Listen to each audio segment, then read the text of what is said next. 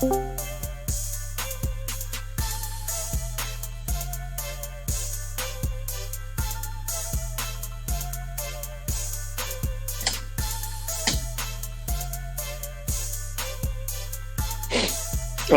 can you guys hear me? Yeah, we hear you, but you're live. Okay. What's going on, guys? What's up? What's up?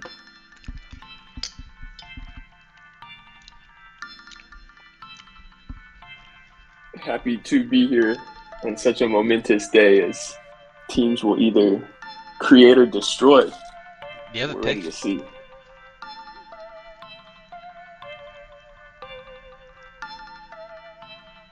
You have a pick, Johnny? It's gone.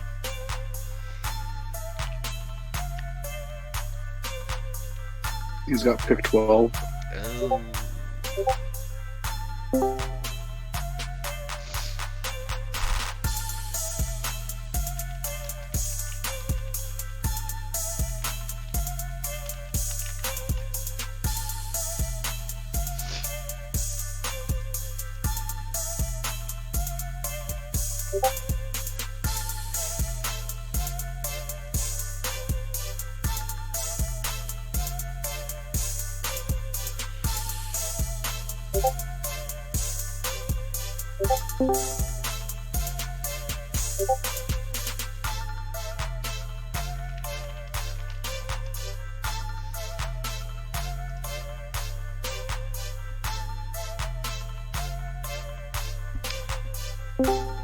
Here we go, guys. We are at 9 a.m. Pacific, noon Eastern Time. That's our start date for the 2023 NBN Draft. So I'd like to welcome viewers and our commentators that are here today. If you want to introduce yourselves before we start, we don't have the pick quite in yet, so we have a little time for introductions. Oh shit. Hold on, I gotta...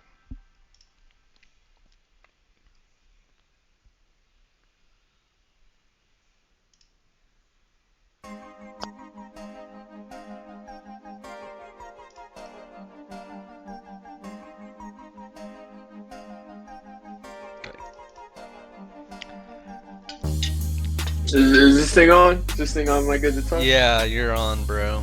All right, all right. Like I said, Johnny here today. Happy to be on the commentary desk. It's gonna be an interesting day. I think we might see some movement, possibly, but I'll be here for the first little bit to break everything down and let you know if teams are building their squad the right way on this fine morning. All right. Yeah. Heyo, everybody. It's Mega, owner of the Clippers, and proud owner of the number 7 pick. Yeah, I think it's already been a busy day. We've seen some wild trades, and I have a feeling that it's only going to get crazier from here.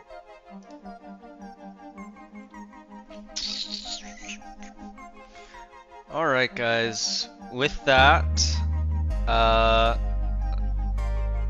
I think actually we're going to start and just go straight into pick number 1.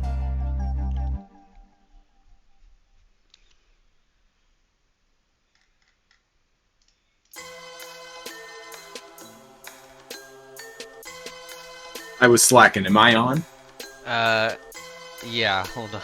Go ahead. With the first pick in the 2023 NBN Draft, the Chicago Bulls select Victor Wembanyama from France. Big surprise here. Personally, I was really expecting Imani Bates to go first. But yeah, it's Victor. I mean, everybody. No, I have to be honest. Sorry, I've never like watched him play. Has anyone watched him play? I watched a couple of Metropolitans games last year. Yeah, I've seen a bit of tape. Right? I mean, I was just kind of thinking I had no chance to draft him, so there was kind of no point type thing. But everyone says he's really good, so I think the most important thing about this pairing is who he's gonna have down low with him, right? And right now it's Jabari Smith Jr. And I'm not here to say if that's gonna work or not work, but that will be the key in unlocking Victor's success, in my opinion, because if Jabari can't, let's say for the first couple years, take on some of those beefier matchups, right? And I think there might be more of a problem physically more than anything with Victor, and he did get a little bit bullied whenever they had to play Monaco, right? Which was a EuroLeague team in the finals and has some NBA vets like Dantas Montejunas. So there could be a problem if Jabari's not able to take on some of the more physical, brutal center and power forward talent. Bulls owner here. We have no problem running Duran at the center and Wembanyama at the power forward position. And God have mercy on your souls if 2K lists Wembanyama as a power forward because he will be playing small forward for us. okay. Well, that's ominous. That's famous. That's famous. But the plan is to start him at 4 next to Duran. That has been my plan since we locked in the number 1 pick.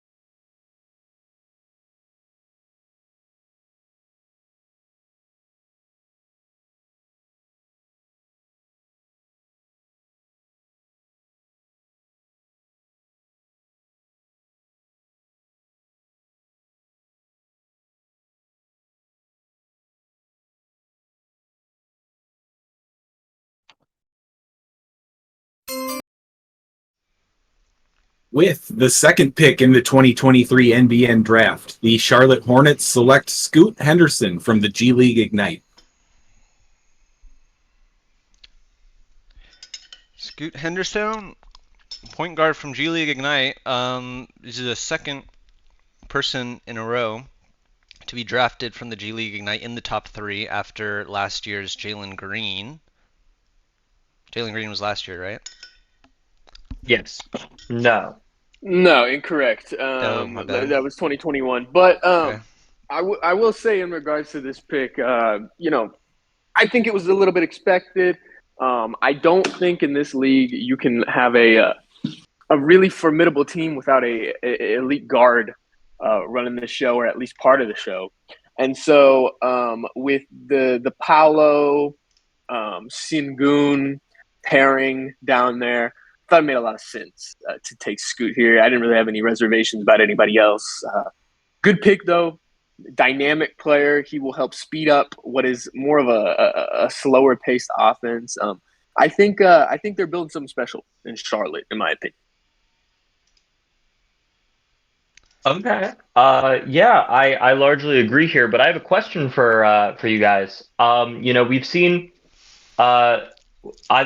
we've seen some people have some concerns about Scoot long term.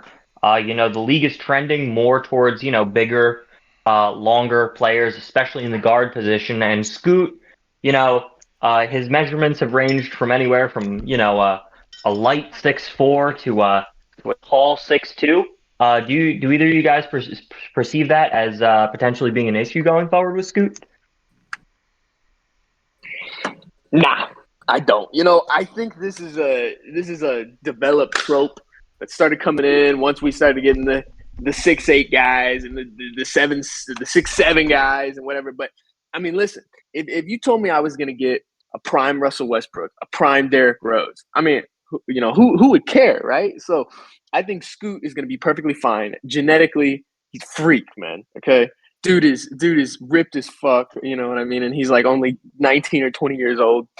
I think personally he'll be fine. 6'9" wingspan, right? If he is 6'2", 6'3", you know that's perfectly fine. We've seen a lot of successful guards, guys like Steph Curry who are 6'3". You know, I don't think he'll have any problems. I think physically he is so developed already that he will do he will do just great at the next level. Awesome. Anything to add, Chet?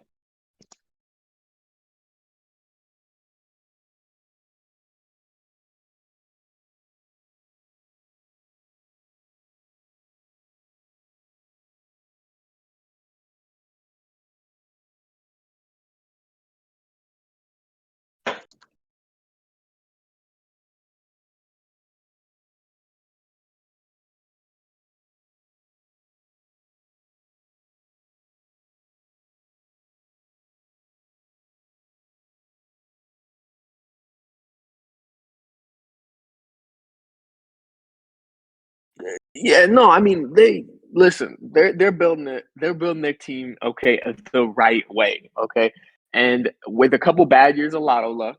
You know, absolutely can't discount that. But they've continued to stay on the path. I think Sengun, opposed to what some other people think, is going to be a really good player. And next to Paolo, you have a lethal combination offensively. And I think Scoot will develop into a great defender as well. Good work ethic. That pit bull mentality. I believe now if they can get some good 3-and-D guys around there, assuming Scoot ends up being a primary ball handler, you got something really cooking out in Charlotte, and they could be a force in a couple years.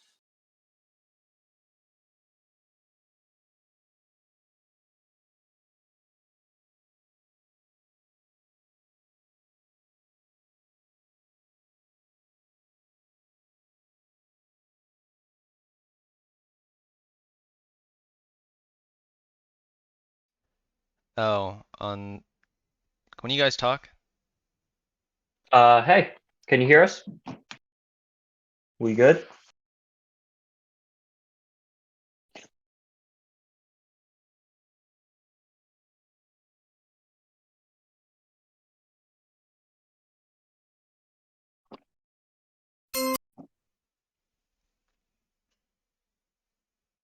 With the third pick in the 2023 NBN Draft, the Memphis Grizzlies select Brandon Miller from Alabama. Guys, is it chalk or is it a more of a pick that you could have seen going another way? Listen, I saw this from a mile away. You know, they are a squad that really, like, when they fell into that 3 spot, courtesy of the Heat somehow. I don't even know how they got that pick, but Brandon Miller was just like eyeing him down, like it was a high school prom, across the gymnasium. It was a perfect pick for what they needed, which was a 3, right? They needed a 3. They've got Pascal, they got Ja, they got some other pieces, but they needed a 3 who could maybe be the second creator on that squad rather than it being DeAnthony Melton or, somebody else. So I think he'll fit in great. Doesn't have to do a lot when he comes in, right? Just has to be complimentary at first. But if he can provide a 3-and-D aspect that first season, he'll be really helpful, especially since he is on that rookie scale contract. That'll help continue to let them build the team. I believe they even have some cap space this year, and he won't make that worse. So, very good pick. I think Memphis is continuing to build the right way by not trying to rush this. And they could have traded this pick. There was a talk that they might. But I think they realized, if the value on the market wasn't good enough, it wouldn't be worth it. So, Yeah, I mean, agreed. I think Brandon has all of the tools necessary to succeed. He's a he's a rangy, athletic, mobile forward. Really, the type of guy that every team is looking for here. I think he's a very solid pick. I did have some worries watching him in the NCAA tournament. Of course, he had a historically bad tournament. Shot terribly and was generally not good. But I'm willing to chalk that up to just to just a freak occurrence. With how he produced for the rest of the season. I think that this is a very solid pick. I think, like Johnny said, this is a good place for him to land. And I think the sky's the limit here. He can be as good as. I think it's difficult to project, but I think that Memphis has themselves a very strong, elite forward. One of their forwards of the future alongside Pascal. Now, Mega, here we go with what I would consider the interesting part of the draft, right? I think we're about to get a little funky here in the next couple picks, and I think it'll be interesting to see what starts to happen here from 4 to into the lotto. What's your thought here with the Raptors, man? What are you thinking?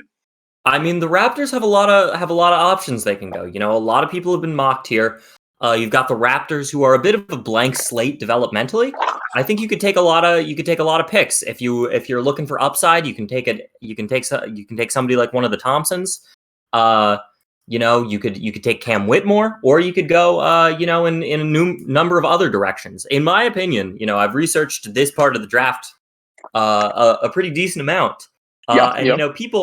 People have criticized this draft as being 2-3 deep, but I really think that there's a lot of solid players here that could really develop long term. And while they might not be the Wembanyama caliber, they're still going to be fantastic. Long term, they're projecting as long term starters.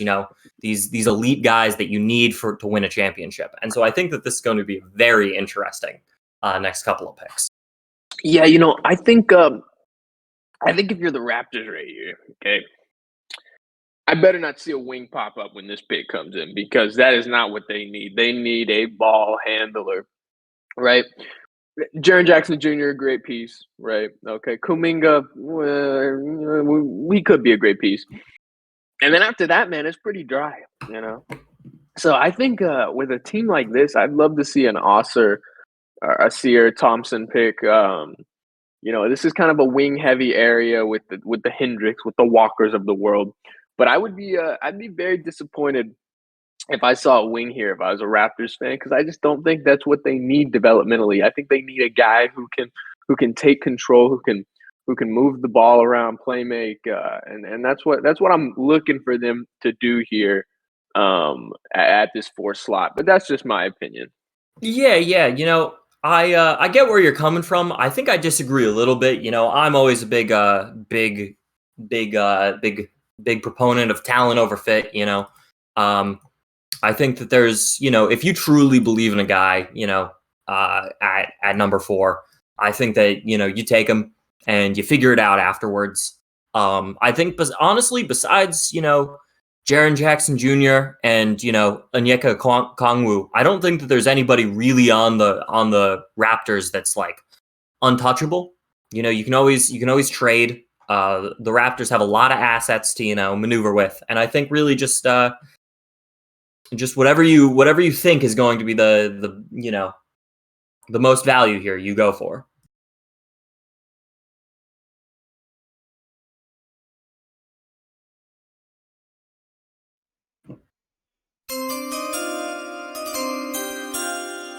With the 4th pick in the 2023 NBN Draft, the Toronto Raptors select Amen Thompson from the Overtime Elite. Okay.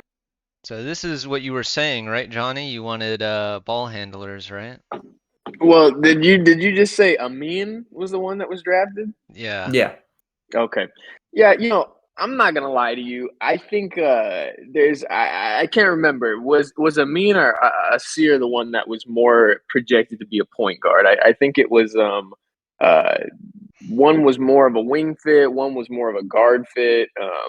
But I think I think either way, this is a good pick. I think one of the Thompson twins, because of their positional versatility, they're both around 6'6", 6'7".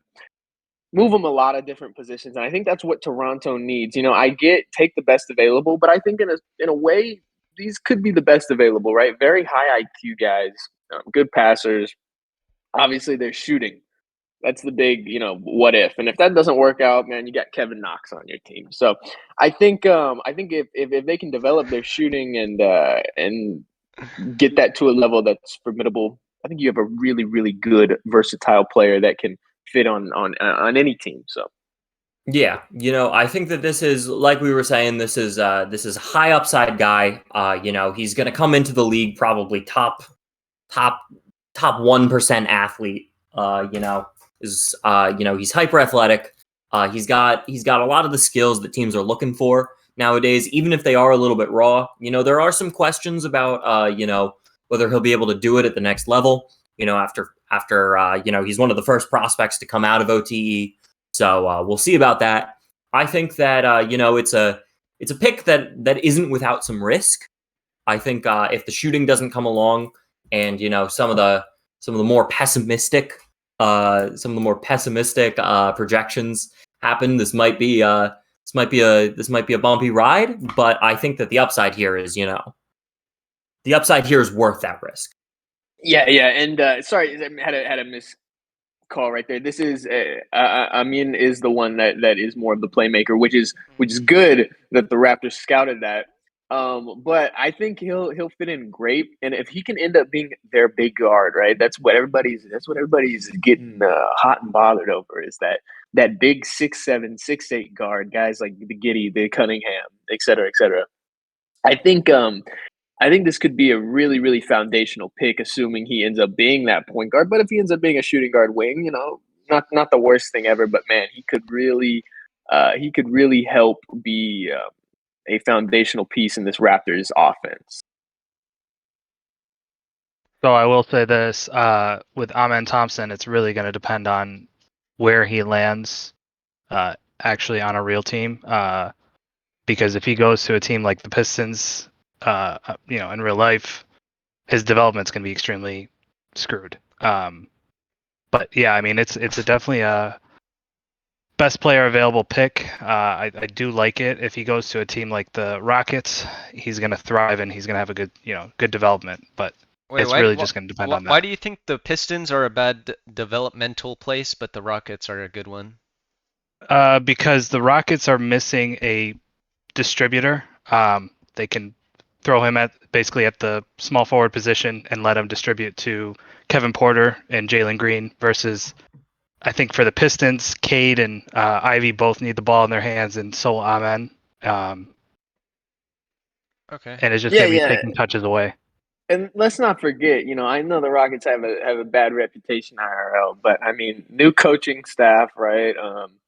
I think the that predator over there in Houston will do a good job of reeling everybody in, and kind of getting some more of a formal offense and having guys that listen to him. So I think the development will be a lot better in Houston going forward with the new staff they got over there.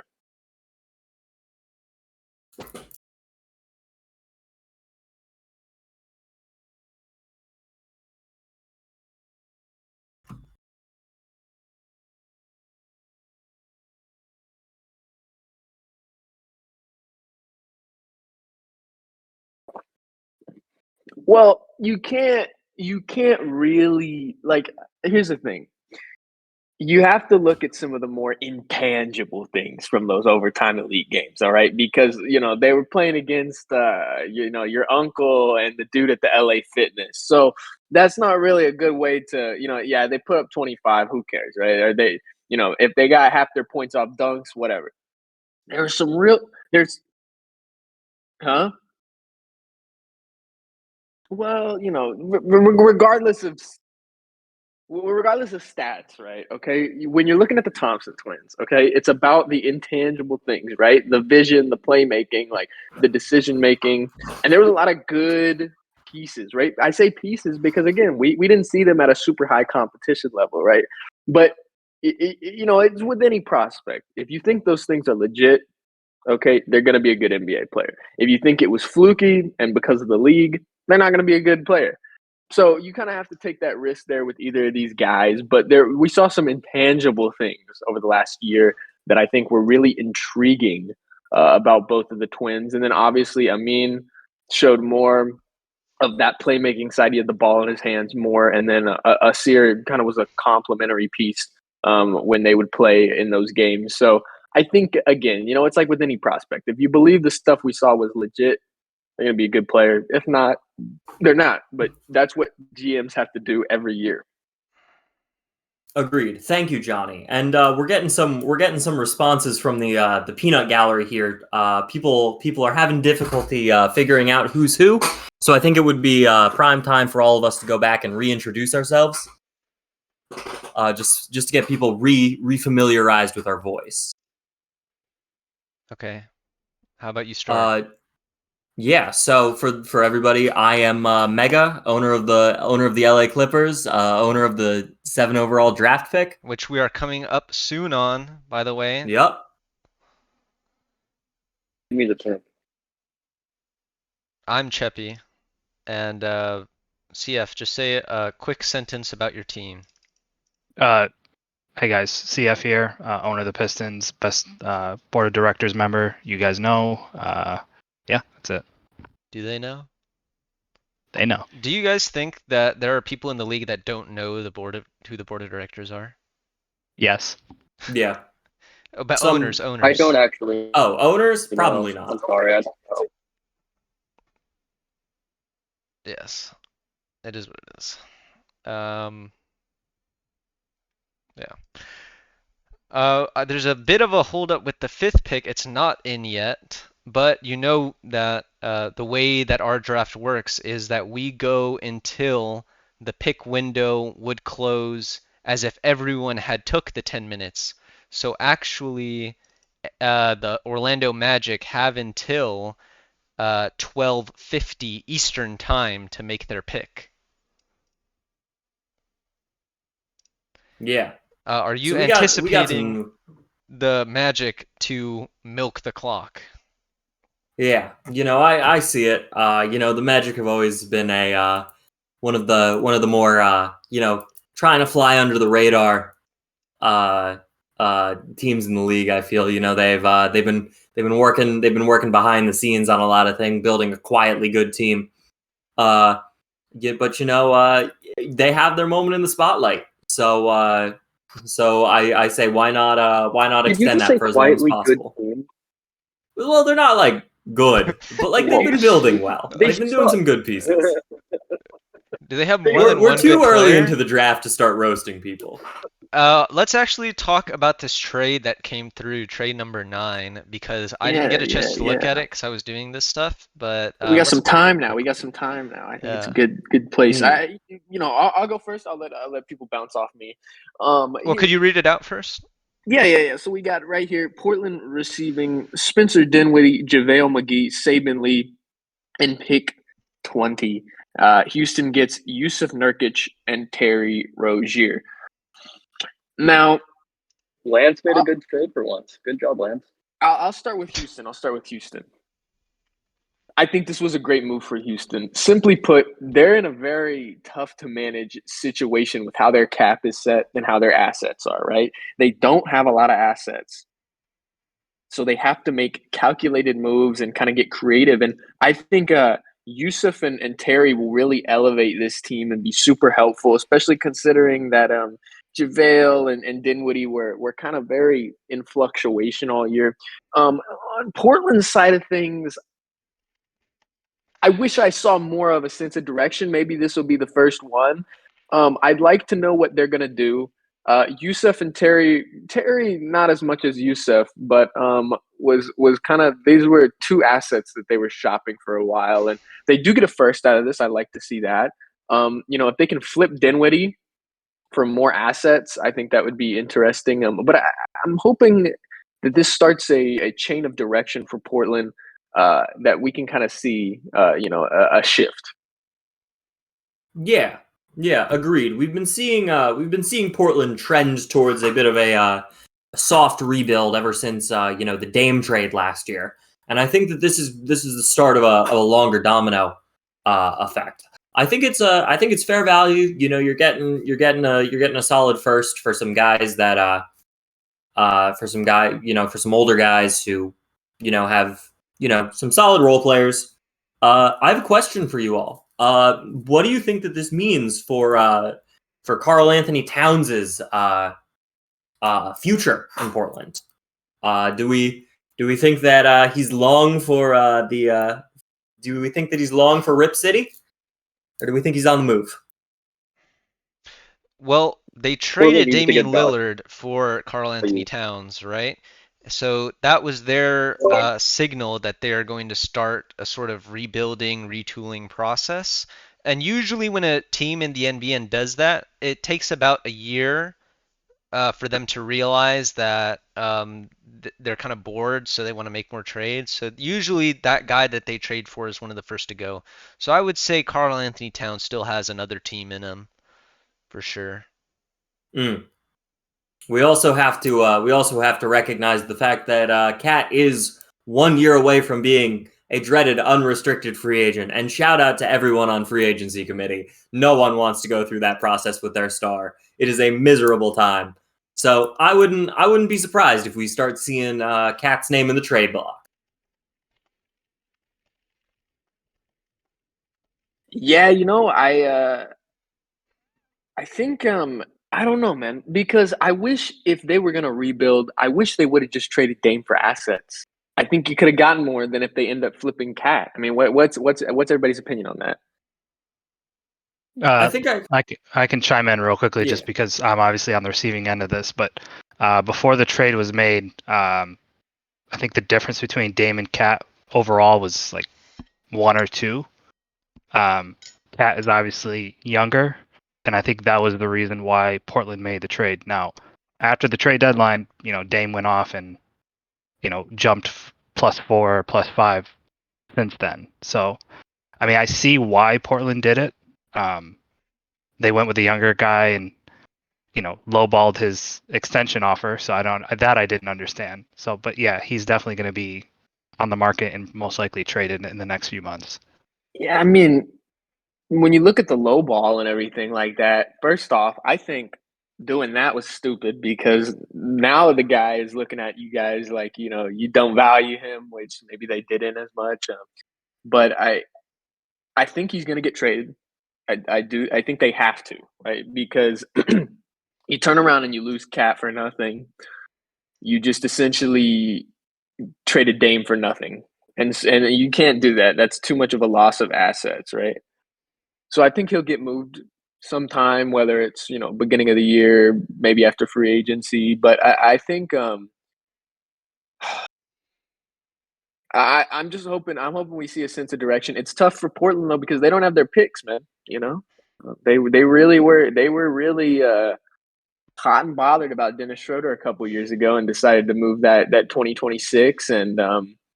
I don't know if they have their 2024. I don't believe they do. So that's another one that they're not really in a position where they can tank. So it's rough. Yeah. While we're still waiting for the pick to come in, we've got some news from the extension, the PO extension committee. We've got a couple of big names deciding their futures. Chris Middleton has declined his player option with the Milwaukee Bucks to enter free agency. Draymond has accepted his player option to stay with. I think he's on the Kings. Draymond who? Yeah, Draymond Green. Draymond Green. Okay. And we're also there's Gary Harris, but I don't particularly think that Gary Harris is that noteworthy, so we're gonna ignore him. Do we think that Chris Middleton entering free agency is going to shake things up? Maybe spur some movement from the Bucks on that end? Well, are there good teams with cap space? Because this is an older veteran player that we're talking about. Even though the Bucks are probably one of the teams with the highest payroll in the league. Those are probably... he's an older veteran. He's got some injury concerns, but this is not a premier free agency class, as people have noted. there's not a lot of blue chip prospects. And so I think we might see, a team looking to get better who, might be willing to throw a little bit of money Middleton's way. I agree with this. I think there are a couple teams with cap that we could see potentially shift to giving Middleton some cash, some real bread. Squads like Atlanta, like even Memphis to a certain extent. I know they can maneuver. Even your home team, Minnesota Timberwolves. A lot of squads got cap, right? And this is a weak class. I think Middleton made the right call because he knows Milwaukee's in a tough situation. They have to get him back. It's not a negotiable. Milwaukee has exhausted all their picks on Tingus Pingus and has also really put themselves in a position where they've given out some interesting deals. I mean, Jayshawn Tate is getting $10 million a year, right? Like, what the hell, man? So Who? I think they've got some real need to have Middleton back. I don't think you can let him walk. So they're going to give a competitive offer, and all it takes is one other team driving up that price, and Chris Middleton's going to be making $30 million a year, for the next 5 years, which would be a big win for him. So I think he made the right call. Agreed. And also on the player option news, Raul Neto has accepted his player option. I don't think we need to discuss that. I do. I offered him in free agency a 1-year minimum contract, and instead he took the one with the PO. So I think if he didn't take the player option, I think I should have gotten that free agent. So the PO extension committee made a good choice. Yes. We actually have We some all new appreciate people Raul Neto in the call here if they want to give their opinions on anything we've discussed so far. Raul Neto is not good. That's my opinion. That is all. Okay. One wrong opinion so far. Maybe Who was that? That was Kamal. Oh, sorry. This is Kamal, owner of the Rockets. Do you think we don't know you're owner of the Rockets? Wait, what team do you own? Huh? What team do you own, Kamal? I don't know those. I need to know That was hilarious. Kamal, Thank we you. got you in the call. We got you in the call right now. You just made a trade today. Getting Terry Rozier and Yusuf Nurkic. Give us the thought process behind on that move right there. Yeah, with a lot of the new cap rules coming into play, that is actually a big part of it. We wanted a real starting center. Obviously, the Andre Drummond trade earlier, we got a center. We don't believe he's a long-term solution, so Nurkic offers that. We have the ability to get rid of McGee, who's actually been really good for us in the past, but in real life, his stats haven't been too good. He's got a player option next year that he could accept. And we're just really trying to look after our cap in a year where we have to extend Fultz and Wiseman. So also looking ahead, look for Terry Rozier may or may not be traded. He has a history of being very good in the playoffs, but he does have that long-term contract, and we do have some extensions coming up. So overall, this trade just offers us a lot more flexibility. Can I ask a question? What do you think is the likelihood of Wiseman and Markelle Fultz getting max extensions from you? If we decide to give them max extensions, that means that they are good enough to warrant it. And if they are that good, we would probably rather trade away other pieces and make space for them than we would trade those guys, if that makes sense. And then, interesting move you guys made today. But I have to ask, you traded Andre Drummond or for Andre Drummond, and you traded a wing away. And then you go out the next day and you acquire another starting level center. So now it's Wiseman, Drummond, Nurkic. What's the thought? Are we running two center here? Are we trying to cheese our way to another second round exit? I mean, what's going on? I mean, it'd be the similar thing where Wiseman is playing the power forward. Nurkic would be the center, and Drummond would be the backup. In my experience, centers usually get injured and they get tired a lot easier than guards. So being able to have three guys that can all play 30 minutes to fill out the 96 minutes between the two positions is actually going to help just because of injuries and such. I do believe that as far as a fit, having a wing is better, right? But Hayward, personally, me and my GM, we kind of agree that he has dropped off significantly even since last year. His 3-point percentage went from 39% to 32%, and his points dropped is like every statistical category dropped.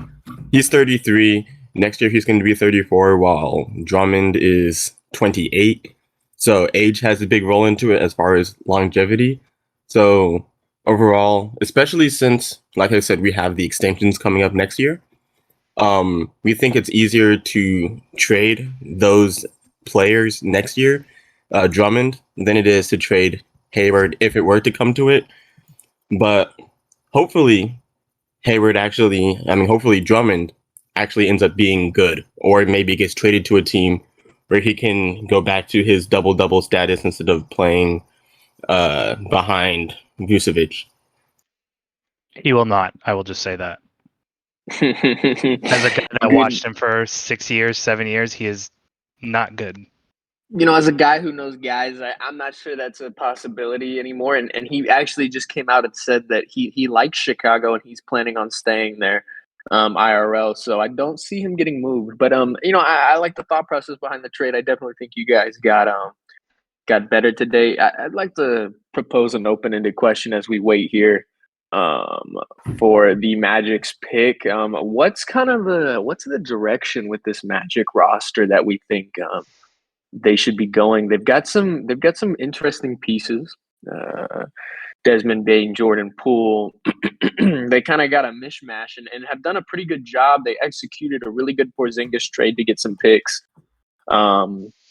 Amongst other things, clearing some cap space. So what's the right pick here to really move this team forward? You know, they've positioned that they've been wanting to trade Poole and Bain. I don't think that's going to happen, but what's the right pick here to get this Magic team back on track? I mean, if you want names, I think one name that comes to mind is Cam Whitmore. You know, I think he'd slot in pretty well. The Magic roster is pretty wing heavy. You know, with Kenyon Martin, Huerter, you know, Bain, but I think, you know, one more can't hurt. This is a team with a lot of war chest. You know, several first round picks in addition to almost all of their own picks. You know, I think that this is a team that is primed to make a big move, and I think going for an upside guy here is exactly the right pick. You know, you want somebody that's, you know, either going to be your number one guy, who you believe can be your number one guy, or who can get you a number one guy in the trade market. That's my belief of where the Magic need to be going. Oh, yes. Fellas, this is Duckman calling in here from his porcelain throne. I am one of the NBN trade experts, and I actually have some information, some intel here that we may be seeing a trade shortly. What do you guys have any guesses on what direction the Magic might be looking there? Does that I've mean been you're on the saying that they toilet? should trade this pick. You just said he was I on the mean- toilet, right? I mean, it would make sense if the Magic were trading this pick. They've spent 20 minutes working. They've and- been shopping this. We have heard. That's true. Trade just came in. Sorry to cut you off, Johnny, but we have the trade. Orlando has received Dorian Finney-Smith, Sadiq Bey, number 10 and number 20, and Portland now has John Collins and the number 5 overall pick. How do we feel about this? Great trade for Portland. This was a out of the park trade for Portland. I think they hit this out of the park. Yes, this is definitely what Portland needed. The whole talk about them not necessarily having a direction. This is actually going to get them potentially a top player, and they have John Collins out of this. Talking to Portland in the past, I don't think that they are trying to trade Cat. So that might be something where they're still trying to win games while rebuilding, and I think this move definitely helps them with that. I definitely have to agree with you there. Not only have they walked away with the number 5 pick, but they also get John Collins. I know he's had some questions in real life about his ability to play at the next level. But he's still a solid starter. He's still an 81, 82 overall. He's been higher. He still has that potential. Still relatively young. I think he's only about what is he, like 26? He is 25. Yeah. He's definitely got some long-term potential here, and I think Portland walked away with the better pick and the best player in the trade. I think that there's no way that you can't count that as a win. They needed some big time upside type of guy, right? That's what we've been saying. And this is good because next year, I don't know if they have the assets to go up and get a top 5 pick, right? It might not be possible. So you go in this year, and personally, I think we're about to see a Thompson twin. Maybe Anthony Black is a name that hasn't been mentioned today. This morning that I think is also another interesting prospect that we could see for a team looking for more of a primary ball handler playmaker. I think this trade's great. From the Magic side, we'll talk about that real quick. I think if they were determined to move back, it's not the worst trade in the world. You get 10, so you stay in the lotto. And then you also move back and get another first. I can say my sources told me that in terms of trade backs this year, the market was quite dry in the sense that it was almost impossible to get a second first and have a pick, let's say 5 or 6 back from where you were, compared to other years where we've seen teams give up like 3 firsts to move up or to get 3 firsts in return for moving back. The market really just wasn't there this year. So I think, Sadiq Bey, interesting prospect. Like we said, they already have a lot of wings. But I think 10 and 12, we've said this before. If you have guys and you have a board built and you know who you want and you believe they're going to be in those ranges, it's a risk. But if calculated correctly, right, the Magic could end up with 2 really good prospects here instead of just 1. And we also just talked about, Mega was talking about this earlier. They have a lot of wings, and this is a wing-heavy area, right, from 5 to 9. And so they maybe think that around the late lotto range where we see more guards, right, they were able to get another pick in return, get the guy that they wanted anyways, and come out on top. So it'll be interesting to see how the Magic use these picks. I think that really will determine if they kind of are able to execute the vision they had for this trade. Yeah, agreed. Now to switch back to the draft. Who are we feeling? We had a couple names. Johnny threw a couple names around. I like a lot of the names. I think if they're going for upside, they could go for Alsair Thompson. He mentioned Anthony Black. We're starting to get into the range of a guy maybe like Cam Whitmore, Jarace Walker could be a name mentioned. Or do you think they're going to go a little bit off the board here and choose somebody a little bit more unexpected? What are we thinking? Well, I think if you trade up to a top 5 selection, you don't really want to go in a different direction that you think is sort of going to be available maybe when you're at 10. So let me ask a question real quick to Cheppy as he's analyzing this. Do we even think that Portland scouted top 5 picks? They what? Do we even think that Portland was scouting in that top 5 area? Of course. I mean, if you're in the lottery, I think you should be scouting pretty much everybody in the lottery because you're in that position to make a trade up. And especially a team like Portland, they had 10 and 20 that was going to be a part of their trade up package if they found someone that they liked. So, I mean, I think that's just your due diligence that you need to do when you're in that position. And with that, we actually have the number 5 pick. So, let's send it over to the commissioner. Yeah. With the 5th pick in the 2023 NBN Draft, the Portland Trailblazers select Anthony Black from Arkansas. I mean, Nostradamus or what? Well, I mean, come on. I didn't want to say it because I wanted him at 7. I'm going to be honest. I mean, I was come avoiding on, it because I guys. wanted him at 7. That was my pick. He's a fine Um, don't forget it, eventually. You know, I watched a lot of Anthony Black. You know, I'm a big fan. He's coming in, great basketball IQ. He's tall, he's athletic, has some questions about his shot, but when you look at everything else, he just looks like, you know, the guard of the future. The guard of the future. Absolutely. This is the Absolutely, prospect Mega. that you want at number 5. I No, think this that this makes the most sense. 100%, Mega. yeah. I think that there's some other names that could have been called here. You know, that I wouldn't have been surprised to hear. But I think that in terms of Portland, I have to say I respect this trade. I respect this pick, even if I am incredibly mad right now. Well, Mega, you also have to. I think it's important to realize here. Once we saw Amin go off the board, right? Who was the next guy who's your big playmaker? I mean, it was Black or no one else, right?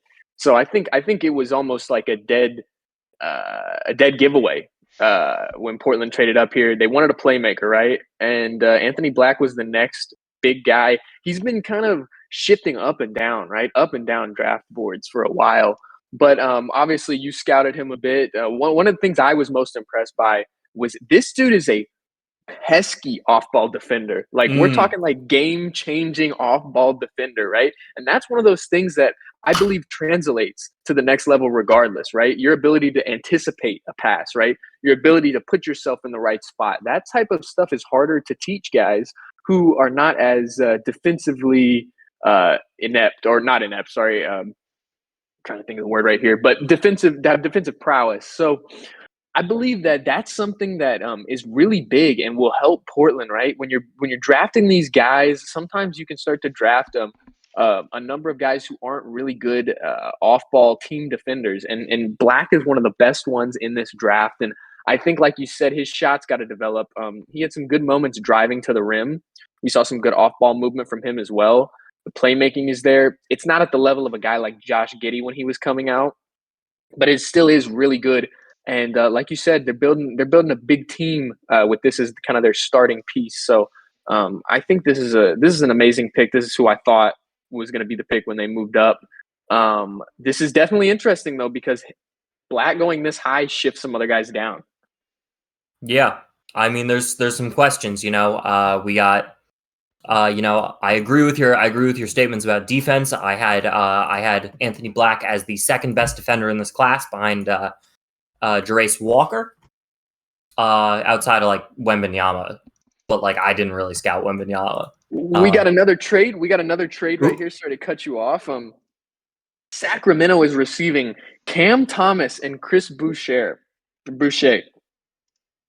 New Orleans is receiving Obi Toppin.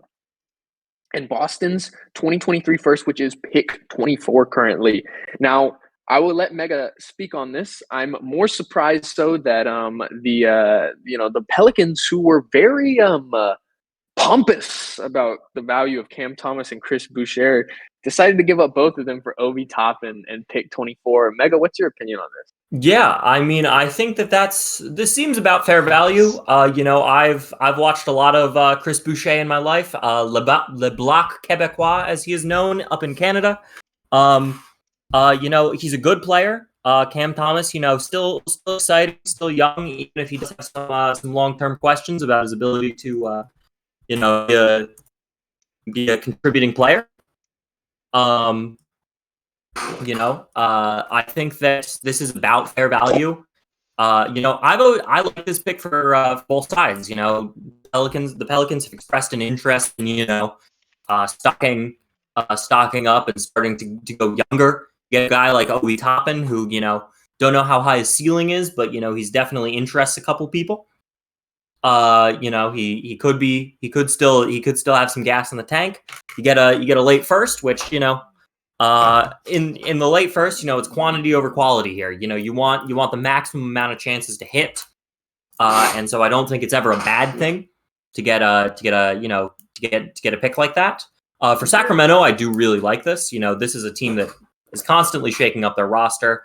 Chris Boucher, you know, he fluctuates a little bit in 2K rating in my experience, but you know what doesn't change is that he's he's athletic. He's a high hustle guy and a very fun defender in a lot of ways.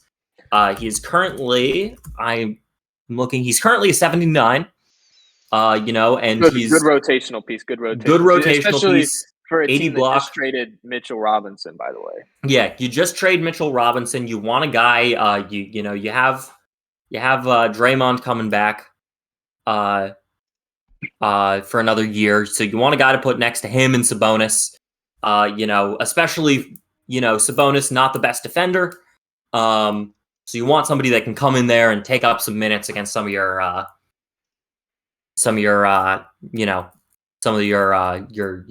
bigger offensive threats at the 5. And Cam Thomas, he's still got potential. He could still be something in the league, even if he's currently on a bit of shaky ground. Yeah, no, I think another thing clearly just showed that that one guy was hoping Anthony Black would fall to 24 and decide to trade out. But definitely a good trade for both sides. I think it's interesting. Will be interesting to see here if they try to use 18 and 24 now to move up. Right, they're one of the only teams now. Aside from, I'm trying to take a look right here at the big board. No, I think they're definitely they're the only team with 2 kind of mid draft picks that could potentially move up to the late lotto if a team is looking to trade out. And late lotto is going to get interesting, Mega, in my opinion. I think we're going to see some interesting picks, a lot of risers, a lot of fallers. And so there could be a team here in the late lotto that decides, you know what, our guy got taken, we're going to move back out. So it'll be interesting to see if they try to use 18 and 24 to move up. Agreed. We've seen, I think, especially this year, maybe even more so than in previous years, we've seen a lot of guys rise up in that, like 15, 14, 15 range. We've seen Kobe Buffkin rise a lot recently. We've seen Victor Wembanyama's teammate, Bilal Coulibaly, I believe that's how it's pronounced. He's been correct. rising. We've seen a couple other people, maybe having their names called. I mean, I've seen Leonard Miller mocked as high as 13, right? Yeah. So we really don't know what's going to happen at the late lotto stage. I think we're seeing, it'll be interesting to see what the Lakers do right here with 6 and 8. I was kind of under the impression that the Lakers might try to move 6 and 8 to go get a top 3 pick. But they're deciding to. I think this is a good move to stick. They have 4 first-round picks now, 22 and 29. Also, I wouldn't be surprised if 22 and 29 got moved to move up again. Possibly, we'll see though. I think sorry. We saw them shopping. There was a little bit of controversy earlier with some failed trades that didn't go through. Presumably surrounding some of those picks. I think we're in a place where the Lakers have a lot of stuff to do. They have a lot of stuff to work with, and I think most importantly, they have a lot of options here. I think that's really what you want at this point in the draft. You want options. You want people calling you off the phone. Hopefully, get a bidding war going. As much as I loathe to compliment my crosstown rivals here, I think that this is really the best situation for AK and the rest of the Lakers to be in. And I'm excited to see what they do here, even if I do want them to fail. Can you all hear me? Yes. All right, I'm finally here full time. I was on the train. It's a pleasure to introduce myself. Wow, I'm Matt, the GM of the NBN championship winning Phoenix Suns. Yeah, that's right. And I'm here. And it's going to be fun. Dude just humble bragged about being in New York. Nothing more New York about it. No, I'm in Jersey now, actually. Let's go. Yeah. Same thing, Tony. Yeah, Soprano. Mega, Okay. yeah. Let's go. Yeah. Fun fact, I've actually been to Mega's house. I almost killed him once. That's a fun fact. Yeah. Fun fact. Nearly pulled out of my driveway straight into oncoming traffic. Yeah, almost. It was really fun. All right, so how we doing? How we all doing? Well, doing good. We're doing good. I think I think I'm gonna talk about 6 right here. Obviously, Mega, dude is gonna say something crazy like they should draft Gigi Jackson. Obviously, with his pick coming up at 7. I'm thinking of Money Bates. You know, I think this is the perfect time. It's the right pick. I think with 6, right? Lakers right here, they are so devoid of talent on that roster, and they traded Trey Murphy to move up and get this pick. I think if I'm looking at this as from the Lakers' standpoint, I want Pick is high. in. Oh, okay. Here we go. Oh, Oh well, apparently RJ said it was in.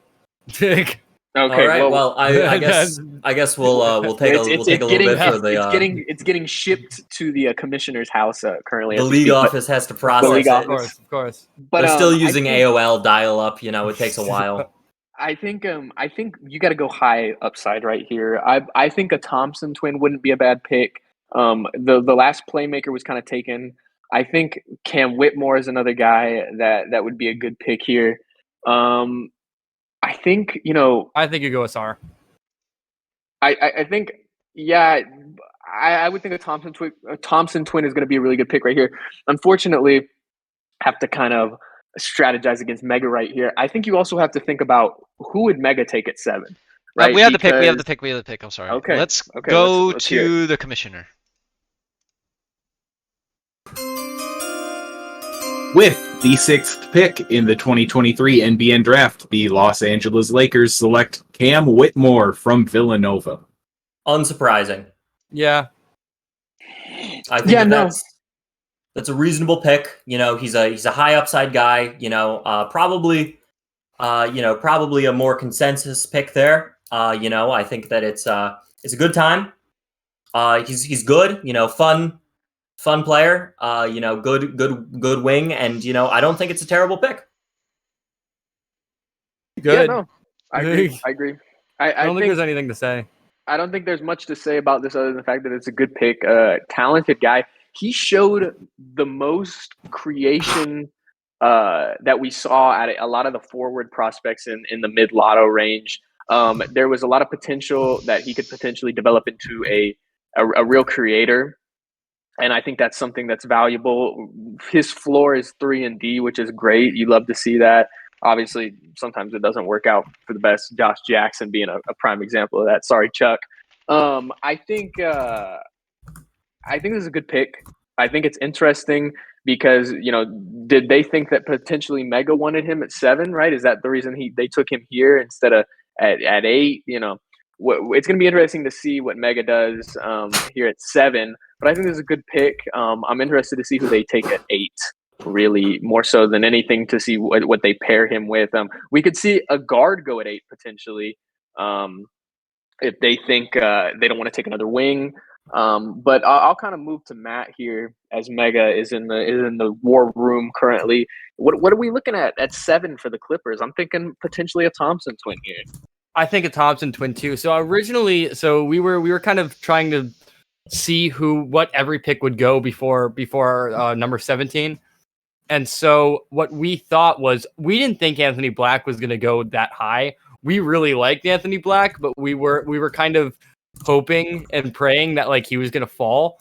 So originally we had Orlando going Whitmore, and that was before the Portland trade. So Orlando going Whitmore, Lakers going Asar, and then we had Clippers going Hendricks, because they kind of don't really have any bigs, and that's kind of the issue. But I mean, they already sort of have a guard. They have Mike Conley for another year, and that's whatever. They have Tyus Jones. They have like Kobe White, but it's like they don't have any bigs. Their center at the moment is JaMychal Green or Thomas Bryant, and then their power forwards like. But I mean, Matt, it's like we've seen this before, man. I think if you end up building a good team, you can hit the MLE market and grab someone to be your 7'1", 7-foot guy to rebound and block. I think if you don't have talent and there's not really a lot of talent on your roster, doesn't it make more sense to go get a guard or wing? No, I tend to agree, and this is I was gonna get there, and I was gonna say like they don't have any bigs, but the potential with Asar is just kind of too much. It's a bit of a risk. You could play it safe and go Walker or Hendricks, and that would be a safe pick, but you're not gonna get anything. I really. feel like Hendricks is such a bad pick right here for them. I don't like Hendricks. You know, I don't like Hendricks, but Hendricks as a as just a safe he's gonna be okay. I don't think Hendricks is gonna be bad. I think he's gonna be okay. But it The same thing with depends. Jarris Walker. I think a Hendricks or a Walker makes a ton of sense for like Atlanta at 9, right? They can fit them in at the power forward spot, right? If they don't want to bring back a Jeremy Grant or someone like that and pay him money, and they still have Trey on that roster as well as Murray and a couple other guys. Like they're a potential, late playoff team.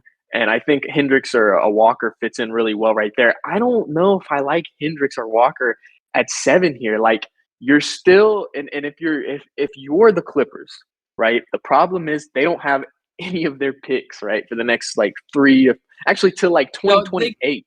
Yeah, right. That was better than what they. No, they have another.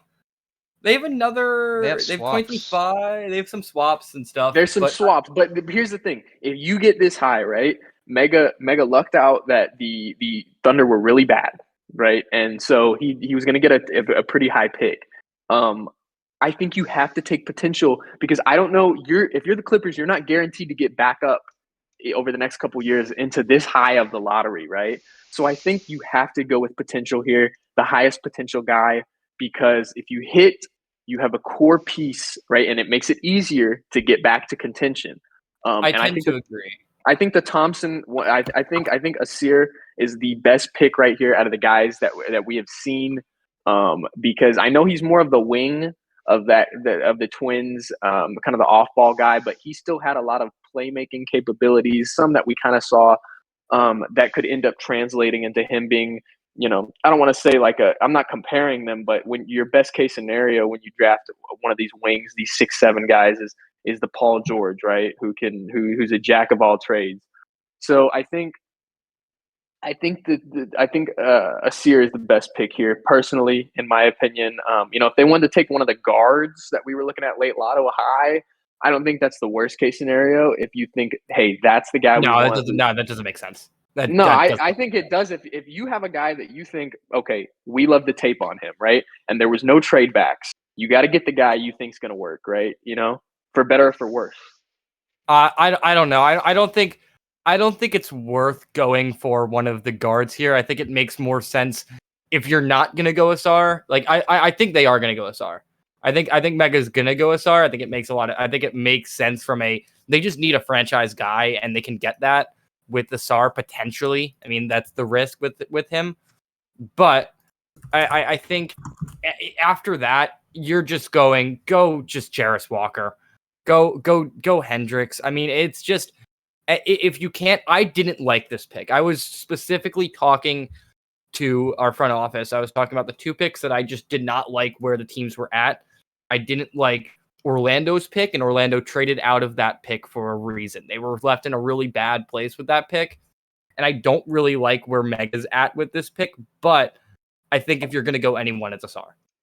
Yeah, I mean, I think when you're talking about Orlando, I think it just came down to the fact that they didn't like Anthony Black, right? If they loved Anthony Black, they would have stayed at 5 and picked him, because their team is really they could use a playmaker type, like a point guard. They have a lot of really good complementary wing players, like a Poole. I mean, Poole's a guard, but still he's not a point guard. Yeah. So I think Mega's in a tougher spot because you would have liked to take a mean. That would have been ideal, but Amin was going to be gone. He was going to be gone. I think he's going to be more of, since he has more of that playmaking potential, he's obviously more of a focal point of your squad. But I think like we talked about, Asir is the right call here. What'll be interesting to see is I think at 8 with the Lakers, I think they're going to take Walker or Hendricks. Let me say we have the pick here, number 7. Go. So I'm going to hand it over to the commissioner.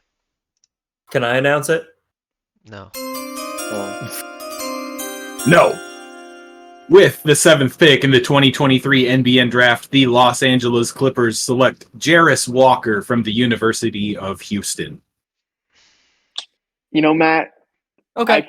I think we could see it possibly happening. I will say I agree with some of the crowd that believes that out of the kind of forward center combo guys, that he has the most potential to be a creator at some point. I really liked what I saw on tape when he got a chance to create. Obviously, not a ton of opportunity because he had Sasser there amongst another flurry of guards who were seniors. But I think if you were if say you wanted Hendricks or Walker, that's who you're deciding between, and you're the Clippers, I think Walker's the better pick there. They clearly weren't bought in on the Thompson twin that was left, or either of them. So I think if you're looking between Walker and Hendricks, I think Walker's the best fit for the Clippers. Yeah, I mean, I can go through my process here if people are interested. Personally, I was gonna, yeah, go ahead. Yeah, personally, I'm not that high on the Thompsons. I think that I'm not sure how to evaluate OTE, but I think that I didn't love a lot of their their shot creation ability for themselves. I think that I'm not sure if they're gonna stand up to the high level defense in the league, and I think it's gonna be it's gonna be a while before we see them truly reach their form. And so I wanted to go with a more traditional prospect here. I'm a strong believer that I'd rather have strong defenders coming in that can learn offense than trying to teach offensive-minded players how to play defense. I think that Jarris Walker, best defender in the class, in my opinion, outside of Wembanyama. I think he's strong. He's got good physicals. And I'm willing to take the risk that his offense develops. It was between him and Hendricks here, and I'm happy with the decision that we made. Yeah, no, I think Walker has some really good qualities that could lead into him being more than a complementary piece. Definitely, I mean, by far the best physical profile of, I think, hell, maybe anyone besides Scoot in the top 10. So he's going to be ready day one to get down there and bang down low. I think, like I said, I'm interested to hear what Matt's opinion is on this. We were kind of talking about how it seemed like a Thompson twin was the best call right here for the Clippers, but I think Walker is probably the second best out of what was left on the board. I mean, I was saying it, but I will say that out of the after the Thompson twins, after a star, I think Jarris Walker made the most sense for the Clippers. I mean, they have literally no bigs at all, and you're getting a guy. See, he's the thing is with Jarris Walker, he's 6'8", and you don't particularly want that for a power forward in my eyes. But you have the 7'2" wingspan. He's big, 249 pounds, I think. Yeah, and dude's a unit. He's a unit, and the thing about him is he's promising when you look at his shot selection. Like his 3-point shot's actually improved last year. He knows his role. He knows his role. He's decent. It's something that's certainly interesting, and I think that I don't think it's a bad pick because they need somebody, and it's a safe pick. That's really what I was trying to say earlier, and I think that's kind of. They were mega. It's not a bad pick. Yeah, no. It's a safe pick, which is what we were hinting towards. Is that maybe you want a more riskier pick for a higher upside? Yeah, I can expand on that a little bit. I think we here at the Clippers we're pretty committed to the long game. Which we kind of have to be.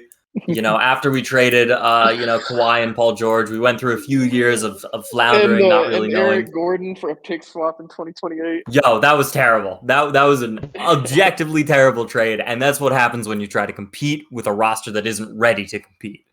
I messed up a lot, and so the only thing I got going for me at this point is time. So in my mind, I'd rather work through try and do stuff now, but really focusing on the future. if I don't get back into the playoffs until 2030, that's fine with me. We'll see how the things develop. I got a lot of cap space coming up. So we will see. Yeah, definitely not a bad pick. I think now as we kind of shift here over to 8, man, I think it's got to be the Thompson twin, right? I think it's got to be a Sear here at 8. Yeah, whoa, somebody's got an echo. So I've actually got some inside info. Not on who's gonna pick, but on that trade. So the rumor is that the Lakers were trying to trade with the Blazers, right? And then the Blazers trade up to number 5 instead of trading up to number 8. Reportedly, the Blazers had offers for number 5 and number 8. We're talking to both teams at the same time, and the pick at number 5, they were a little unsure if the cap was going to work out, so they were talking to number 8. And then the pick at number 8, there were multiple teams involved, of course, multiple offers. At the end of the day, the Blazers don't answer the pick at number 8 after saying that they were interested, and they were going with Anthony Black if he was there at 8 or 5. Anthony Black is available at 5. They make the trade, and the Lakers are left still with their pick at 8.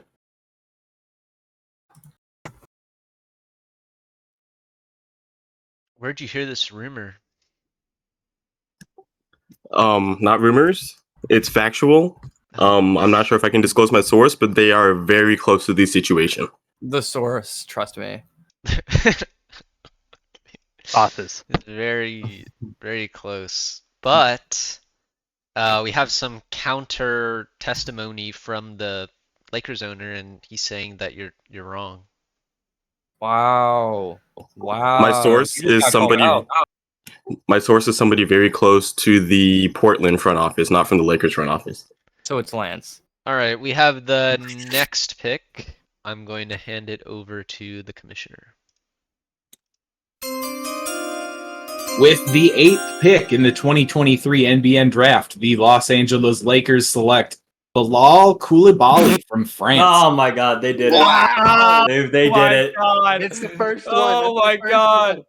Okay, I gotta take first shot at this, and then we'll go. You got this, Johnny. Go We'll on. go around the round Go, table. Johnny, go. Okay. So, listen, this is the most Lakers pick possible. Let me tell Agreed. you why. Let me tell Yeah. you why. We've got an owner. I'm about to. Okay, let me get in the driver's seat. Let me put it in first gear, and then we'll ramp up to second. Then we'll ramp up to third. We've got a squad. We've got a squad that traded Tyrese Halliburton because they told us that Kevin Porter Jr. and picks that could be Tyrese Halliburton, right, were a better value for them, right? So we know their history, right? Okay, they do stuff like this a lot. Then they told us that Trey Murphy was the 3, the 4 of the future, right? They were so confident in Trey Murphy that he was going to be the future of the LA Lakers, and then they moved him again for 6, right? So that we can go get Cam Whitmore, who could be the 3 or the 4 of the future. So this is not surprising to me. Now, did I have this on my radar? No. I thought when a Thompson twin dropped, I figured, obvious pick. But Koulibaly or whatever the fuck his name is, getting picked at 8 is the most Lakers thing ever. Now, if he works out, right, we all look like dumbasses. But if he doesn't work out, right, this looks like a mega reach, right? A big reach, because I think he was going to be drafted around the late lotto to, mid draft range. But 8 is crazy considering the prospects that have been kind of moving down. But again, Yeah, was that a dig but I'm at not surprised. Clippers owner Mega when you said that was a No, mega it wasn't. reach? That was just the synonym I had there. Sorry about that. Okay. It's all good. I have to agree with you here, Johnny. I'm personally high on Koulibaly. I think that he could be a long-term, solid rotational piece. But I think if you're the Lakers, you don't need a long-term solid rotational piece. You need somebody that's going to come in there and start making changes. Even if you don't believe that, Hendricks or, Thompson are going to be, the guys that you want, I think you got to explore trades here. I just think, I can never fault somebody for going with their gut here, but like, I feel like there was more options, I feel like you didn't have to take him this early.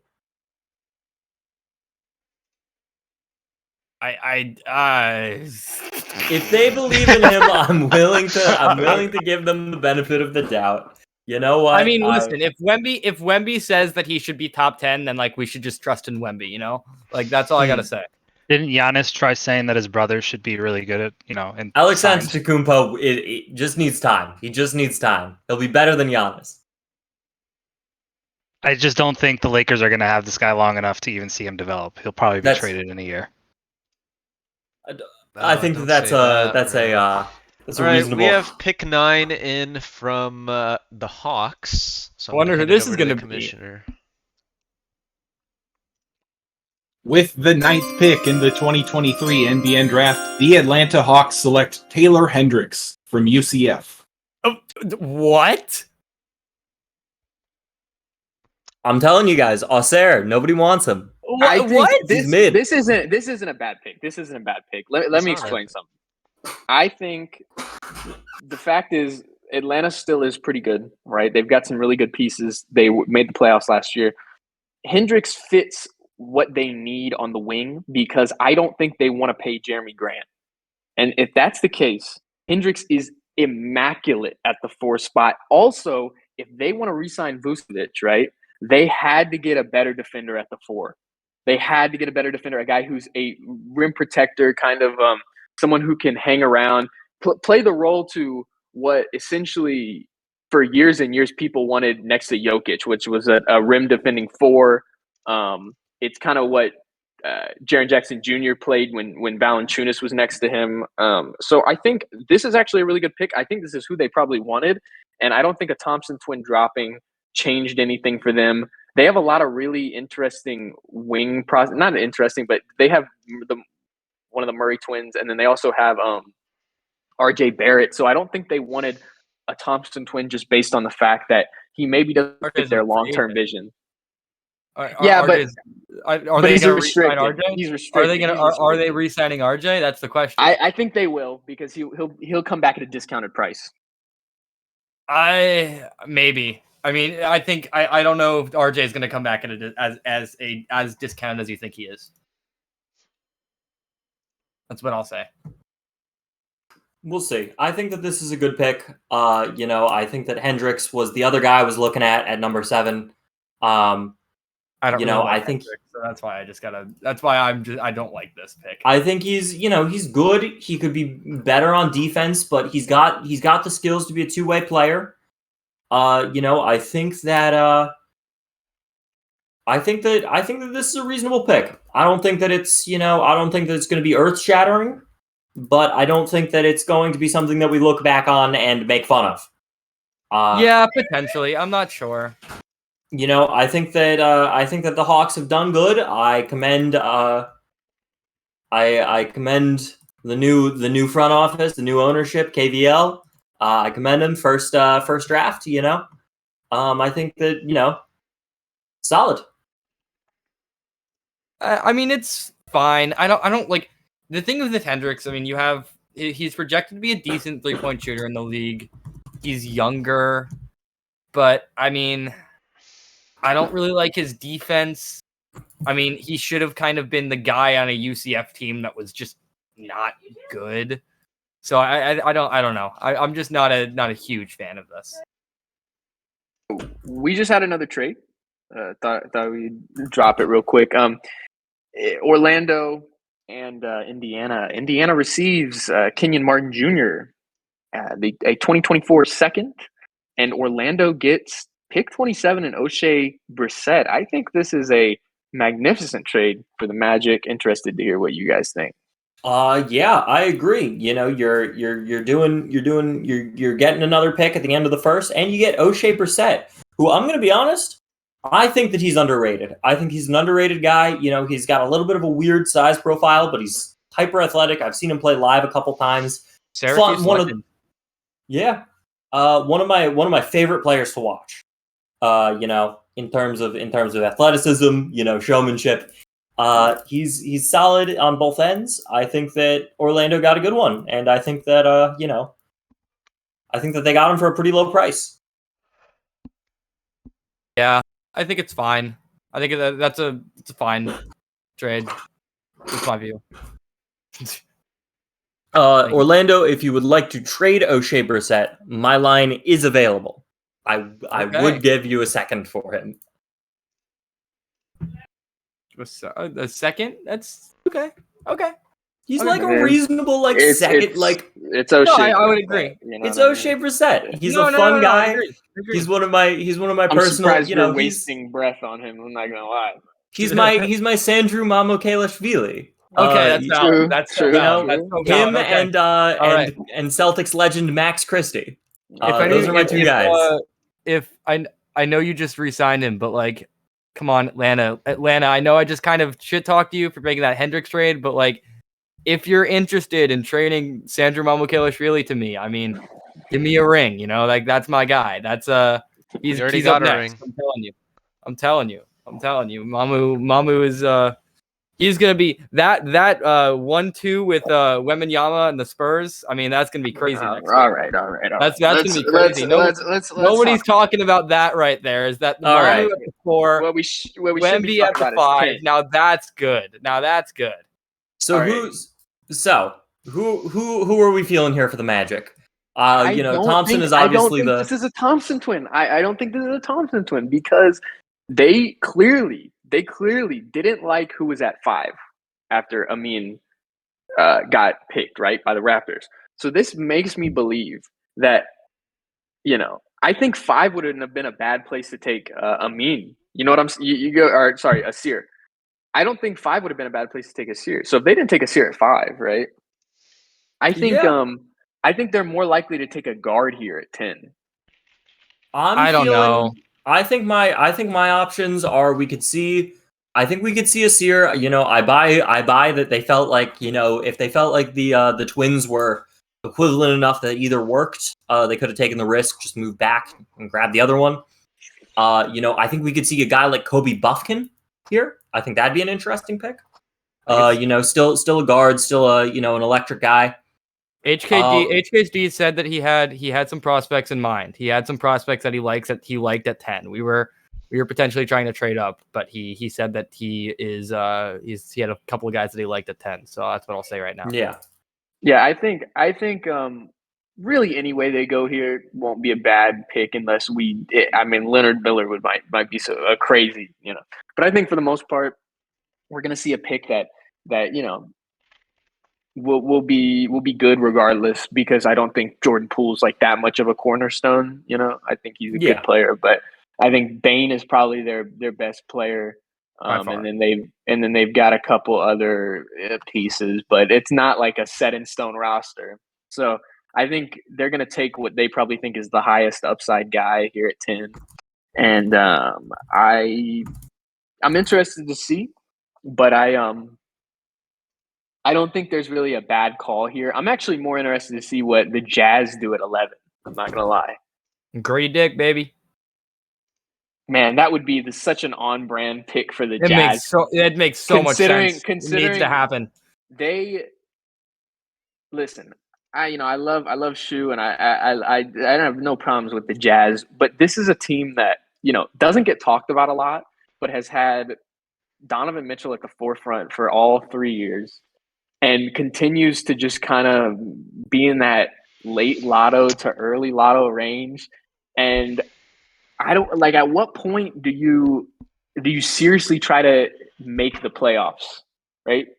Like, they continuously every year they sign guys to those $8 to $10 million contracts. I mean, they've got guys like the Malik Monks of the world, the Kevon Looney's, guys that potentially could get traded for assets if they were looking to go that way, but they never trade them. They usually keep them for the most part. They've got some other guys on the roster like a Denny, a number of other prospects. I think they might even have Talen Horton-Tucker. I'm not sure, but I just don't know what the Jazz's goal is, right? And Mitchell's on a long-term contract, so they're not worried necessarily about doing anything too quick. But it's like, I don't know. I think if you're the Jazz at 11, I almost take higher upside, in my opinion. Like who? If a Thompson twin drops to 11, they better take him. In my opinion. Well, obviously, yeah. If Asar is there, most definitely he should be that pick. I don't really want to talk right now because this is kind of starting to get to our range, and I don't want to say any names. So I'm kind of just here for the ride, you know. Now it's more suspicious. You know, now I can kind of like figure out who you're looking for. Who are we looking for? Probably GG Jackson. Yes or no? Just Oh yes yeah, or no. obviously. We love GG Jackson. Okay, guys, it's process of elimination. Now you know it's not GG Jackson. Actually, yeah, it is. What if I'm reverse psychology? What if this is complete reverse psychology? Where are you from? From New Jersey. Okay. Yeah. So we ruled out reverse psychology. Yeah. Oh, what? No, you don't understand. You don't understand it. No, I'm not an East Coaster. I went to New York one time. It was so bad I couldn't handle it.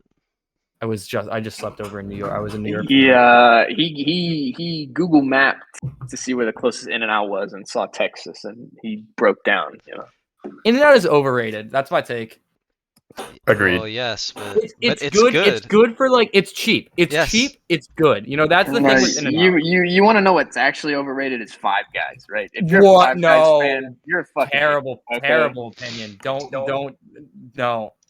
I'm sorry, man. Five Guys is If I'm- falling off. It used to be pretty good. Chuck, I'm don't paying- do that. Chuck, If come I'm on. paying, no, listen, man. Okay, it comes down to this. If I'm paying $16 for a meal, I better have a waiter. Okay. I don't Real. know. I think that burger could be bigger. That's what I will say. I think that burger could be bigger, could be cheaper, man. but it could be a Fries little bit need to be cheaper. cheaper. The fries are amazing, dude. The fries are amazing. Okay, I just want that weird ass grimace meal from McDonald's, but that's like $20. It's too much money. Is it even good? Did anybody try the grimace Of course shake? it's not good. Of Yeah, course they- it's not good. they- It's a McDonald's milkshake. They put his cum into the grimace shake. That's what makes it so What? good. No, I need to get this now.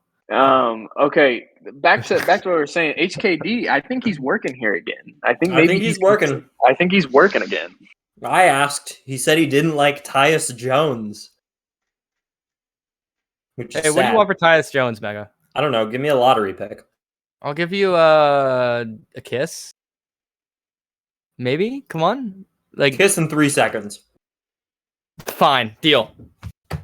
Amazing. Pleasure doing business. Great. Okay. Do you guys think that Jordan Poole will be back on the Magic next year? I think so. Yeah, I think they but I would've- don't they think would've he's going to traded be him like by a... now. Sorry, Matt. No, you go.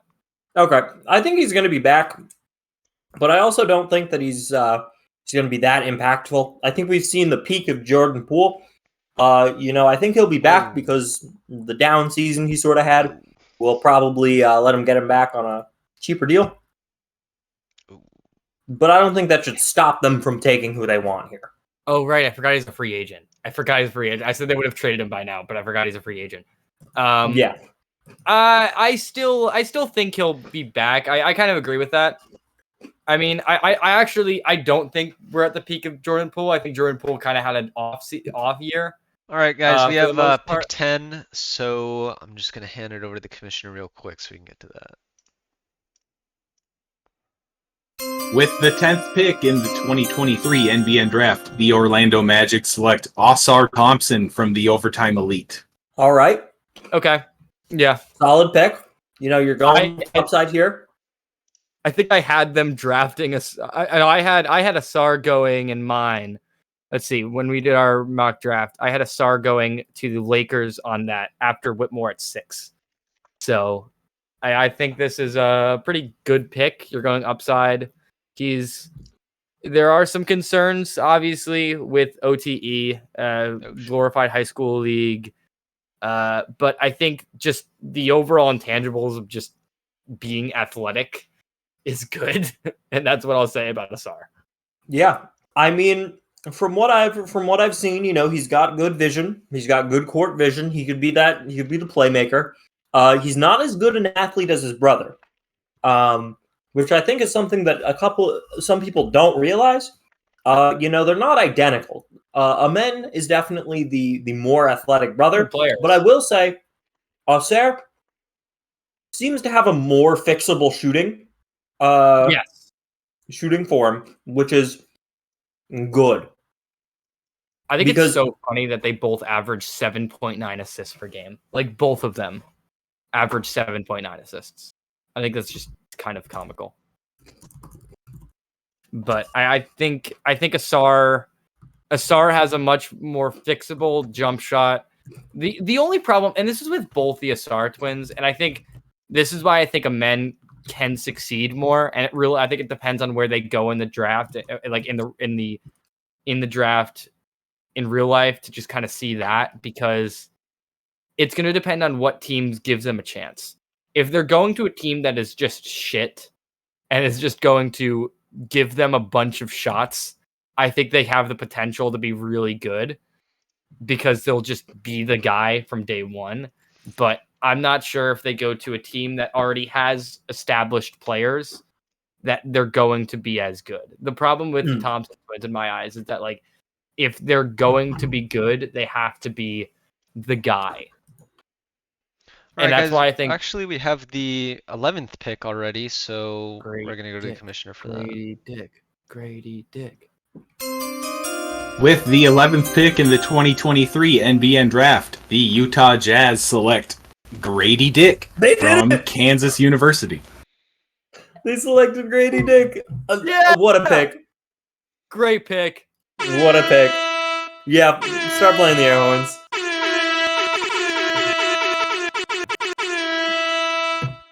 Great pick. What a guy.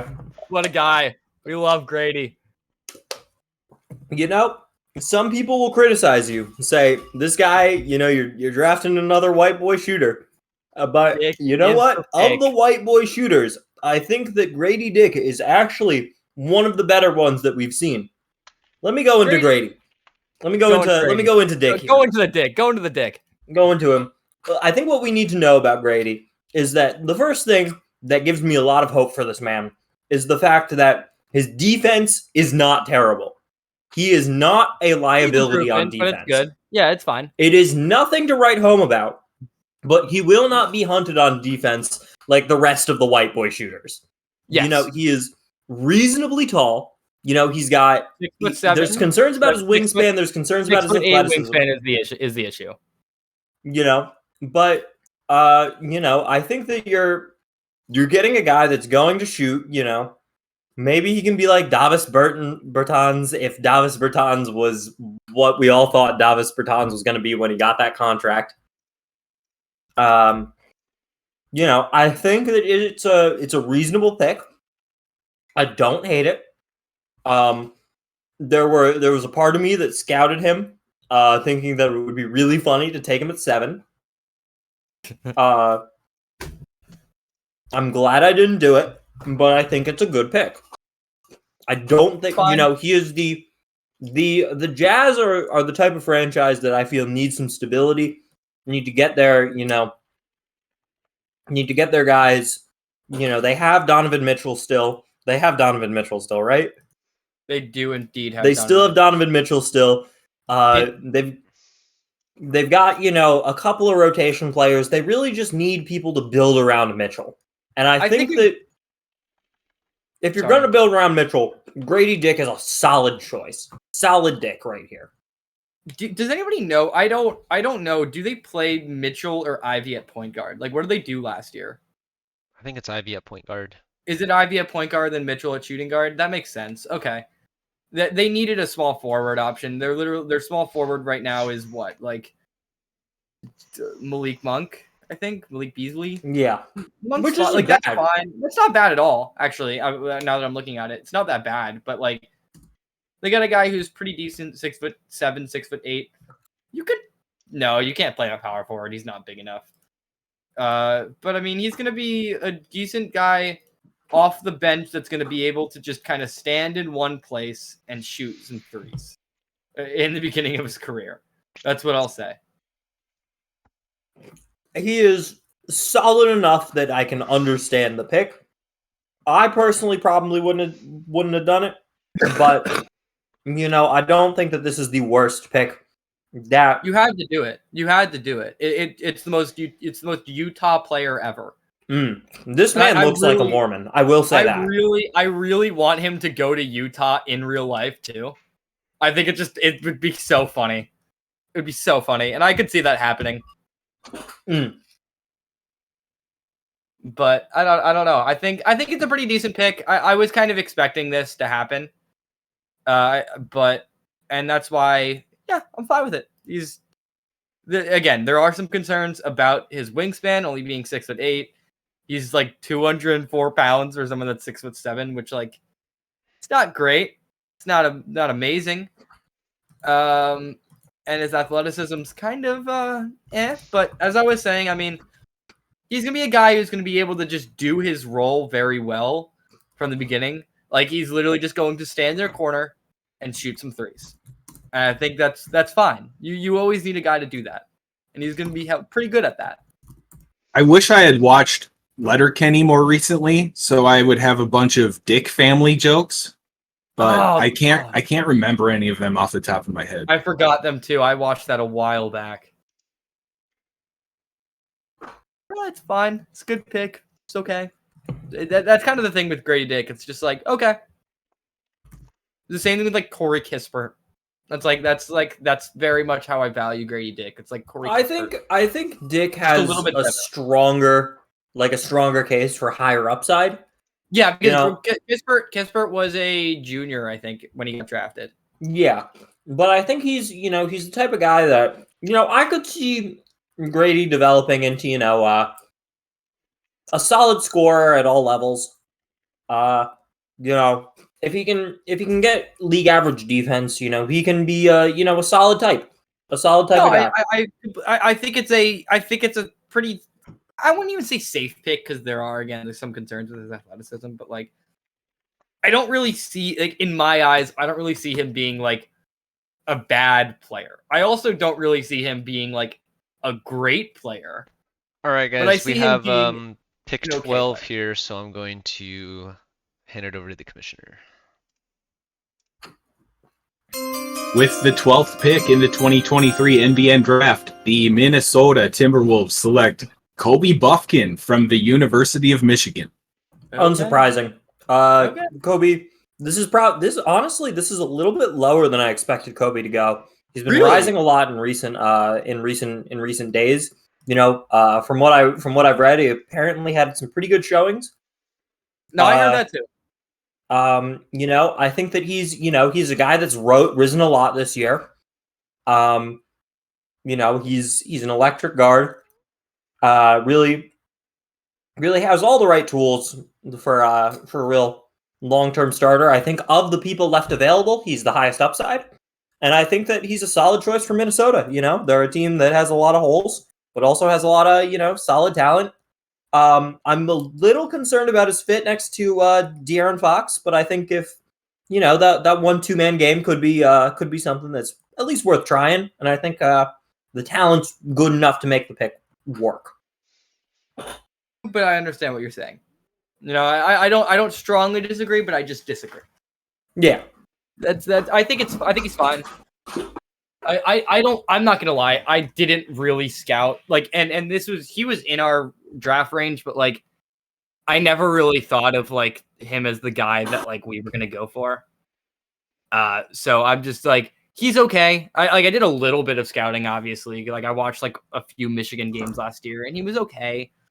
And there's like he's the comparisons that everybody likes to say, which is a terrible comparison, is because it's just Michigan and he can shoot, is just Jordan Poole.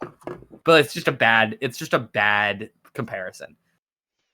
I'd love to chime in right here, Matt, if you don't mind. Go for it. Let us get the inside. Yeah, the inside I'll info let on you this. into the brain of the Timberwolves front office. So, we deliberated a lot about this pick, and there was some real potential to move this, right? If one of our guys was not there, we liked Grady Dick from just a real safe aspect. Another guy we really liked was Cason Wallace. I initially that was kind of who we were looking at a couple weeks ago, and then I really started looking into some of the Buffkin tape, right, from what I saw. And I love the fact that his only real weakness, if you look at all the scouting reports people have of him, right, and personally, I think this is the best case scenario.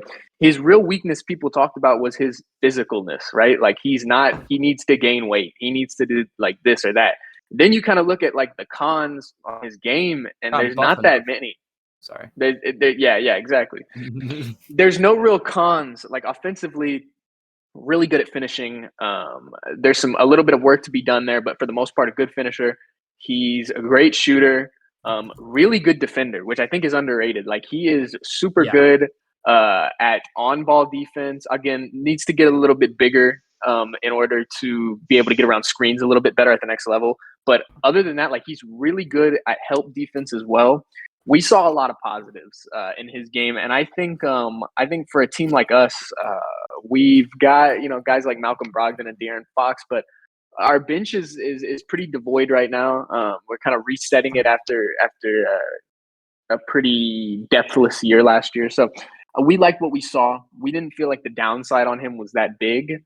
And I think he's, in my opinion, the best guard in this range. So that's what our thought process was.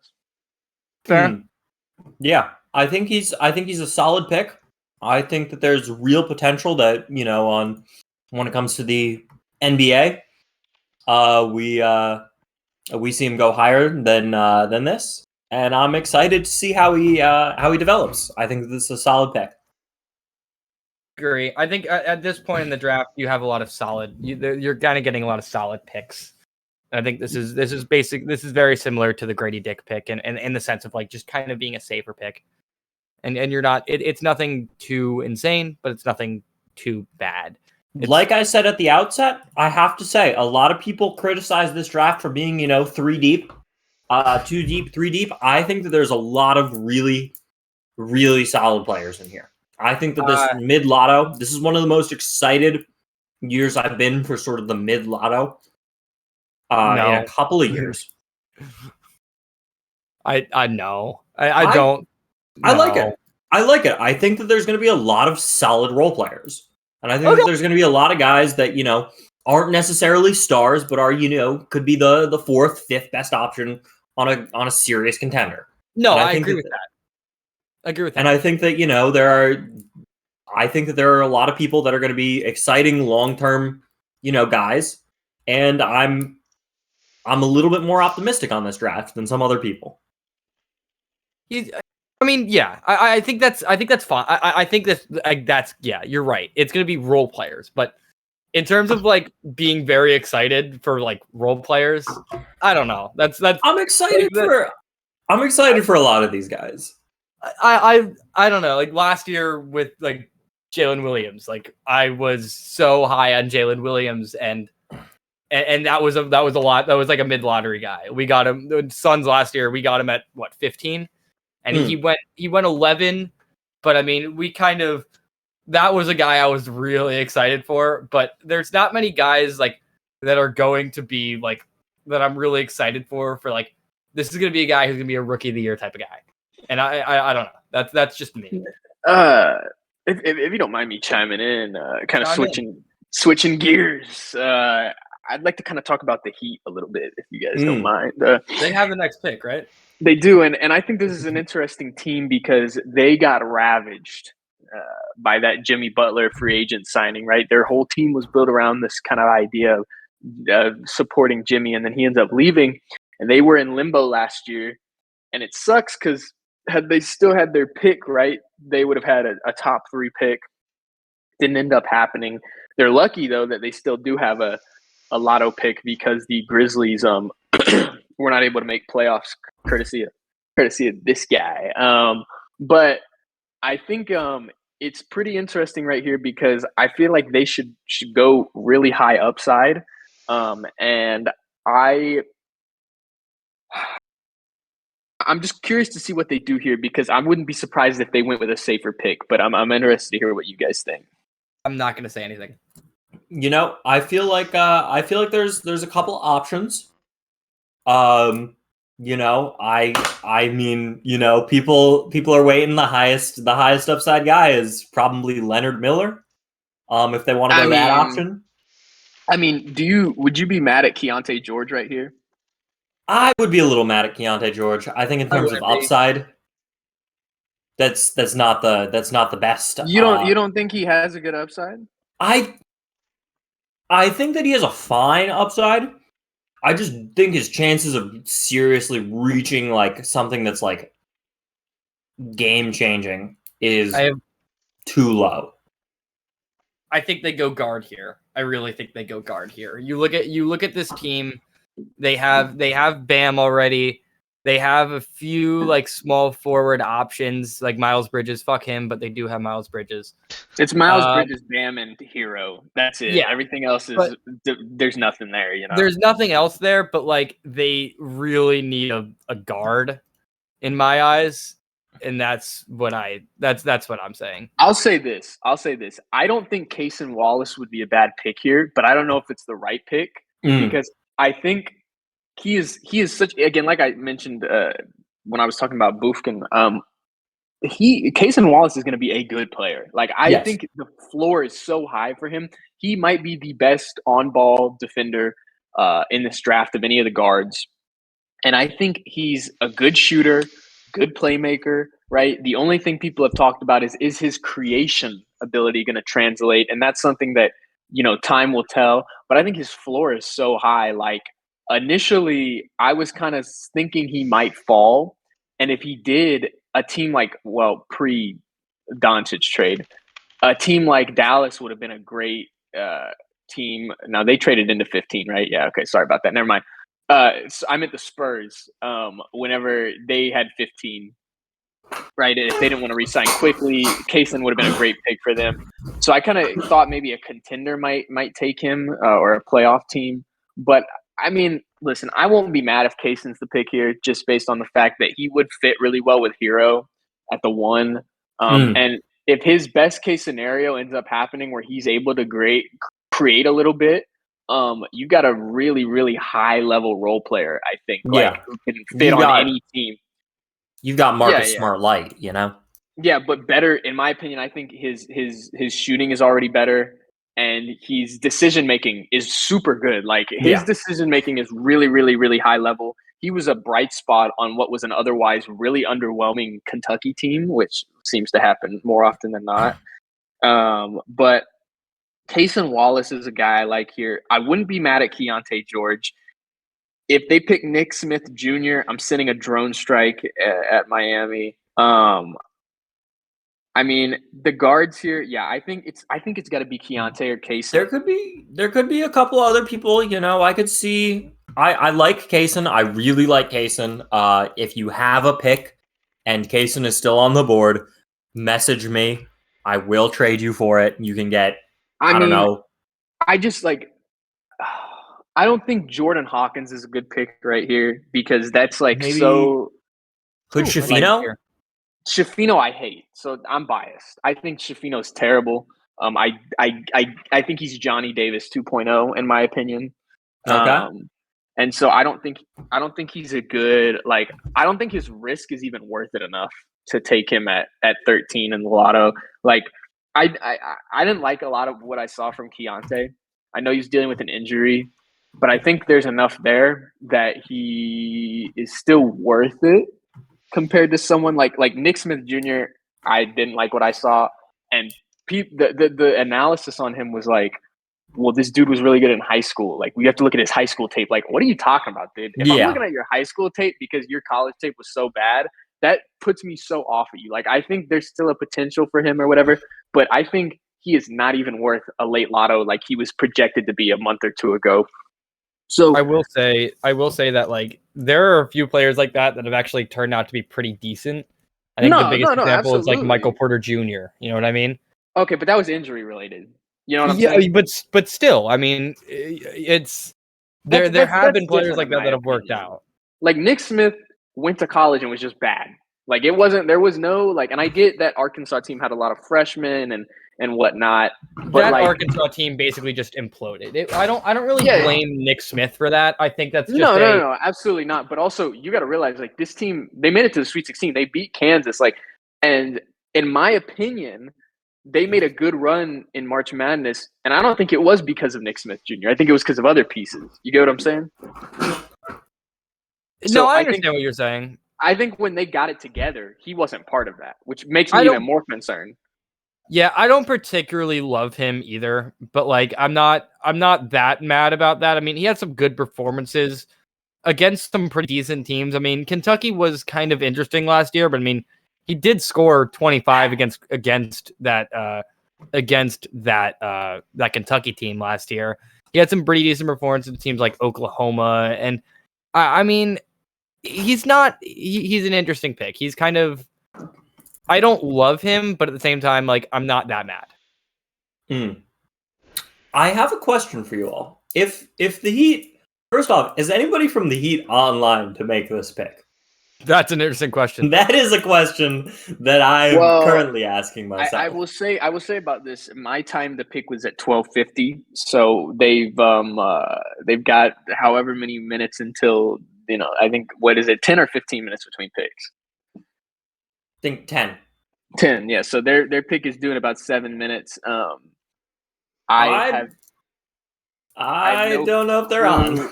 I have no clue. I don't know if, again, I mean, like, with the Heat, it's just like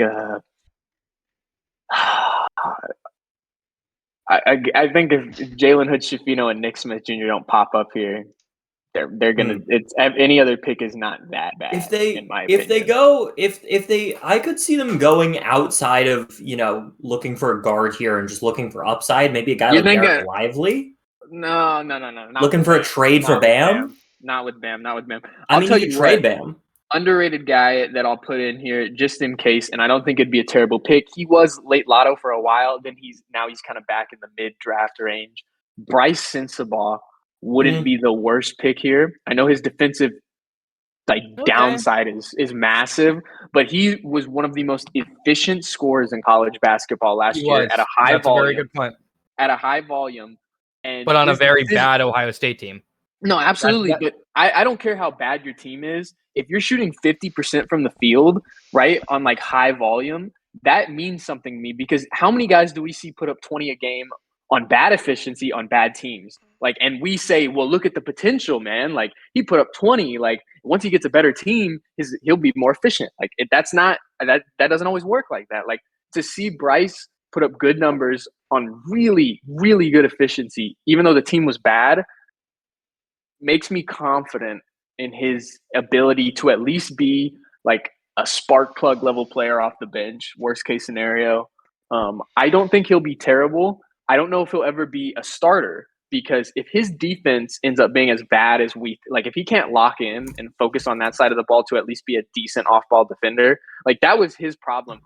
Because on ball, he's not that great, but off ball, he was so terrible because he would just get caught ball watching and dudes would just backdoor cut on him like, nobody's business.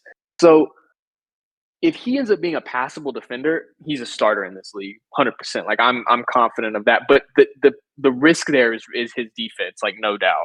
Over under on him becoming better or worse than Cam Thomas? He will definitely be better because because his size, like, 100%. Like, he can play the wing. Gotcha. I mean, he's 6'6" with like a. I think a lot of people said about him, like, he could turn into the mold of a TJ Warren, which okay. is not a bad comparison, because Warren when he was when he was a starter and a rotational guy back with Indiana, like, he was passable on defense, and that was the reason he was starting around that time. And unfortunately, injuries kind of hampered his speed and his first step. But, like, I think Warren's a good example. Can we draft Amani Bates for the Heat if they don't pick?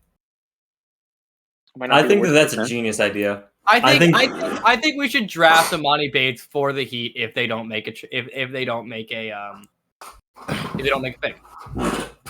I think you bring up a good argument. Thoughts? Anybody else have thoughts on this? What thoughts are there to say? Well, I think you've just come up with the right thing to do. I'm just right. Yeah. Anyway, yeah, I do agree that Sensabaugh and Warren is like a solid comparison, and I think the other important thing to notice is that it's been 2K has never been the best at recreating defense. We all know this. What are you talking about? What are you talking about? I mean, we did a really great job on defense. We had the best defender in the league. Yeah, have you seen Chris Dunn? Yeah, have you seen Chris Dunn? I don't think you understand Chris Dunn. You're right. You know what? I apologize. I take back my best comments. player But of all time. I think that if a guy like Sensabaugh, has good athleticism, has good other things, you can kind of excuse the defense, because the difference between a great defender and a mediocre defender in this league is a lot less than it is in real life. The other thing is there is the potential that the Heat submitted a draft board, which they might have done. They did not. They did not submit a draft board. Does this count as a strike against activity if they just don't make their pick? I mean, if they don't make their pick for the entire first round, then yeah, but they get skipped to the next pick. So yeah, I think it should count as a strike either way. No comment. But I'm optimistic. They got what, 10 minutes? Another 10? Oh, don't they have like 1 minute? I thought it was 2. No. They have 10 minutes. I'm pretty sure their pick is now. Like their 10-minute timer starts now. Oh, damn it. Okay. What I'm saying is, JD, JD, get on that, have that ready to go. Have your pick ready to go. I have actually DM'd him, asking him if he wants to trade the pick. He has not responded, and this is what started my cause for concern. They, the Heat culture has gotten back to me before, and not terrible timing. Lilac's not terrible. The only time I've ever spoken to Heat culture is when I asked him what he offered Kyle Lowry in free agency, and he gave me an insane number, and I went, "Why would you do that?" I remember. Did we make a trade? Did we make a trade with him? I don't remember. We were trying to trade for Kendrick Nunn at one point, and that was really stupid if you look back on this. But we were trying to trade for Kendrick Nunn, as one does. We were looking for Bam. We were looking at Bam at one point in February, and he got back to me then. But that's about it. Yeah, to add on, the only time I've gotten a quick response from them was a couple of weeks ago when I asked about Bam, and like almost immediately they said no way. There are rumblings.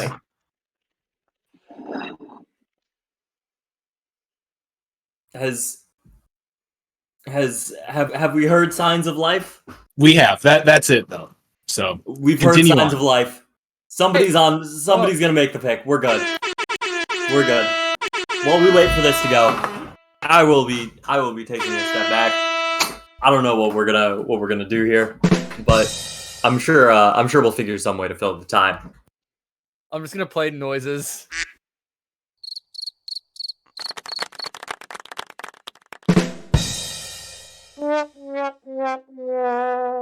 I need to start doing this more often. I'm sorry. I found the soundboard. This is gonna be amazing. It's gonna be amazing. If you play the sad music too much, I think it's gonna end up being kind of toxic. Maybe, but like why is that a problem? Like, Matt is really putting that audio engineering degree to use, huh? I'm not. I don't go to school for audio engineering.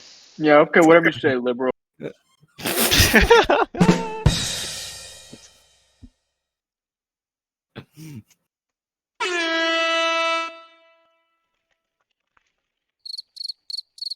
Thoughts on the Warriors with 14 here? Yeah, I was about to say, so if you're the Warriors, probably being one of the first teams who might actually make the playoffs, in this draft, do you go with best available or do you actually go with positional fit here? I still like don't really want to talk because we're getting closer to my pick, and I don't really want to say anything. I think if you're the Warriors, I think you got to take a guard. You know what I mean? Like, here's a team that really needs creators. I liked Hayward for Drummond as a swap. I think they needed more wings, and now you have Mitchell Robinson, who's a really good rotational center. I think they need creators. So I expect a guard of some sort here. It doesn't make any sense to take a big, right? Like they've done this BS with all the centers for a long time. I think they need to take a. They are taking Imani Bates. JD Right, said they they're need to take taking Imani Bates. they need to take a wing or a guard, and I believe that's what's going to happen. Yeah, I agree that they need to take a guard. In the past, there has been a lot of disparity between when Curry is on versus off the court. It's like ridiculous how much better they are with Curry on the court.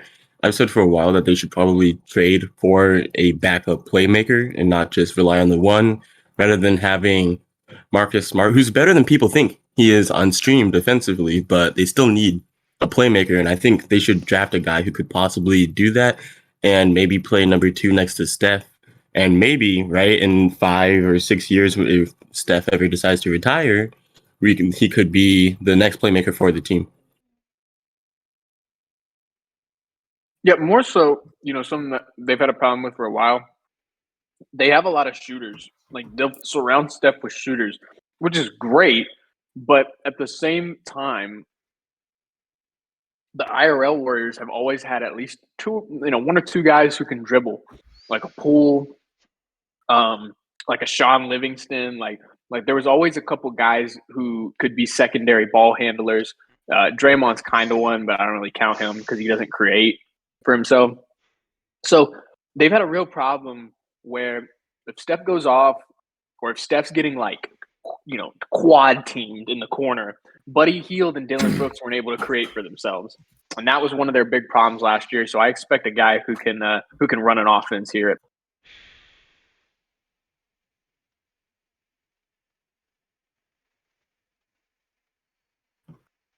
Any ideas on the best creators left in the draft? The best ones? I don't hate Keontae.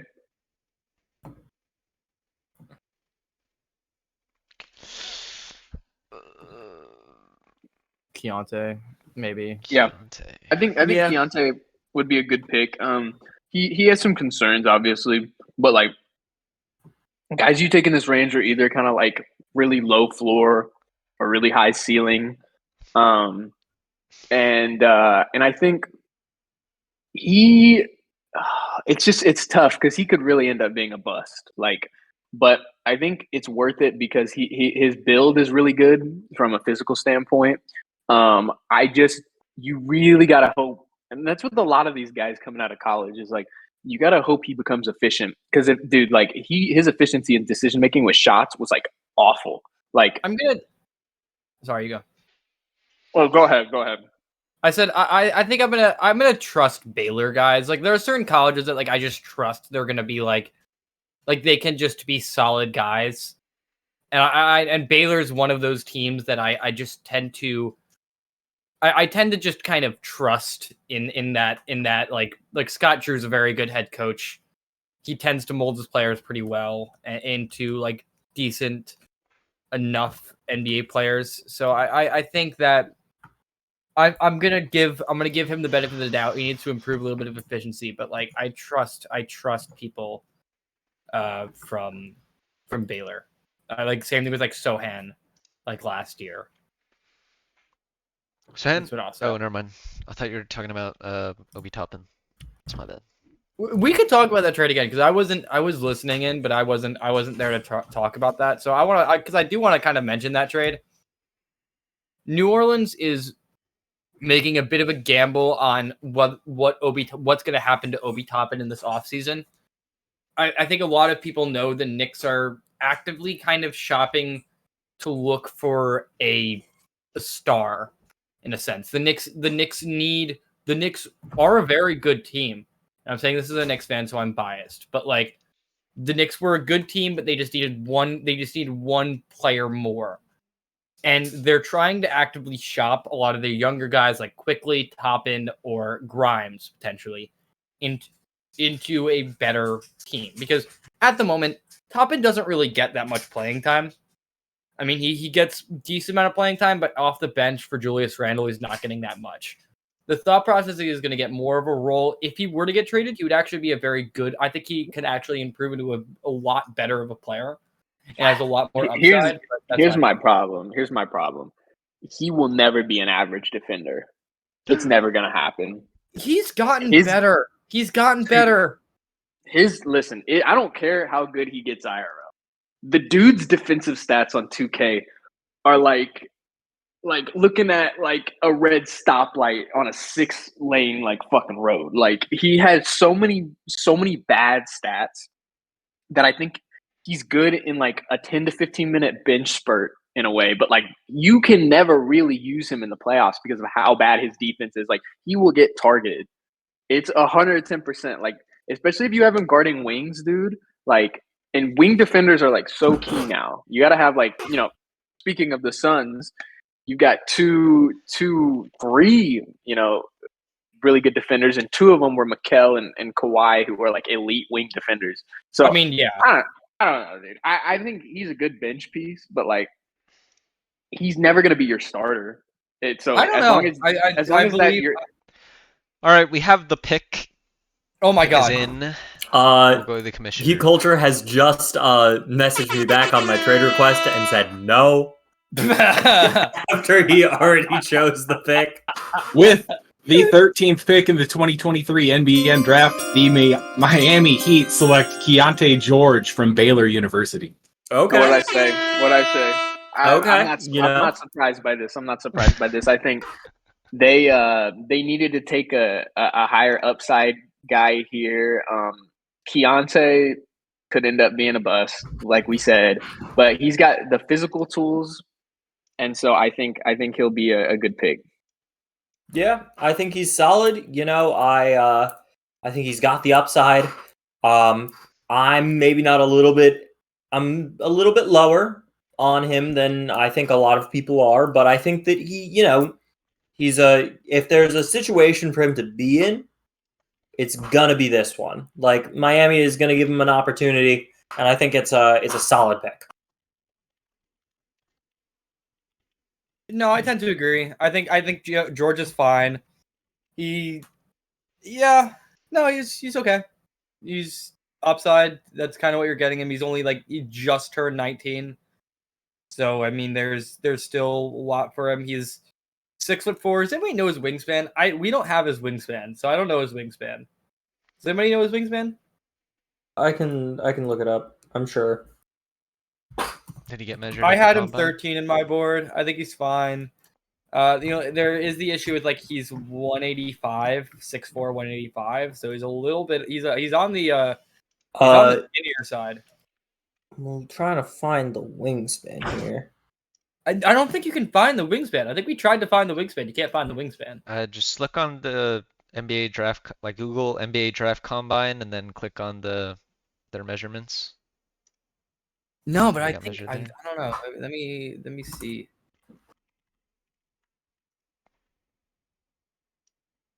Because Keontae George, I couldn't find anything. Wingspan, George. Nope, not even on there. Yeah, it's not even on there. I told you that we don't know his wingspan. Oh yeah, you don't know. Nobody knows his wingspan. Feels bad. So, it's interesting. That's kind of that. If he's not getting measured, that doesn't look good. I'm gonna say that right now, though. Why? No, but a lot of people don't get measured. Yeah, but if they don't get measured, how does that look? I mean, I don't know. I'm just trying to start. Yeah, you're trying to make the Heat look bad. The only Keontae on the combine with a wingspan is Keontae Johnson. So in case you want a player with a 7.0 wingspan and severe heart issues, got that information.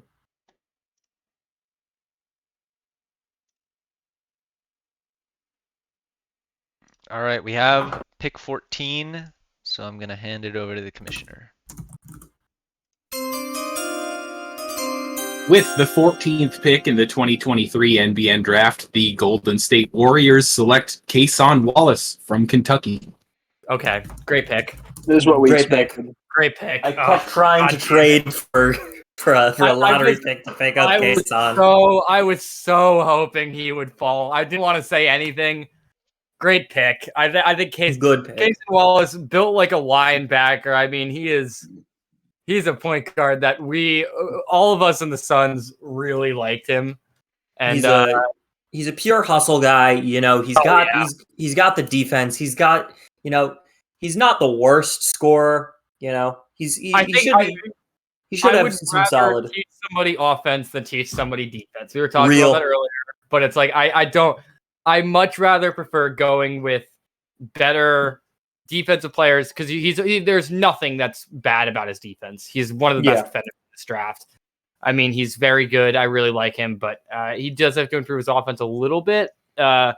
Especially he was shooting like 34% from three. No, he's got the tools. He's got the tools. It's not about the. Now, I don't believe in what you said about teaching someone offense. Do you know how many bad lotto picks there have been because of their athleticism and defensive potential? Like Michael Kidd-Gilchrist is a perfect example. And I don't know if that's even like the best comparison because Kaysen has a lot of tools on offense, right? Like I think the nobody was questioning if he could shoot or if he could pass or everybody was talking about we just don't know if his creation will ever be elite enough. And that's why I think he was a late lotto pick like this entire time was because he might never be your number 2 or number 3 option, right? But I think he presents a lot of like what we were talking about, the Marcus Smart potential, but I think he could even be better because his shoot. Now I don't know if his defense will ever get to the level of Smart, right? But like he has a lot of really good potential on offense with his playmaking and his shooting, which is very intriguing. Like I said, I think the Warriors are a great situation because he needed to go to a team where he could kind of be in a position to contribute and be on a team that's going to fight for the playoffs. I think he'll fit really well with Steph. I think because of how good of a defender he is, and he's around 6'4", which is kind of that tweener combo guard area. He'll be able to play shooting guard next to Steph, which will be massive for the Warriors. 6'8" wingspan. I really like Kason Wallace, and we were kind of hoping he would fall to us because then you could do our bench unit of Kason Wallace and Jalen Suggs, which would just be the most insane defensive defensive lineup like ever. But a lot of bricks. But they're not going to score on us. It's kind of like it's basically like our Chris Dunn, but just like a more upside Chris Dunn. Is what I would say. I don't know if I agree with you on that one. But I think he's solid. He's solid. I am very mad that I wanted him. I'm very mad that nobody would trade me their lotto pick. He was on my board for sure. Like I think the only problem. Well, I was just saying the only problem with him, like we said, it didn't necessarily make sense for some of the lotto teams to take him. Just because I don't think he has one of the lower ceilings in my opinion. Just because like I don't think a dude magically turns into a creator. If you guys get what I'm picking up, like that's not something you really necessarily teach. Like I mean, we've seen some examples. Like Mikal Bridges was a 3-and-D guy, and he's starting to turn into more of a creator. But we still don't know like if he's going to be able to be an elite creator, right? We're still kind of seeing how that's working out IRL, and a full year with the Nets should give us a better idea.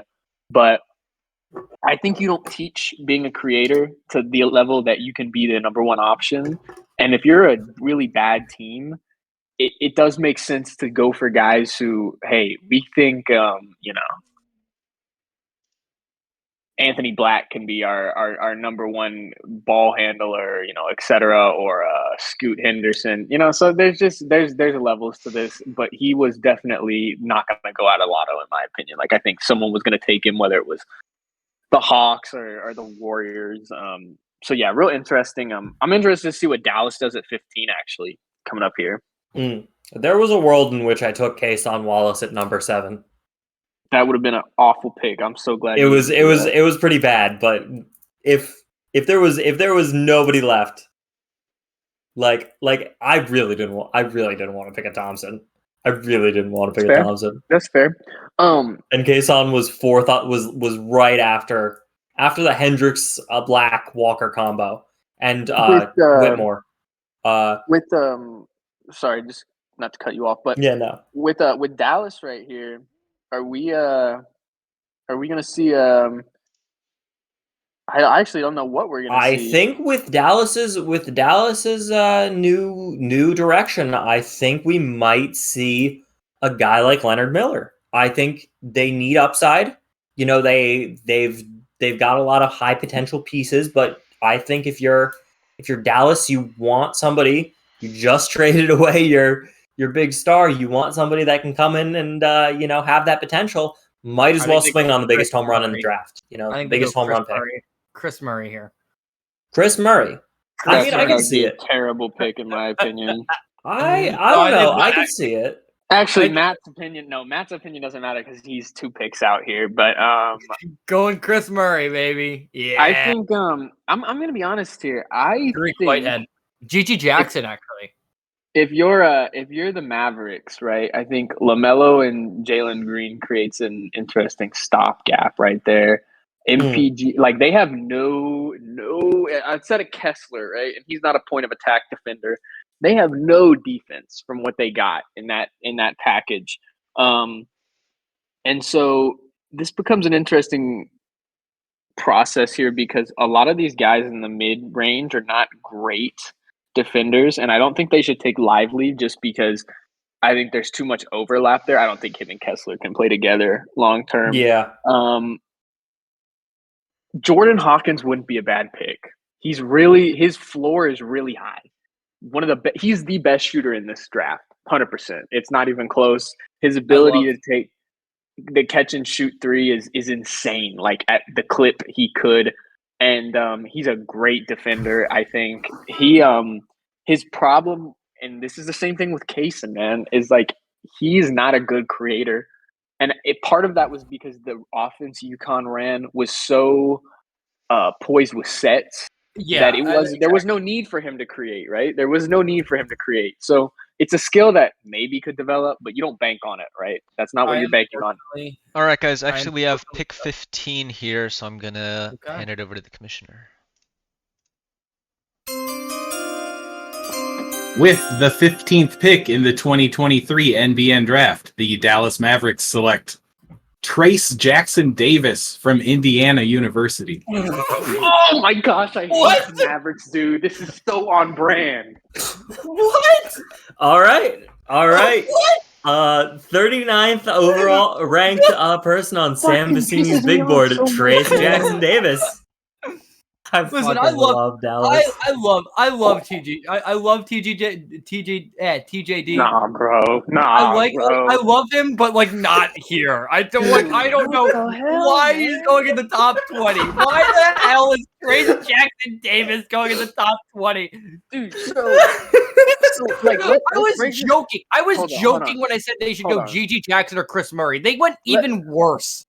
Okay, let me break this down because I don't want to just have this be a whole like shit on Dallas party and just make cheap jokes. Like let's actually. Oh no, we did it with Patrick Baldwin last year. I like Guy. He had, he I think he's got a plan cooking. You got to hope so. The question is it a good plan? So, why wouldn't you trade down to like 26? No, still would have been there. This is what I'm gonna say. Trace Jackson Davis is an older guy, what many would consider a day one contributor for a contender, right? That was what he was projected as, small ball center. He's going to be a small ball center. That's going to be his role. He's not a good enough perimeter defender, in my opinion, to be your wing at 6'9". He's not a terrible player by any means. No. But at 15, with the Mavericks going in this new direction, right, where they don't have any picks, they cannot tank, right? And 15 is probably going to be as high as they get for a while. I don't get what the goal was with this pick. But this isn't surprising to me because this is exactly what the Mavericks have been doing for the last 5 to 6 years. Whether it's this weird shit with trading Josh Richardson for 2 firsts and like they're really against high upside guys, something that I've noticed. And I don't know if this was like this whole idea of taking a sure thing, but when you're at 15, man, with some of the prospects that were left on the board, like if I would have heard Jordan Hawkins or whatever, I wouldn't have even considered that terrible of a pick because, hey, he could develop into your 2 guy, right? If Jalen Green, I like Jordan Hawkins, right? He could develop into your two guard if he fits better next to LaMelo or something like that. And he's still fairly young. This doesn't make any sense to me as well because I think Walker Kessler is a really good player, and he's going to be your center of the future. And Trace Jackson Davis, in my opinion, now I could be wrong 5-6 years down the road, is not going to be able to be a long-term option at the 4, right? No, I completely agree. And so this is a continuation of decisions that decisions that don't have maybe a long-term like goal or vision.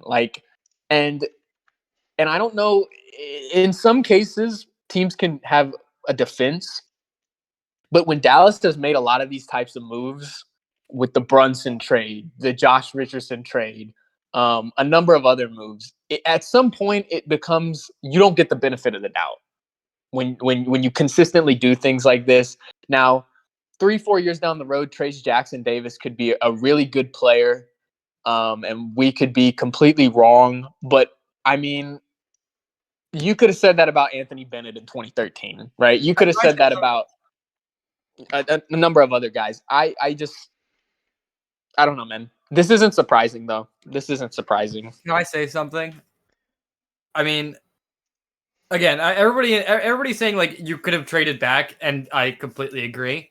I like Trace Jackson Davis. I think he adds a decent, I think he has a decent amount of movement. He can shoot the ball decently well. He was the guy at Indiana, and that Indiana team was kind of fun. He was pretty decent. I like Trace Jackson Davis, but this guy's 23, right? You're not getting. I don't think they're good enough to even contend right now. They're not good enough to contend. And again, you were saying the thought with this pick was you want to trade up. You want to trade. Not trade up. You're getting this for a contending team, right? That's the type of pick with Trace Jackson Davis. But with this, they're not a contender right now. They're not even close in my eyes, unless that's the big thing here, dude. That's the big thing is this Trace Jackson Davis was a perfect pick for a contender in the maybe late first round, but probably early second round. Was a great pick for a team that was a contender, needed bench help. And he was a type of guy that I thought was a really good playmaking 5. He's a really good passer. Absolutely. And he operates well down low. And so that's where I saw him as a good fit, maybe for I don't know, the Knicks or someone like that. But this is a continued mismanagement of assets, in my opinion. Yeah. I think we saw a team. A great example here today. We saw in real time. I think we saw a team with the Blazers that has potentially mismanaged their assets a bit over the past couple years or two. Make a really concerted effort to say, you know what, we're going to go in this direction, right? And we're going to go full steam ahead. with the trade up in the Anthony Black and getting a John Collins next to Cat.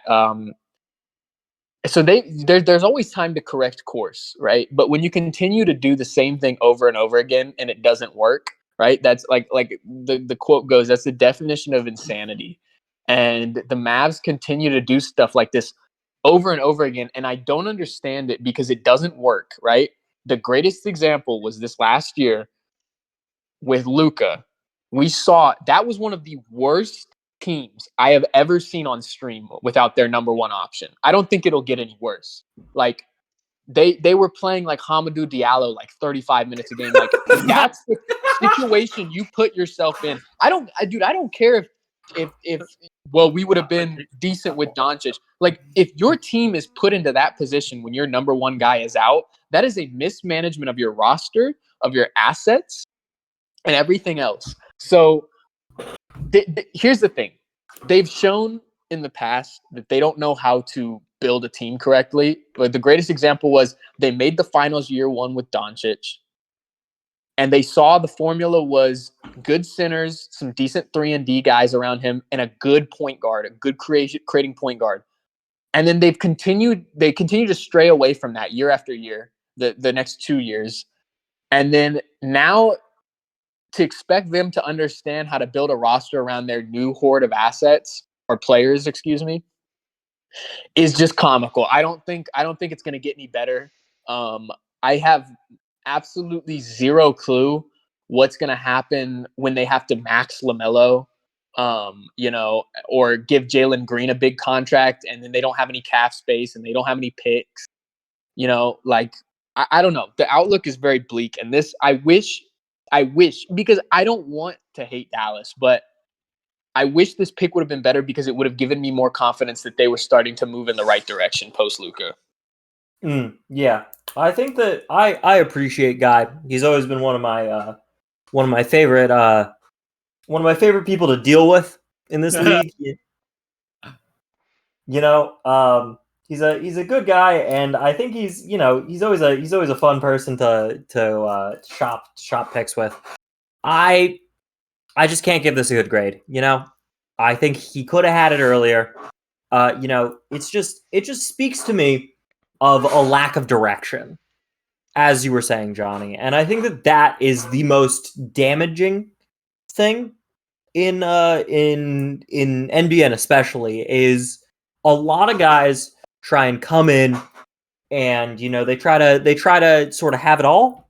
And I think that once you commit, you got to commit. And if you're going to trade Luka, you go for the upside here, in my opinion. And you just commit to the rebuild. And I think that it's disappointing to not see it. But there's always, the one asset you have is time, and we'll see what happens. Man, I don't know, because I think I wouldn't have been mad at a Hawkins here. I don't think you necessarily needed to take like super high upside, because like we said, they don't really have their picks, right? So they have to be somewhat competitive / decent. But again, I think a great example of two franchises in similar positions, right, that we saw have a lot of success in year one with two big name, Balkan guys, with Denver and Dallas. And I think Darth has done actually a pretty good job compared to the counterpart, right? After that year one, acquiring guys like Holiday to kind of fit what the mold he wants, and picking up some decent role players in the process. Like, I think it's just like we said, it's just disappointing. It's just disappointing because we've seen,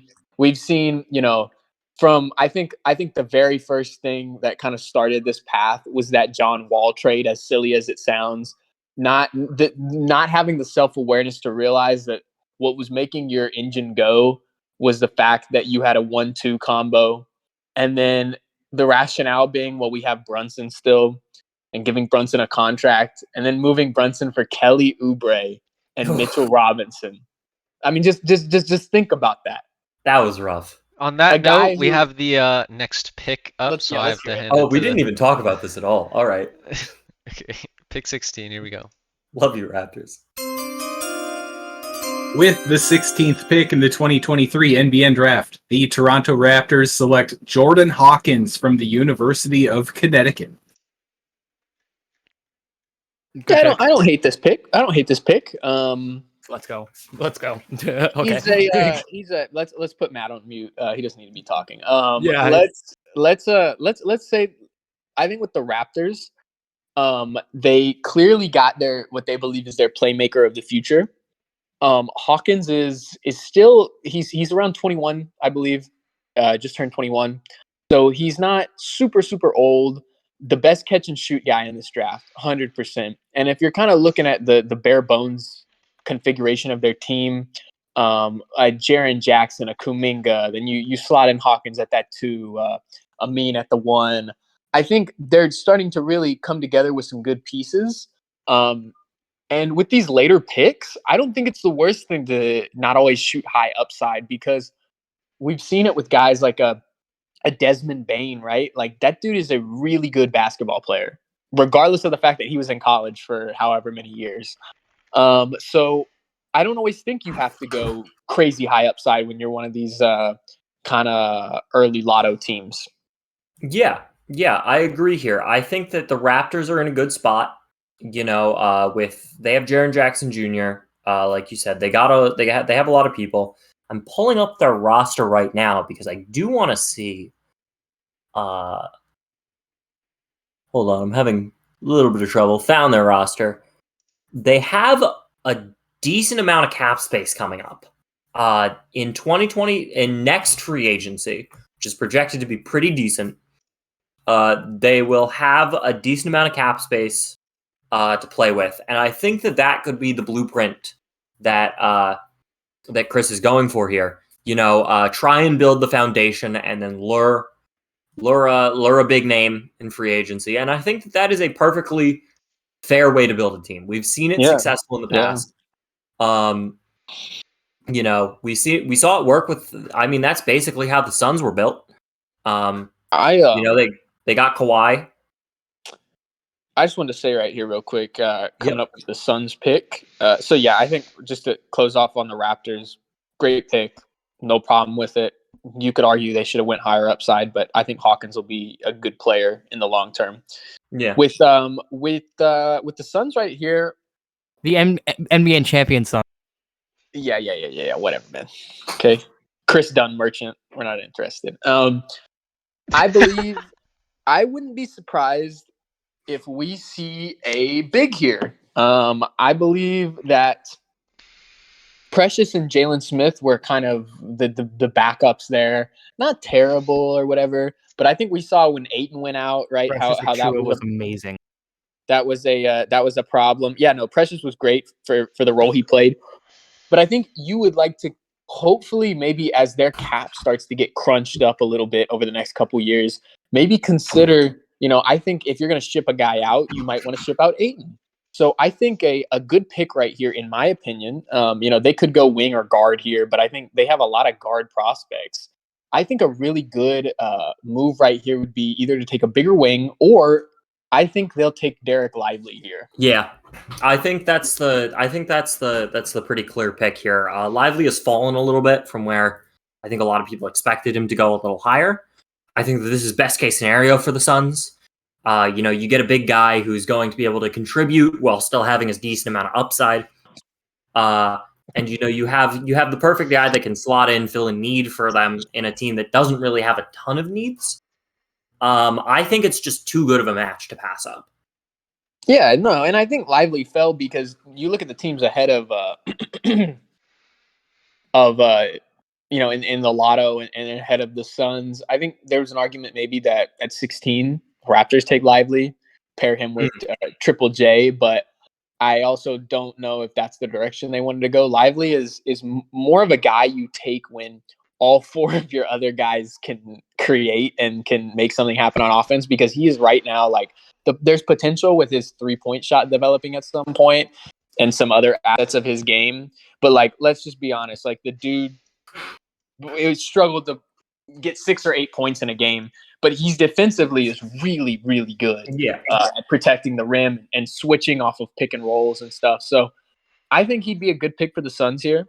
I wouldn't be surprised if they wanted to go in a weirder kind of jankier direction with a Leonard Miller or or Chris Murray, even though Matt was joking about that. Like they do have some need for. I love Chris Murray. They do have some need for some wings on the backside because they had to play some guys. Kind of Jalen Williams is a great example. Had to play in a bigger forward spot, which he does IRL, but it's a little bit more difficult on 2K. So I could see a big wing getting taken here for the Suns, but I think another guy I'm a big fan of is Clowney, who's more of a kind of late, in the 20s, but I think he wouldn't be a big reach here. So yeah, a lot of really good options for them here towards pick 17. Yeah. I think that's basically everything that anybody has to say about that. Matt, when are you making your pick? No comment. To be honest, I wanted to take Lively. I was trying to trade back for him after Kason. Lively's interesting, man, because if he turns out to be what you think he could be, that's a Miles Turner level player, and that's really good. Like that's a guy who can. Unfortunately for Miles, he hasn't had a chance to do that, but I think Miles Turner is like your ideal center prospect of the future. With the way we love to see the fact if you have a power forward or a center who's a 3-and-D guy who can rim protect. I mean, that is insane. That's why Jonathan Isaac got a massive contract, even though he had torn his knee up like twice in a row. If you can do that, you're a unicorn, man. And it also allows the flexibility of your squad in the aspect of then whoever you pair with the guy at the 4 or the 5 spot doesn't need to be the greatest defensively or doesn't need to be the greatest, the greatest shooter and stuff like that. So there's a lot of value in guys who could eventually become that. Lively's pretty far off from that right now. I'm not going to act like he's almost there. His shooting is very rudimentary, but there was flashes of it. But Sorry, Johnny. Sorry. I thought you were done there. If you want to continue. No, go ahead. Were you asking something? Go ahead. Yeah, my only concern with picking Lively is if I'm not sure how big he would be as a trade asset for teams. One of the things that I feel like we've all noticed is that it feels like centers are a little bit a dime a dozen. We're drafting Isaiah Wong. Thank you for the inside info, Matt. But I could understand from a perspective of a team that maybe wants to keep their options open. Coming off of a championship, and maybe having to deal with some salary cap issues. I don't agree with that. Just based on the fact that with the new cap. Aprons and all this stuff like that, man, it's going to be really strenuous for these top teams to keep their squads together with the penalties.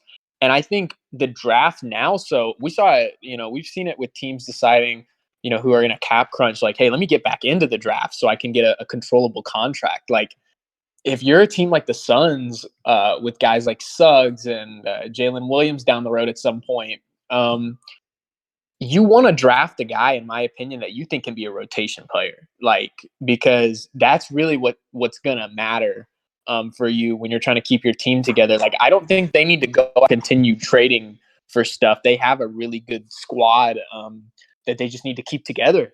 And if it comes to the point where, man, you got to make a call and you're looking down towards the future, I think Ayton's the most obvious prospect or the most obvious guy to trade. So I think that's why Lively makes sense from a cap perspective for them down the road. Okay. I'm willing to buy that. But I see what you mean. mean. He's definitely not a good, I don't think he's good for trade value, but I don't know if that's what they need to be looking at just because of the new CBA. CBA. Yeah. Yeah. My only question then is that, if you do need to flip a guy like Ayton, is there going to be a market for him?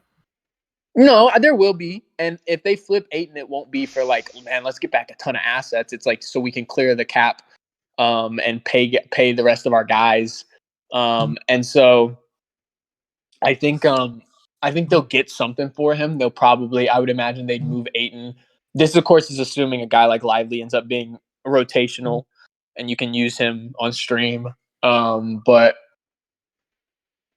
yeah, I think they could get something back for Ayton at some point. There's enough teams out there that are, a good example, not to dog on Kamal or whatever, but like when you're in a position like the Rockets where your assets are a little bit diminished, whether it be through, your own fault or Sam Presti's, and then you're just kind of tied up in a lot of places. We see stuff like that Drummond Hayward trade, like the Nurkic Rozier trade. So teams are always willing to say, hey, man, we'd love to get Ayton because we don't have a lot of other options in terms of being able to use our cap space, and we have contracts and yada, yada.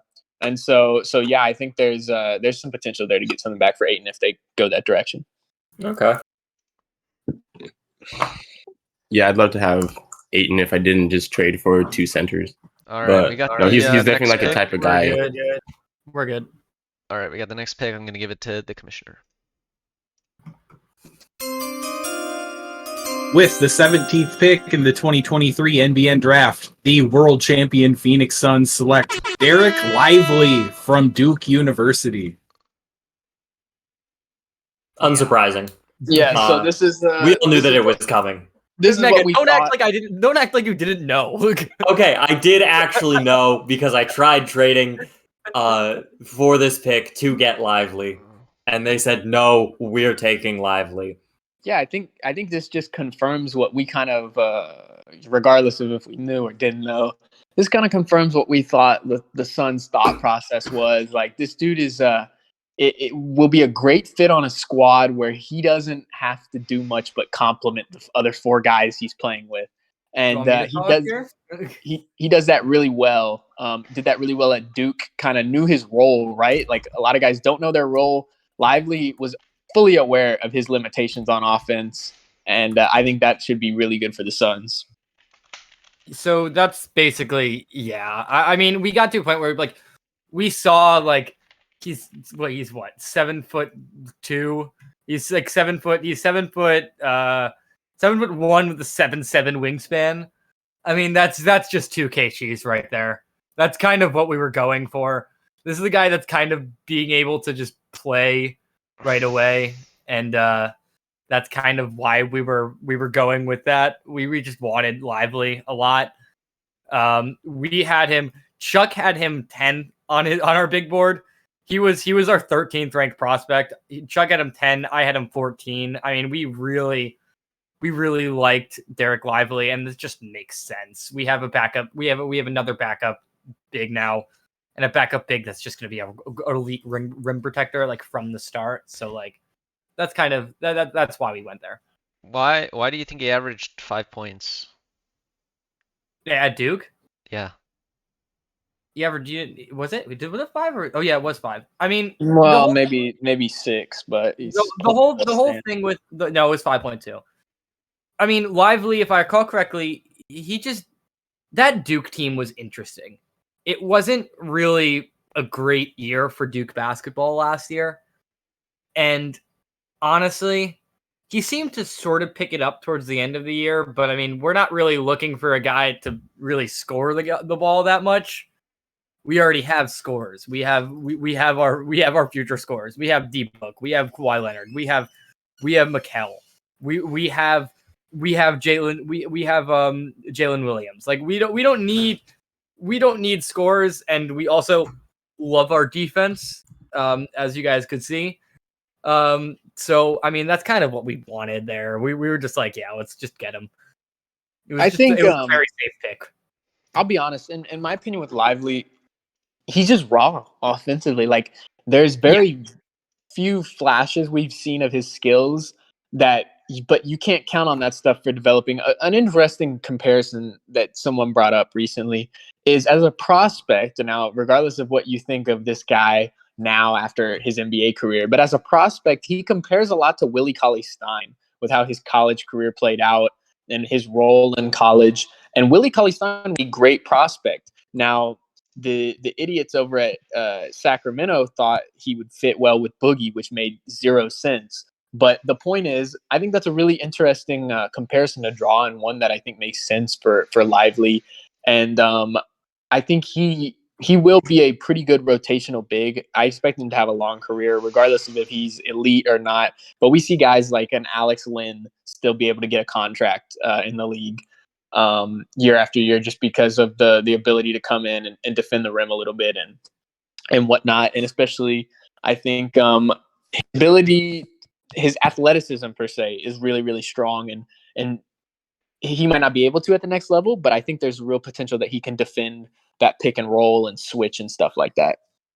So this kind of goes on to what I've been talking about for most of this draft so far, is we wanted a guy that you don't have to really teach defense with him. He already is a good defender. You can teach offense. There are thoughts that there are rumblings that he's going to be rumblings that like he can develop a 3-point shot. He can develop a 3-point shot a little bit more. He shot the 3 a little bit at Duke last year, and the thought process is that he's actually he could develop into a decent enough 3-point shooter. Not a good 3-point shooter, but like for a big guy who's 7'1", if he's able to shoot a 3 every once in a while, that's pretty decent. He has some tools of offensive ability, and when you're 7'1" with a 7'7" wingspan, you don't really have to do much on offense, and it's not that hard to teach. So that's kind of why we went for him.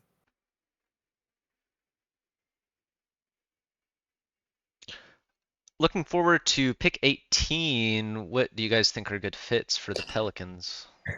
Yeah, this is an interesting squad now. As they've been wheeling and dealing all day.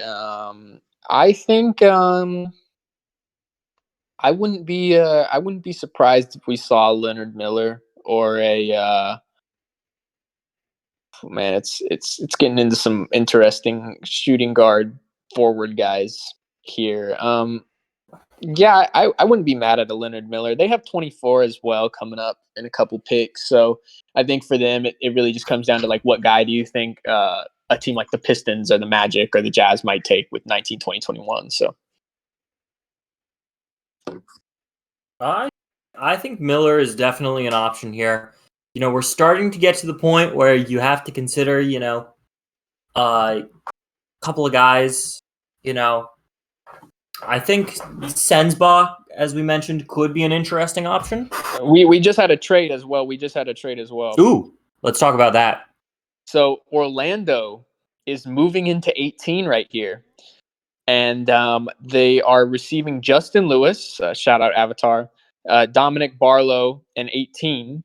And New Orleans is getting back Sadiq Bey in 20.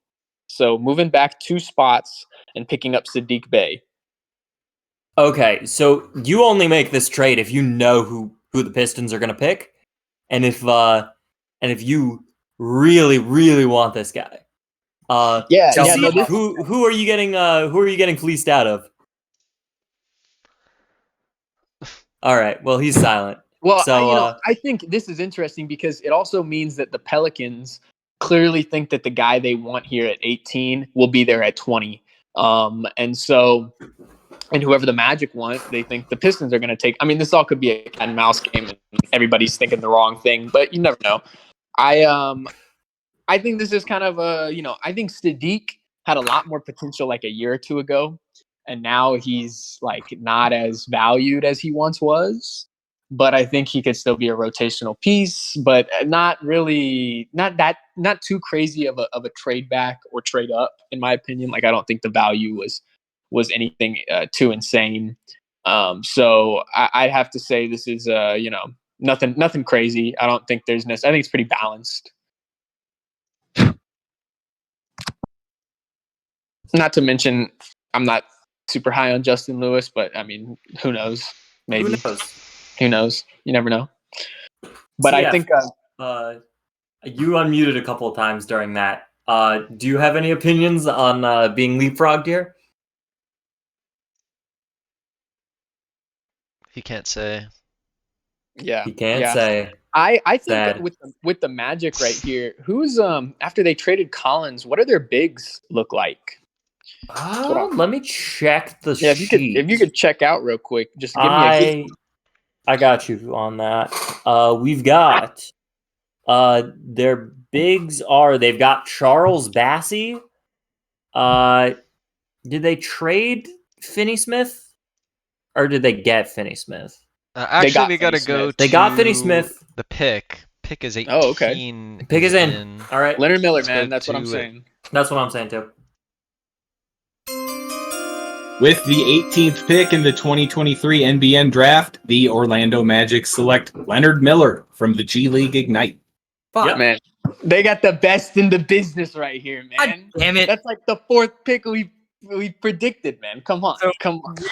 We were actually trying to trade for 18 and 19 because we really liked Leonard Miller. He's literally like 10th on our draft board. I like Miller. Last year, I actually attempted several times before he opted out of the draft. I tried several times to trade for Miller because I am pretty high on him. We were too. Yeah, I think I will say he's risen boards a lot. He was projected to be a late first round, and now the potential is really there if he's able to develop a shot, like with most of these uber athletic guys, right? He, in my opinion, I don't think he's a 3. I think he's a 4. He's a 4. He's a 4. This idea that he can play the 3, I don't really believe in. He's definitely a 4. Super high potential. I think a year in the G League Ignite was probably pretty helpful for him. And I believe that it's definitely good for Orlando, and I think fits what they're trying to build, moving away from a Collins type prospect and more with a Miller type of guy at their 4 spot potentially. Orlando's got time, no doubt about it. Even though Desmond Bane's a bit older, they've got time, and this fits kind of the profile of what they're trying to build out there. So yeah, I think this is a good pick.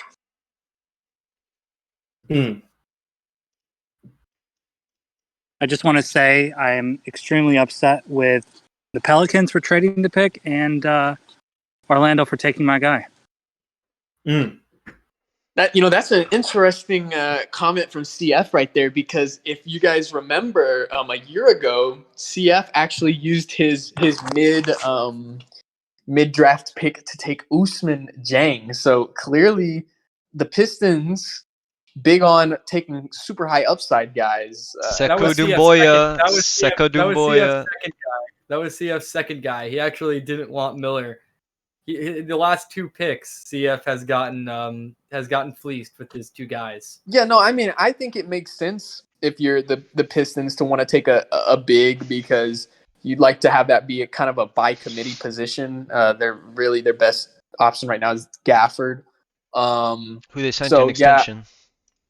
Yeah, a defensive center makes sense there. I'm honestly here with pick. I would actually just expect. I mean, I wouldn't hate I personally, just with kind of how strong their starting 5 is, man, I wouldn't hate a Clowney here. I wouldn't hate a Sensabaugh. Even if you were like wanting to take a super, I mean, I don't know if it's a reach. He's kind of fallen, but he's also like shouldn't have been a lotto pick, like a Nick Smith Jr., just to see if maybe he reaches what people were talking about with his potential. But like, they really just need bench help. So I wouldn't be surprised. I mean, maybe they want to go higher upside, but I think a guy who could come in, an older guy, maybe college guy, come in Chris and help. Murray? Potentially. I don't know if, maybe a Chris Murray. But this squad has essentially Cade coming off the bench. So I don't know if you want a guy, like, you definitely don't want a playmaker, in my opinion. I think I would have loved to see them get like a Jordan Hawkins. He obviously didn't fall that far. Yeah. But there's definitely some guys here. Like I think yeah. I mean, I think Sensabaugh would be a good pick here, just based on the fact that he could provide that scoring boost as they look to transition away from having to have Alec Burke to be like Yeah. a focal point of that bench. Colby Jones would be a little bit of a high pick right here, but I think he's a really good 3-and-D prospect out of Xavier. He's 6'5", 6'8" wingspan. Shot a really good clip, decent enough from three in college, but shot 50% from the field in college, which is magnificent if you've ever watched an NCAA basketball game.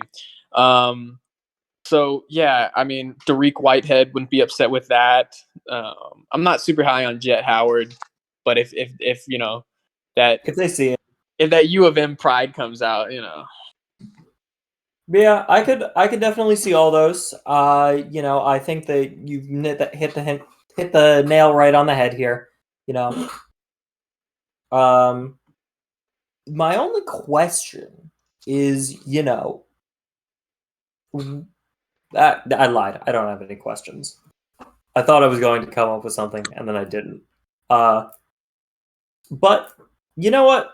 I think that they're another team like the Suns that they have specific needs, but like I think that their biggest benefit is going to be an increase of options. I feel like they could be another team that could be restricted by the new CBA. Haven't actually looked into their cap space, but last I remember, it was not excellent. Yeah, they're flirting with the cap and will almost certainly be over the cap next year. Are we talking about the Pistons here? Pistons, yeah. Actually, we got the pick in from the Pistons, so let's go straight to that. With the 19th pick in the 2023 NBN Draft, the Detroit Pistons select Dariq Whitehead from Duke University. I mean, I kind of called it. Okay. I kind of called it. But yeah, no, not upset with this. Are you I can chime surprised? in if you guys like. Sure. So, last night and the night before, I was basically shuffling between Leonard Miller and Whitehead. I think Whitehead's going to be an instant contributor, and Leonard Miller needs just a little bit of time. But I still had Leonard Miller a little bit higher on my board, but still took BPA, and actually he fits really well with the team.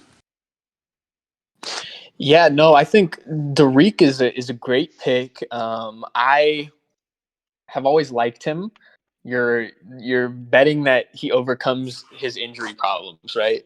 That's why he's down here at pick 19, anyways.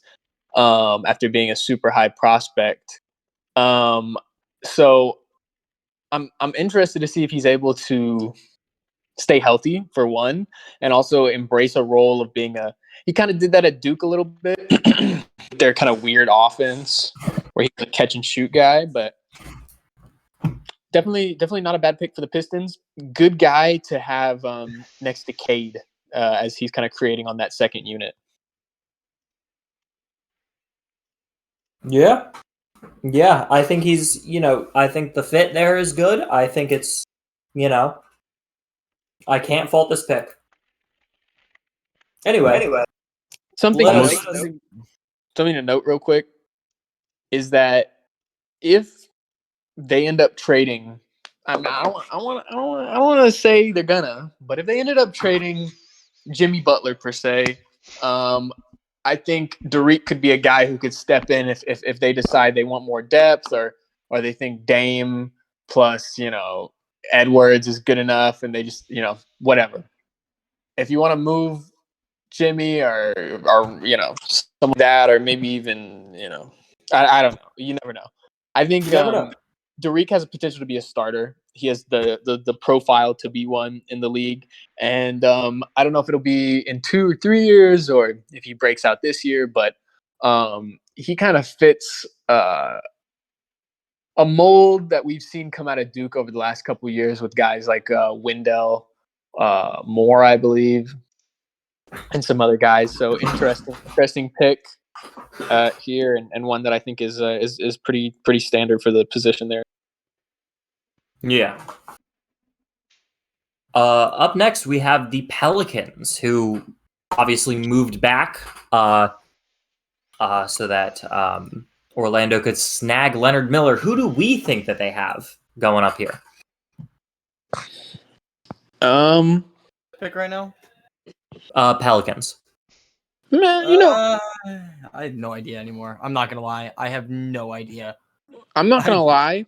I think Kev has said, which is classic, man, that we don't really care if we win, but we're not trying to tank. But very good cop out when people ask you what you're doing. I think, in my opinion, I would almost love to see a high upside guy here. One guy we haven't talked about today is let me find my board right here. A City Sissoko, I believe is his name, or a Rayan Rupert, possibly. Also guys French. who are Okay. gonna need some time, absolutely. But I wouldn't be mad if I saw them go high upside here, especially. I mean, they have picked 24. So again, like we talked about, who do you think's going at 21, 22, 23? That should really affect who you're taking at 20 here. Yeah. I mean, we still got a couple of people, just going back to the Athletics big board. If you really like Jalen Schifino, he's still available. We've got Chris Murray still available. Bryce Sensbaugh, all good options we've been talking about for a while at this point. I think it's really just at this point in the draft, basically from now until the end of the first round, it's all a matter of taste, You can really start going off the board and making some interesting picks, Bet on your guys who, you might not be right in the public eye, but who you think are valuable. You're you're a little bit freed up from the consensus here. I think this is just about where it starts to taper off. Pick 20. Yeah, no, I agree. I agree with that. I think you can kind of get a little funky right here because as much as people don't want to feel that way, the back end here of the draft when you get into the 20s can be a crapshoot, like a really big crapshoot, because you're forced to feel like you need to take a certain set of guys that may or may not become anything in this league. Like when you get into that 30, late to mid 30s range, right? That's when you need to take guys like your Andrew Nimhard, right? Who we have a pretty good idea will at least be a low end or maybe even a little bit higher end bench player for you in the league. And a lot of those guys end up contributing more often than not. But in this range, it can be a little tough to evaluate talent. I know as a proud Thunder fan, the days of drafting Perry Jones III and Josh Hustis and a bunch of other guys in the late first, you can sometimes go for the athletic guys who maybe their skills aren't as developed as a Walker, a Hendricks, the Thompson twins. But I don't know. I don't think you can really go wrong here in this range as we get into the back end of the first. Yeah. We got the pick 20s in, so I'm gonna hand it off to the commissioner. With the 20th pick in the 2023 NBN Draft, the New Orleans Pelicans select Jalen Hood-Schifino from Indiana University. They did it. They selected Jalen Hood-Schifino. Good pick. I'll take it. You know what? I think that, we have people in here that are higher or lower on him. I was just talking to the rest of the front office, and we were like, wow, this is interesting. He hasn't been taken yet. One of Chuck's favorite players in this draft. Okay. Would you like to? I feel like you might know more about him than I do. I didn't really observe him that heavily. Do you want to go in depth on him? He's great size for a point guard. I mean, he's kind of he's just solid. He's a very solid player. His mid-range game is very good. And this is the guy that I could see getting a decent role from the start. I mean, you've been kind of seeing we've seen some teams that have been actually considering drafting him earlier on, like in the lottery, like 11, like later lottery, like 11, 12 is where I've been seeing some people trying to put him in. I mean, like he's a guy that's ESPN have him going 9th, which is crazy to me. But like this is a guy that's pretty decent, and we enjoyed. He was 15th on my board, 14th on Chuck's board. I mean, JHS is a good player, and I think falling to 20, this is a good pickup for Pelicans. This is one of my most hated prospects, and it really just comes down, and I use Johnny Davis because I have a theory, and everybody believes differently in their theories and their ideologies with drafting prospects. I don't think guys who are tough shot makers in college translate very well to the next level, because when you're on a team in college and they're letting you take tough shots all the time, and even if you make a good decent portion of them at the NBA level, I don't think that necessarily translates as a good skill, because the defense is better and you're not going to be offered as many shots as you would when you're the focal point of an offense. And talking about guys who are tough shot makers who get drafted in the top 3, I'm talking about the back end, right? Guys who are the number 1 option on their college team and then might come into the NBA, and now you're a rotational player. He's like a really good example to me of a guy who's a tough shot maker, but I don't know if he can fill a good role of anything when he gets to the NBA, because I just don't know if the skills are there to be a lead guard on a bench or even on a starting unit. So I'm pretty low on him. I don't think it's bad value here, but I just not a big fan of Jalen Hood-Schifino. I think for what I as more and more time has gone on, I've become a little bit less of a fan of JHS, but I will say that I like his game, and I think he has potential to be drafted pretty high. And because of the fact that he has potential to be drafted pretty high, he's going to get more chances in his first year, and has potential to develop a lot more because of that. That's what I will say. I like this pick for New Orleans. All right, we have the next pick 21. Let me hand it over to the commissioner. With the 21st pick in the 2023 NBN Draft, the Utah Jazz select Nick Smith Jr. from the University of Arkansas. Johnny, would you like to take this one? Yeah, man. No drone strike because it's later in the draft, but I don't like this, man. I don't get this, dude. I don't get this specifically for the Jazz, because they have a Jaden Ivey, they have a Donovan Mitchell. This dude is exactly like those two guys. Like he's 6'5", but dude, he's a lanky 6'5". This guy is a small 6'5". I don't get what the Jazz are necessarily trying to do when your 1 and your 2 guard are the exact type of build this guy is. And like, there's some real concerns about him, and he doesn't have the upside that a Leonard Miller, or even other guys in this range. Like, I don't think his upside's as high as like a Rupert or a Sissoko or some of these other guys. I was expecting a wing here, dude. I'm not gonna lie. Like they have a Jonathan Isaac. They have Wendell Carter Jr. is really good. I love him. But I was expecting, because to get them to the next level, they need a really good high-level wing prospect, in my opinion. They've had a mishmash of guys like Otto Porter playing that position and whatnot. And I don't know, man. I don't really like him as a prospect. I thought he'd be a good buy low late in the first, right? But this is just, I don't know. I don't get what like the goal here is from the Jazz taking him.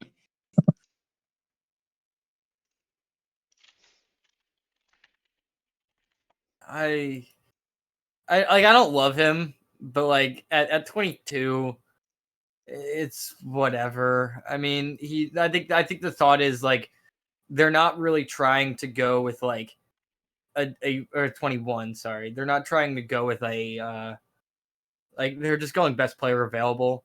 And I think if I recall correctly, Jazz are using a Jazz are on big board. They're not on actual pick. Really?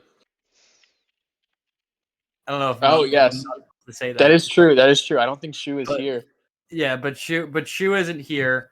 I don't know if was I maybe not supposed to say that. But whatever. But I will say that's kind of why. And I mean, he was the thought is that this is a pick that like even if it's big board, he's the best player available here, I guess, because he has a lot of upside.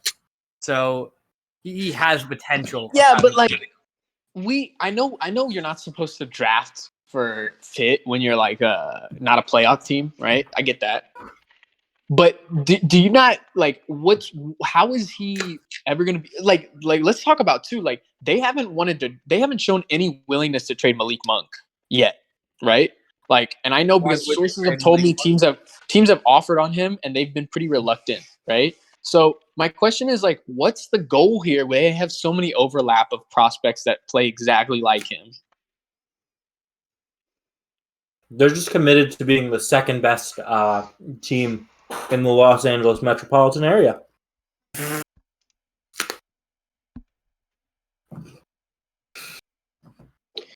Interesting. Do you guys think, as we were waiting here for the Lakers pick to finish off on the Jazz, do we expect a Donovan Mitchell trade in the next year or so? Nah. I think Donovan Mitchell is getting better in my eyes. I think they're going to try and build around him. Yeah. Yeah, but they've been trying to build around him for 3 years and have made like very minimal progress, in my opinion.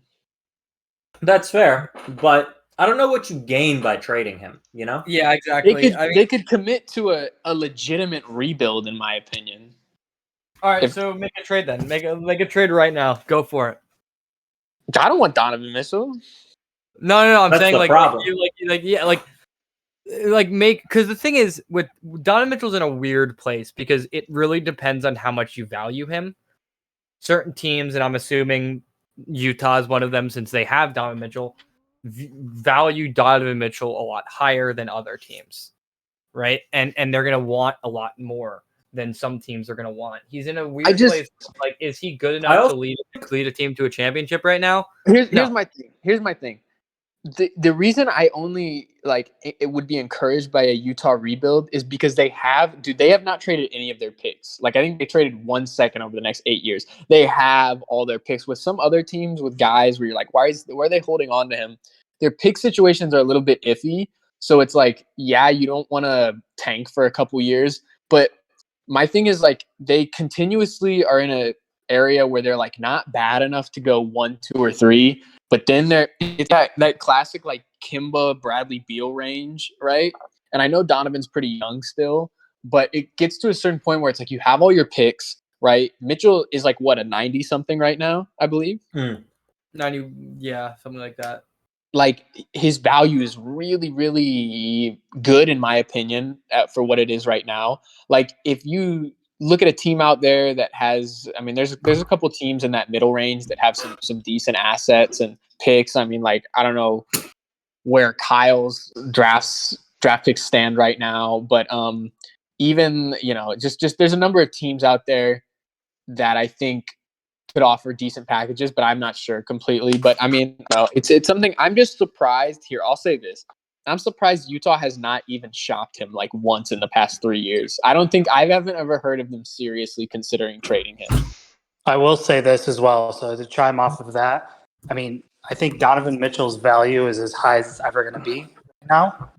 And if they were to shop him right now is the best time to maximize on those picks because like Johnny said, you know, they're in that little conundrum where they're too good to be like the worst team in the NBN, and they're also not good enough to be a playoff team.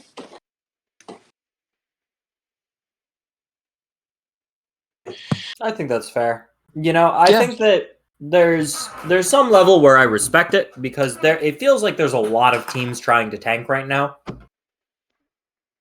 To the point where we're seeing a lot of teams switch directions. To the point where I can see the argument for just keeping going, getting into the playoffs, trying to get into the playoffs and seeing what magic happens on stream. It feels like the West in particular is pretty open. In terms of like the top couple of spots are pretty set, but like the bottom, like I don't think that there's really a lot of competition for some of the lower playoff spots, and once you're in there, you're in. So I think if you're a team, at this point, we know the championship's either going to be Spurs, Phoenix, or Cleveland.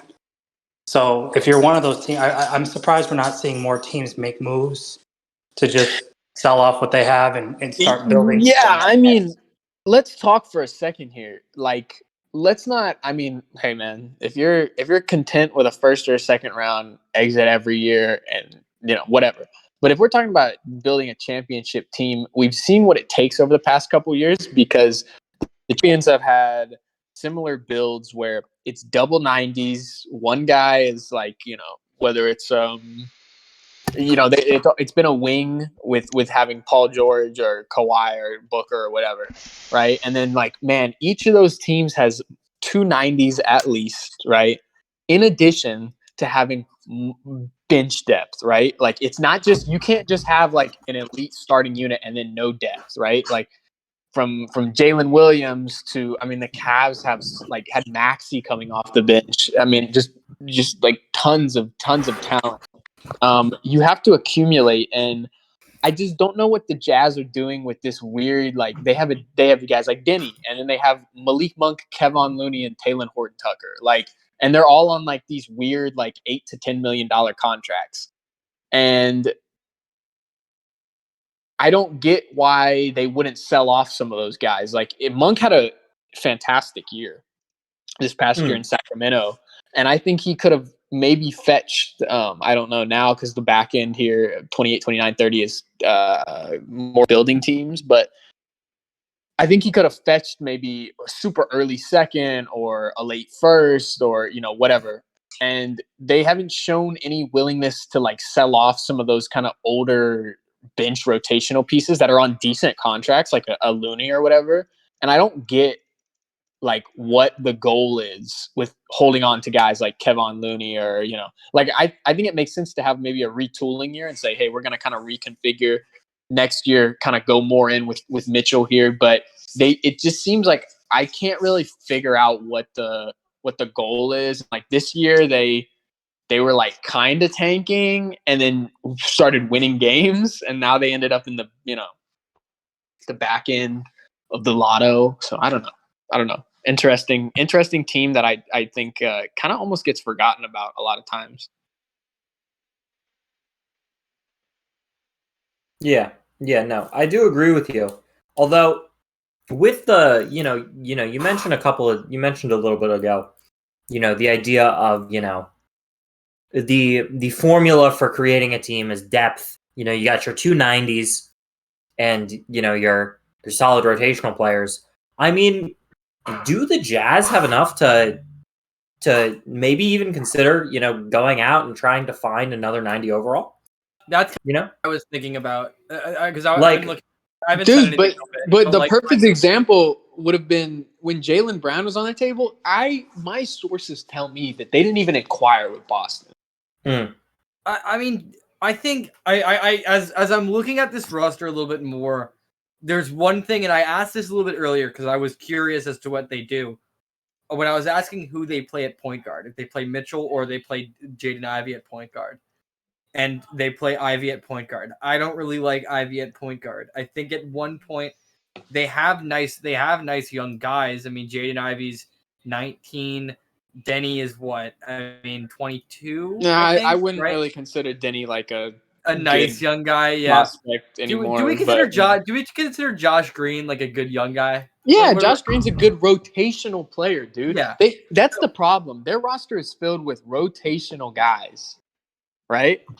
And like if you plopped hell, I don't know, Jaylen Brown. If you plopped Jaylen Brown on that team, I think they're a playoff team. But like they have made no concerted effort, in my opinion, to go out there and really like hit the market and try. Whenever these guys are on the block, these high 90s, like they don't really make an effort, in my opinion, to go after them aggressively, at least.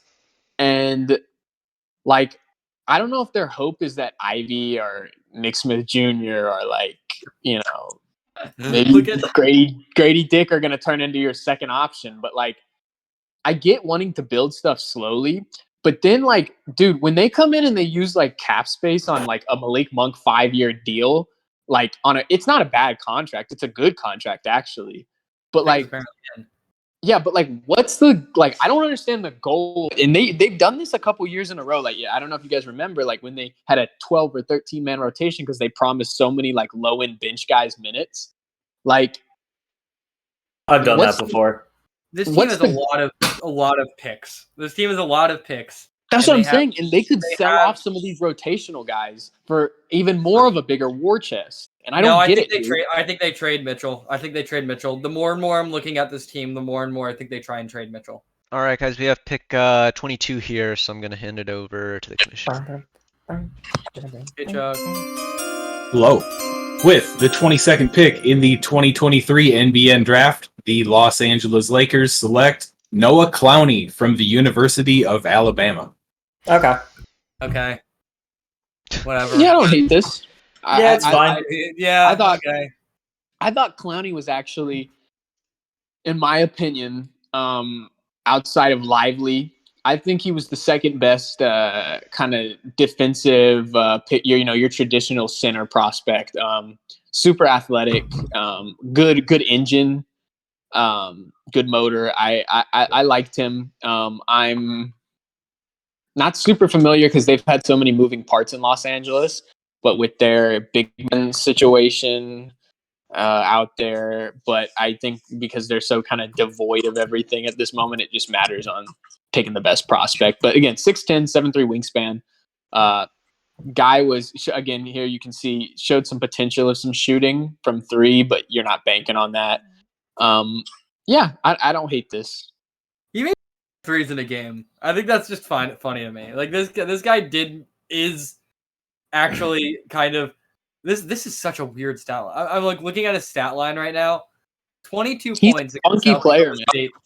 5 for 12 from the 3-point line. He shot 12 threes in the game once. Yeah, it's an interesting prospect because you don't expect him to come in my opinion, when he gets into the NBA and be like spotting up in a 5-out offense, right? Like I think he's much better equipped to be around the rim, rolling and whatnot. But the pick and pop potential is nice. I think something interesting is like we saw a guy like a Robert Williams get picked in the late first round a couple years ago when he came out and ended up being a really solid player for the Celtics. So I think Clowney has potential to be a starting center in this league, which is, what you want from a pick like this right here. He's not going to be any world breaker, but like, hey, is he a center though? No, he's definitely a center. He's not a power forward in my opinion. Okay. I mean, I don't know. He played center for Bama all year. Did he? Yeah. Mm-hmm. He did. I did not. I thought I watched Bama. No, he definitely was their center, and he was the center in the tournament too in those games. So I think he's You're right. Yeah. He definitely fits the mold of modern center, and I think he's not like particularly elite at anything, but his motor is really good, and I think that's what you want out of these kind of rotational guys here in the back end is a good work ethic and whatnot. So yeah. Yeah, the more and more I'm looking at this pick, the more and more I like it. I didn't really do my Noah Clowney scouting because this wasn't a guy that I was looking at really at all. But I look at this pick a lot more, and I actually really like this. He's one of the younger players in the draft. He's because developed that 3-point shot a lot more actually, and I mean he's already pretty physical to begin with. This is a pretty decent pick. I like this. I wanted to talk about Denver here at 23. I think there's an obvious pick here.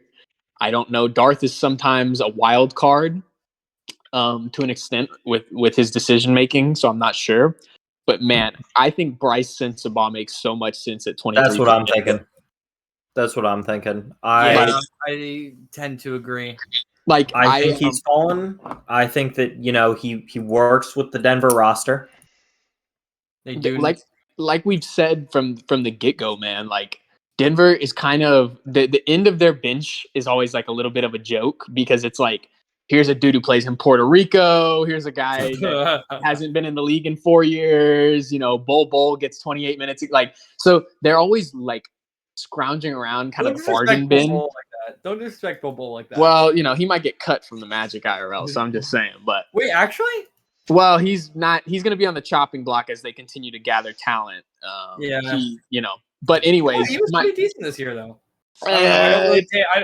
I don't pay attention to the Magic. From what I've seen from other Magic than their fans, social media and Jalen Suggs. Exactly. So, anyways, back to my point with Denver. I think they need contributors. Like you have to get guys that you think can help out.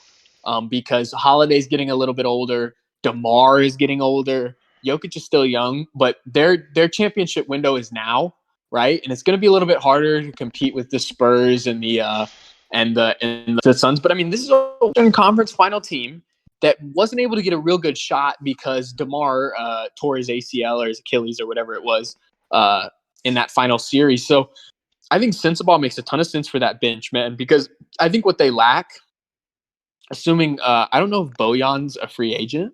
Not completely sure on that. Bojan is not a free. Yes, Bojan is a free agent. He is a free agent. I think they go Zach Edey here. Yeah, he's not even in the draft. He withdrew from the draft. I know he did, but I still think they go Zach Edey. How do you go Zach? All right, we got the next pick 23. Oh, here we go. I'm gonna hand it over to the commissioner. I'm just saying random names. With the 23rd pick in the 2023 NBN Draft, the Denver Nuggets select Bryce Sensabaugh from the Ohio State University. Johnny is on fire. Darth is listening to the guru right now on stream. I'm glad to hear. I think this is a great pick. I think if you're Denver here, man, you really know that these next couple years are crucial. Or else you're gonna have to reset and probably trade Holiday, trade DeMar and whatnot. And Sensabaugh, I mean, look at that, 48% from the field, 40% from three, right? And we're used to guys putting up empty stats on bad teams and having terrible efficiency. The fact that and if you guys watch college basketball, man, like the amount of bricks you see is insane. You'll have so much college basketball, and you'll have elite teams face each other, and both of them shoot like almost sub 40%. It is insane to me, and the amount of bad decision making on shots and stuff like that. Like Sensabaugh is elite in the fact that he picks his spots so well on when to shoot. It was crazy to me watching some of the tape. The reason he fell is because he's a bad defender. Like everybody knows that. He has the potential, and I don't say this lightly, he has the potential to be one of the top 5 offensive players in this draft. And I don't think that's crazy to say. Like No. he was a great creator, great 3-point shooter, insane mid-range game. Like if he was a good or above, or passable defender, and that those weren't some of the concerns and stuff, I feel like he would have been lotto lock easy. He was lotto projected for a while, but I do understand the cons with him can be pretty big because he could be so bad at defense that you can't even put him on the floor come playoff time or even late game moments. But if he works out, man, like and his offensive game, I believe, will translate to some level to the NBA. Like he's a really, really good prospect and one that I think makes the most sense for Denver here. Yeah, I think it's a good pick. I think there's nothing else to really say. I think he's good. Yeah. Who's up next? if you do want to see really bad offense, really inefficient offense, but great defense, you guys should watch Seton Hall basketball. Really fun. Jared Seton Hall Roden's gone, basketball, so it's Pride not of the New same. Jersey. I fucking If you force me to watch college basketball outside of March Madness, I think I'd rather like get AIDS or something. I'm not gonna lie, dude. I watched too much college basketball, and Yeah, which I is understand that. probably why your big board is like always Sandro and fucking or Listen, I Tyrell Terry and yeah. How's Miles Powell doing? Yeah, he's, bro. he's doing amazing in Singapore right now. How's Guangdong Southern Tigers. So good in Singapore right now. Oh how's my Miles literally the worst player on the NBA 2K Powell right now? He's doing so well in Singapore. It's I crazy. looked. He is the worst player you can have on NBA 2K. He's like Is he really? 67, I think. Hey, Matt. Oh, Matt, what's up? how does your ring fit? It fits really well. It fits really well. Thanks for asking. You know, speaking Chuck, of how does your ring since fit? we're on Denver's pick, we've got a guy, a team who are merchants of the fact that Darth got wronged in free agency. Matter of fact. Oh, no. Anyways, Not supporting that. Pelicans are trying to trade their pick. Really? I'll take it. Hit me up, Pelicans. Is he addicted? Actually, Well, he comes from the tree of I didn't inherit that trait from T1G, but clearly same family tree there where they can't get enough, man. They cannot get enough. Chuck and I just like made a vow to ourselves to like not make many trades, and that won us a championship. So that's all I gotta say. Actually, I have to apologize to you, Matt. The current worst player on 2K is Tyler Hall. Tyler Hall. Oh boy, that's from Montana State. Yeah. Currently with the Texas Legends. Yep. He's not even the most famous Tyler Hall if you search him up because there's what time does are they required to make their pick again? The New Orleans?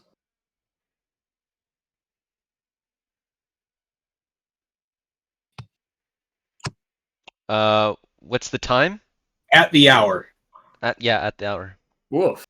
Oh. We might be here for a while, guys.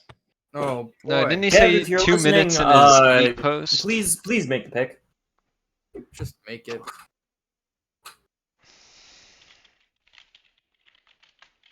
This is gonna be a while. Let's talk about I believe pick 25 is Boston. We haven't talked about. Yeah, I'm aware. They I've been very open in my criticism that if you have a 90 overall, or you have 290 overalls, you should focus on figuring out your other fuck ups and keep the 90 overalls. So I've been a pretty big critic of Boston's recent trade. However, now they're in a position where Tatum's the guy still, obviously, but they've got a mismatch of guys. What are you guys thinking? High upside if they make this pick, or a rotational guy here, older I guy think maybe? go with rotation. You have your 2 stars. You might as well just keep at it. Who's the second star, by the way? Well, they had 2 stars. Okay, sorry, I'm just making sure I'm not crazy. Anthony Simons, baby, let's go. Got CJ McCollum 2.0 over there, man. I'm hoping they it works out for him. Yeah, I actually I think man, I mean I wouldn't be opposed to them going high upside here. They it's tough. I think a Colby Jones wouldn't be a bad pick if they wanted to go rotational. Yeah.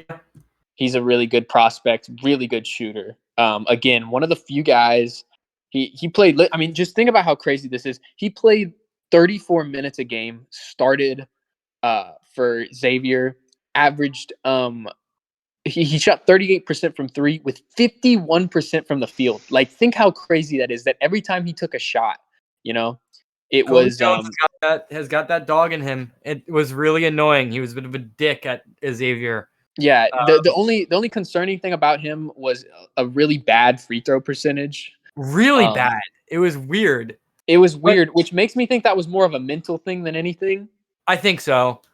I mean, you got to think so. If you're a guy that can shoot that well from three and from the field, yeah, you shouldn't be that bad. But then you look at the other intangible stats: 4 assists per game, which in college is insane, very good. Dude. Is insane. very Almost 6 rebounds a game, which as a guy who's 6'5" is really good. And then averaged a steal. Should have been so much better. Yeah, averaged a steal. His turnover to assist was not terrible either. And then 15 points a game. Like we said, he's a little bit of an older guy, but man, he could really contribute. 6'5", almost 6'6". Right away. His defense I enjoy as well. He's just a dog. That's the thing. He's just a dog. And I'm surprised. I'm surprised he's not. He might, if he doesn't go as high, it's simply because the back end of the draft here, surprisingly, is a lot of rebuilding teams that ended up getting picks from contenders that traded them away. So another name I could see here is Jet Howard. Man, I'm going to be honest with you. I think Jet had a lot of hype about a month ago, and then people started getting more and more lukewarm on his game. You know what I mean? Yeah, but I still think Jet Howard is a guy that I could see going here. I wouldn't be surprised if he drops to the second, just because, dude, his creation is so slow. I don't buy that he will ever become an elite creator or even a decent creator at the NBA level. Guys who can shoot are always valuable, but if his defense is as bad as I think it is, best case scenario, you're talking Duncan Robinson. You know what I mean? Did Andre Jackson declare for the draft or from UConn? Yeah. He's in the draft. Thank God. Oh, thank God. Oh my God.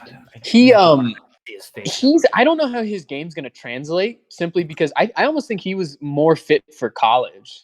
You know what I mean? Yeah, I don't know why he didn't go back another year. That's kind of stupid. I mean, he was so annoying to have to deal with. I think he could carve out a role as a decent role player.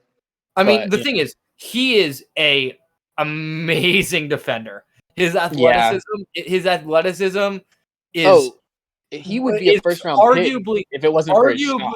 Yeah, his shot. I mean, it got to a point where it's you were literally seeing they were dropping him on offense when he was at the 3-point line, because they would. But the thing is, his playmaking is really good for guys. I don't remember how tall he is. Andre Jackson. Is he 6'7"? He is Andre Jackson 6'6", but he's a 6'10" wingspan. Yeah, so I mean, you could see a Draymond type of role if he ever. That's exactly the role. That's exactly the role that he would be. Yeah. He needs to bulk up a bit. I'd say, to be more of a legitimate power forward prospect. But man, we've seen it work before. I mean, he averaged. But you have to. Sorry. Go ahead. I mean, this guy is 6'6". He averaged 5.8 per 36. I mean, his per game average is what? He averaged 4.7 assists for a guy that's 6'6", 6.2 rebounds too. His offensive game is not there. No. But he was the driving force. He's the reason Hawkins had such a low assist ratio, because he was one of the driving guys playmaking on that team when they weren't in sets or even running sets. So he's going to be a guy that I actually think would be really good on a contender second round. Not there next year. I'm so happy because I hate UConn. I hate UConn so much. As we kind of get into the back end of the first here, I wouldn't be surprised if we saw a run on those really high upside project guys like Amani Bates, baby. Sissoko, Rupert. Trying to think of some other ones. Maxwell Lewis. Amani Bates. I don't know about Imani Bates. At what point do you start considering Imani Bates just for the meme? Right now, baby. in about a couple of weeks when we're doing undrafted free agency. But You think he's going to be undrafted? I think he should go undrafted. I don't. No but I mean, way he hey, goes man, Trace undrafted. Jackson Davis. So We have 60 you know. picks in the NBA. They have 58 this year. There's no way he Name goes that I undrafted. could. What name would be interesting for me is Dude, James. he's not good at basketball, man. Like I don't. It's People a get waste. drafted that aren't good at basketball all the time. But every year. he's like legitimately like he Bennett, fits. he got drafted Okay, first. in my opinion, like I said, I mentioned this. I'm biased against dudes who their whole college careers are just them being tough shot makers and not really showcasing much other. And he was doing that on a terrible mid-major team, Yeah. right? Team On sucked. terrible efficiency. So like that's like the worst combination. That's the worst thing you can. And he has like, doesn't he have a pretty bad wingspan too? Negative wingspan, yes. Yeah. So like, I don't get the upside with him because he's like the worst. But he's Kevin Durant. But come on, he's Kevin Yeah, Durant. when he was 10, bro. Like, you know. I think no, I tend to agree. I think you know who I think you go here? An interesting, you don't actually go here, but like a name that I could see happening is James Najee. That's an interesting pick. Yeah, I was gonna mention that for one of these kind of rebuilding teams who might want to look at center help. That's an interesting name right there. That's all I gotta say. That.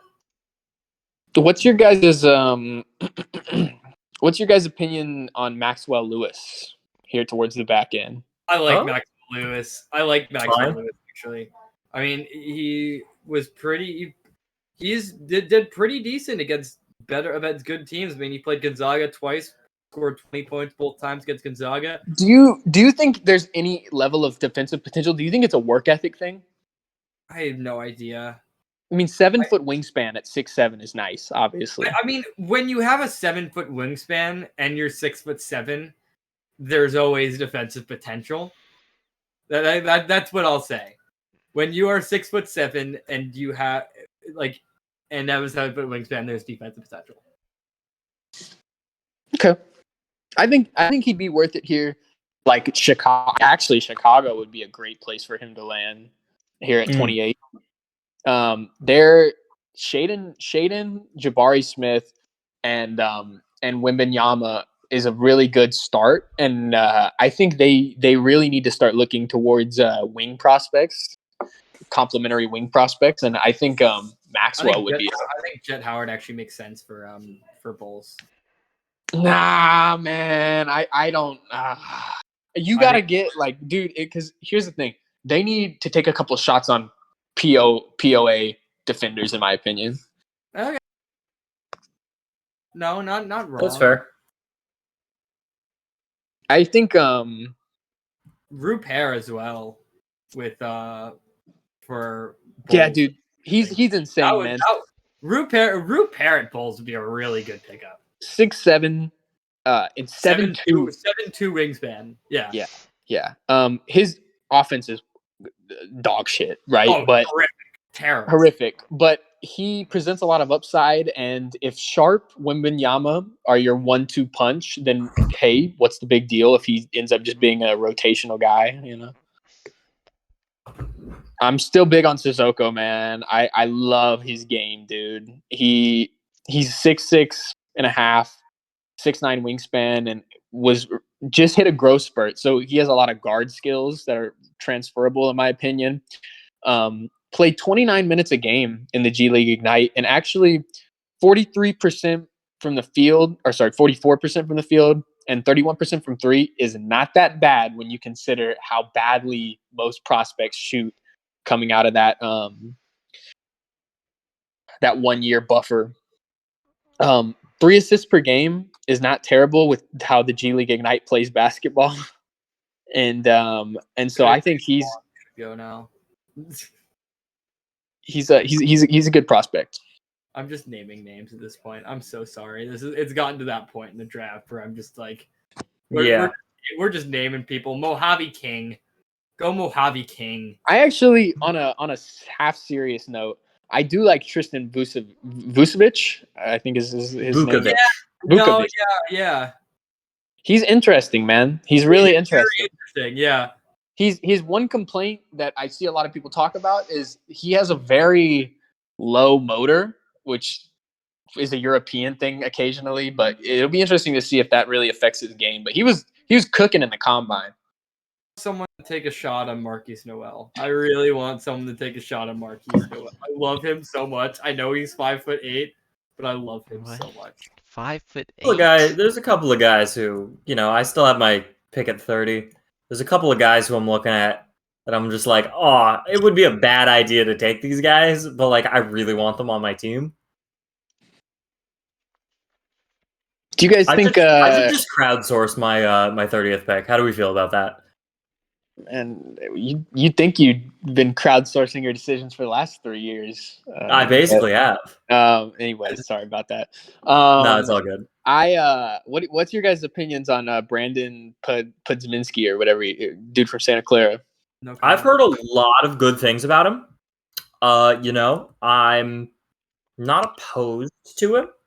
I think he's an interesting guy. I'm not sure I see like the crazy hype that he's getting from like some of the like people that are more optimistic about him. Do you think it's a Jalen Williams like recency bias out of Santa Clara that like has affected that at all or what? Yeah. I think it's they're not the same player at all. They're not. I think that Podziemski is just like, he had a good performance at the combine. I think every year there's a couple of guys who just like, they have their mediocre college careers, and in the last couple of weeks they rise, and I think it might be one of those where like I'm not entirely sure I see the vision of like what makes his professional career like that impactful, that he's rising. So like what the difference is between what he was doing at Santa Clara versus what he was doing professionally that makes him like rise so heavily, I like I honestly kind of like him in the mold of that like Austin Reeves type of rotational piece. Not that he's going to get as good as Reeves, but like I could see something like that developing at some point out of him.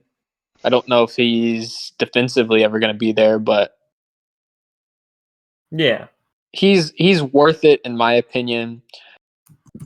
He was really efficient being the focal point of an offense, which I like, even though it was mid-major.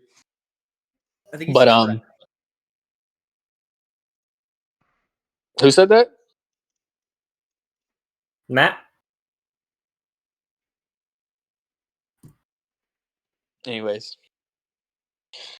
Yeah. I definitely think I'd like to see a contender take him, though. Yeah. Man, we are at a we're at a stoppage right here, man. We are waiting. What is taking him so long?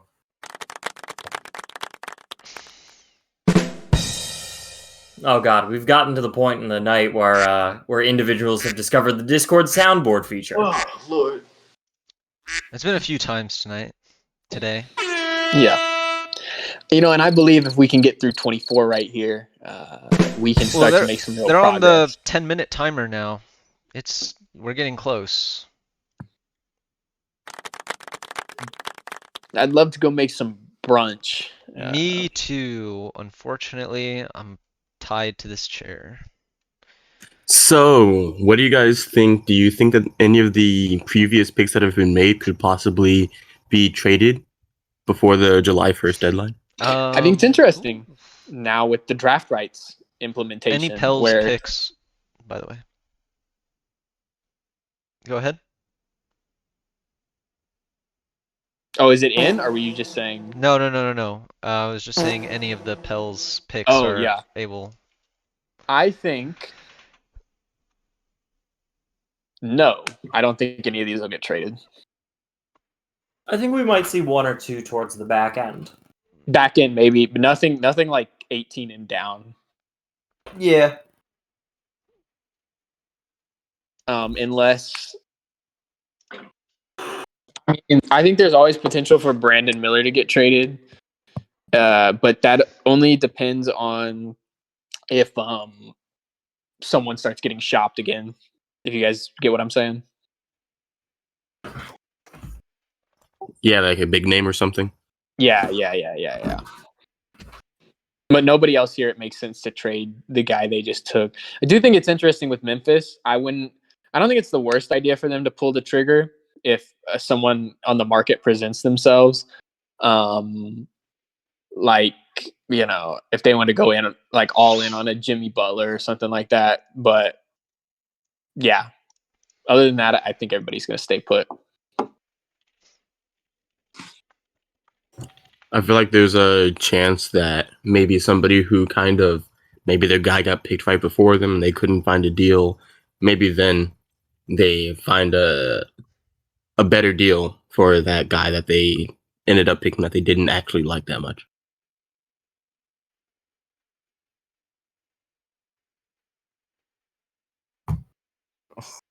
This is the part of the draft when it's just like No.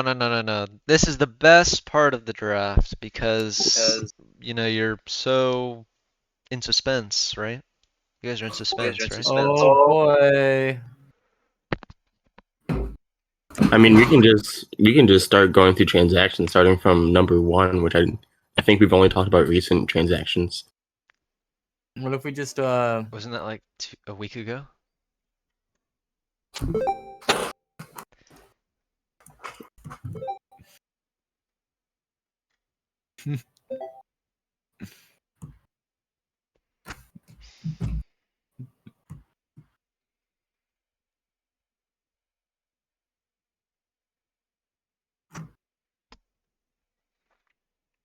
We've also had like 14 think pieces about Doncic, so we don't need to do that. Yeah, nobody needs to discuss Doncic. The trade has been made. No, the first trade is the Jaylen Brown one. For who? Jaylen Brown for No, Anthony but no. Like for which side? No, I was just saying we should probably start talking about transactions starting with the first one. No, but you said the worst one. Oh, no, I was saying the first one. Oh, sorry. Okay.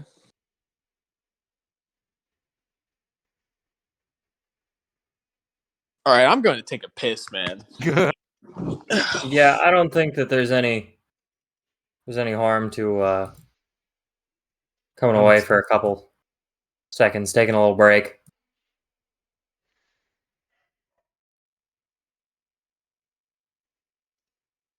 Kamal, you're definitely very good at chess.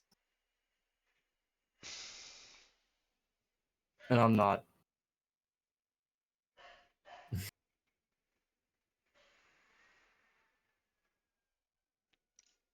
Come on, what's your chess elo?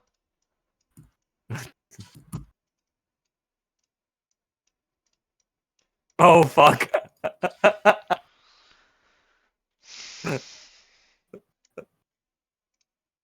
Kamal's definitely just way better. I'm so bad.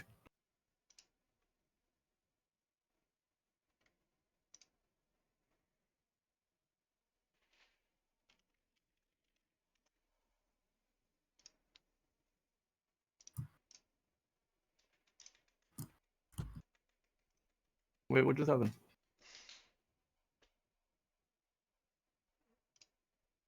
What the fuck?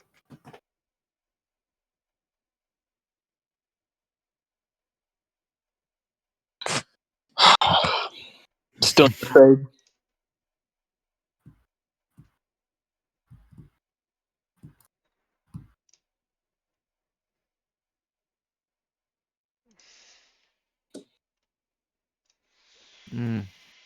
This is so fun.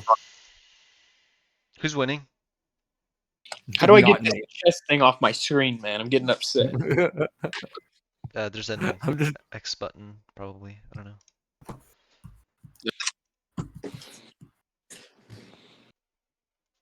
Oh, we got a trade. What's the trade? New York. Yeah, not the trade we wanted, but a different one. New York receives pick 26 and LA receives pick 29 and 36. It's reversed. It's reversed. Yeah, it is reversed. So LA will get 26. This is what happens when you have amateurs on the TRC. New York receives pick 29 and 36, and LA is going to move up here to 26. Potentially, I think, to go get a Sissoko or a Rupert, in my opinion.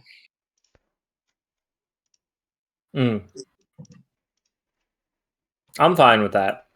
I think it's about time. And LA has too many roster slots, or not enough roster slots for how many picks they have in the back of the second two. So I think it makes sense consolidating. Yeah, agreed. Oh, God damn it. I wouldn't be surprised if they wanted to leapfrog the Magic and the Bulls here, potentially, to get one of the higher upside guys. Yeah, I think that at this point it's all about upside, and you might as well. You take your upside, you take whatever.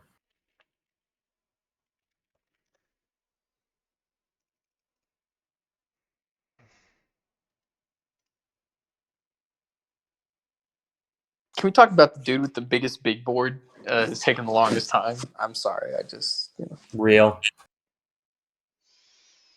as fuck. at least when Trace Jackson Davis got drafted, it was quick. Yeah. Yeah, no. They knew who they wanted. They knew, man. That was actually big board, but Are you serious? The only person he was big board. Well, he was the only person on the big board, but are you fucking serious? Yeah, but then he took some more time because he was online when his pick came up. So then he told us to wait, so we waited. But then wow, that's crazy. That means that they were like, they took a second to decide if that was the future of the franchise and decided to go through it. Who are we talking about? Trace Jackson Davis. Yes. The Mavs? Yeah. He was the only guy on their big board. The only guy. No, was he a what? I mean, this just makes the Luka trade even worse, but whatever. Hey, they knew who they wanted. Clearly. Okay. And they're emphatically telling everyone that he's not a center. So, what do I know? Just like when they were convinced that Hamidou Diallo could run point. losing this game. Hey, can't fault them for having their guy. Actually, I can, but yeah, you can. It's all right. We got the pick. Holy shit! Oh, thank God! Here we go. Thank God. Commissioner, let's go. With the 24th pick in the 2023 NBN Draft, the New Orleans Pelicans select James Naji from Nigeria. Ooh, fun pick. All right, there's some upside there. Finally, something interesting. This I have dude's some say in this one. he's either going to be good or suck. There's no in between. Yeah. Is he Zeke Naji's brother, or do they just share the same last name? They are not related at all, bro. But never mind. I'm gonna be honest. I don't know anything about James Naji.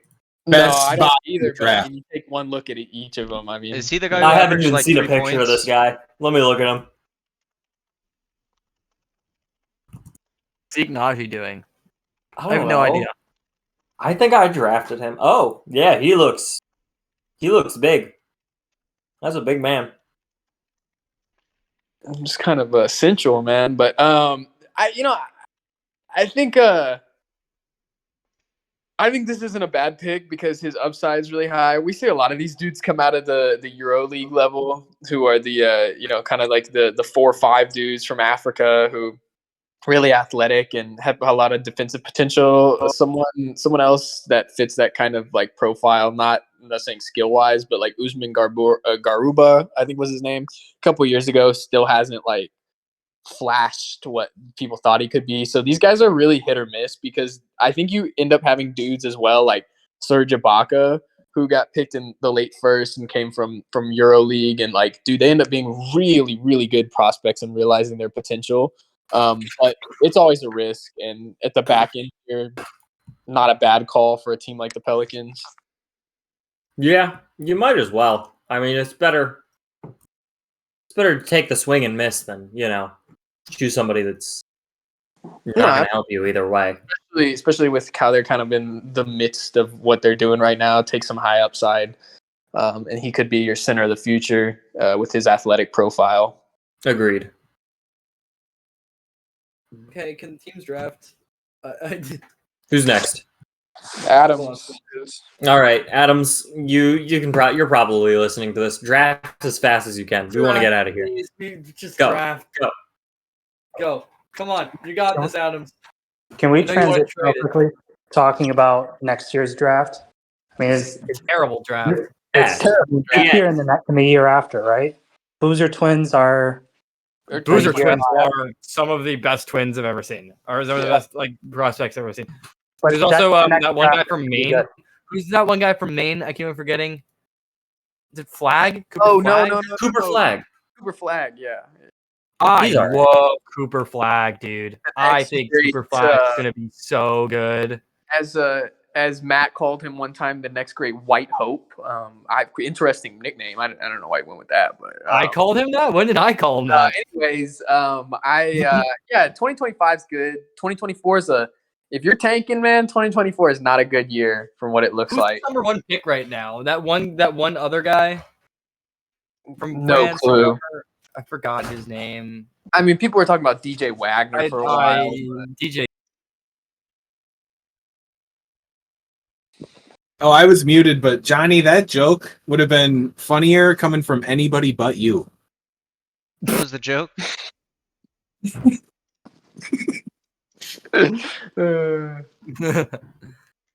Bronny James, number one pick, baby. I'll do it. You give me a draft pick, I'll draft him. I'll draft him. It gets me LeBron. Matas Buzelis. That's who it is. Yeah, I get him. God, next year's draft sucks. Thank God. Yeah, we it's don't have bad. Thank God we don't have a pick next year.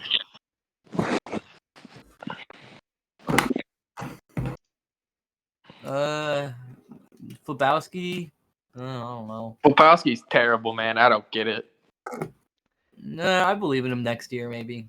Dude, he's like, bro, he plays like freaking Kelly Olynyk, dude. I don't understand why people think he's good. I mean, to be fair, Kelly Olynyk plays role player minutes in the NBA. That's okay. So if you're drafting a guy like that late in the first, then He's gonna go top 5. I don't think Flipowski should be a top 10 pick. That's all I'm saying. I think Ade Mara's okay. Just don't tank next year. It's not a good year. Yeah, no, not at all. I mean, some people don't have a choice. I mean, that's Well, true. that's kind of their fault. They should. Yeah, some of us are bad. So Well, you don't have a pick. bro. You don't have That's to worry fair. about tanking. That's fair. Do I have a pick next year? No, you No. I don't have you my have pick your next for, year, like, a long time. but I do have Yeah. some picks. I don't know You're if in I the have any same pick next year. schedule as me. Yeah. What do we got? My next first is 2026. Oh shit! 2026 is Boozer Twins and Cooper Flag. We have to wait till 2026 for Flag and Boozer. No. Not Mega. Mega doesn't have his first in 2026. Yeah, I've got Detroit's and the worst of. Or is that the better? No, that is the worst of Sacramento or Cleveland's. Oh, nice, dude. You're getting Cleveland's pick, by the way. I can confidently Who knows? say LeBron might die between now and 2026. This dude needs Darius Garland to get in a motorcycle accident, Halliburton to The team plane could go down. We don't know what's going to happen. A lot of things gotta happen. More accurately, I need 8 separate team planes to go down. Yeah, basically.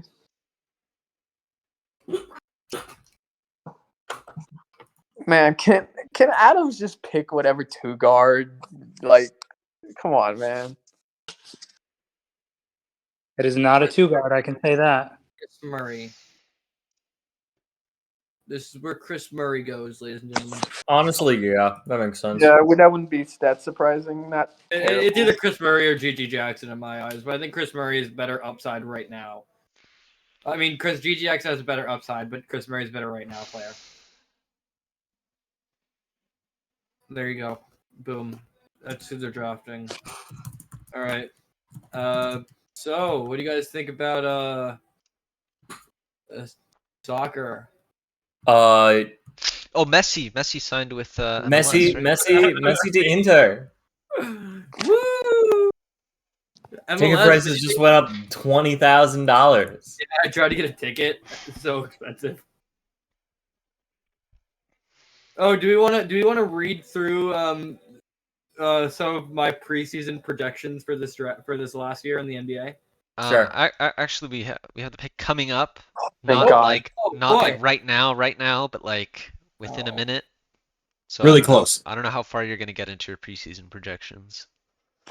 I don't want to interrupt you when you're like. I can read megas too. Actually, Oh, this is for. Oh yeah, I forgot we did this. we have to do. Yeah. Let's read through some of them. I gotta pull it up. All right, actually, we have the pick, so we're gonna go to the Okay. commissioner. With the 25th pick in the 2023 NBN Draft, the Boston Celtics select Olivier Maxence Prosper from Marquette University. That's fair. That was a Fair. good pick. Isn't it Good University high of Marquette? upside guy. Omax solid, high upside. Omax is Probably good, would yeah. have taken him if he was there. I think he has potential to be like very, very bad at offense, but his defensive upside is like really, really, really, really good. Like eventually at some point be your number one point of attack defender. Yeah. He's very overzealous. He goes for the ball a lot, I think, and I've just heard from people that watch Marquette that maybe that impairs his positioning because his rebounding numbers, his block numbers were low in comparison to what you might expect from an elite defensive prospect. But on ball, he's a menace. I mean, you can just see it when you watch him. Yeah, It's I all wouldn't be over it. surprised if he ends up being a 4 in the league and not maybe your typical like 3. But it'll be interesting to see. He has a good wingspan, 7'1", almost 7'2". So It's kind of monstrous. I mean, 7-foot wingspan on a wing is kind of yeah, just no, get in the always NBA off that. always Yeah. really, really good. Yeah, I think for Boston, they definitely need some more defensive prowess. So I don't think it's a bad pick. They're in a weird position though. I don't really know what they need because if they still had the 2 Jalen's, then 2 J's, excuse me, then you definitely would have been like, man, we got to get a third creator on the bench or maybe a better power forward prospect. But I think overall this is a good pick at 25. I mean, right now, what do you see the pick as? Sort of treading water, or are they maximizing what they have right now? In what sense? Like, I mean, you say if they had Jaylen Brown, they would want maybe a better prospect than this, right? But so what's If they had Jaylen Brown, I think one of their big problems was they didn't have like a third. Like Clarkson was kind of that, but like I don't know how well Clarkson could play with them, if you get what I'm saying. So like IRL, they have White and Smart to play that role, which they're really good defenders. So like I think let me take a look at my big board right here.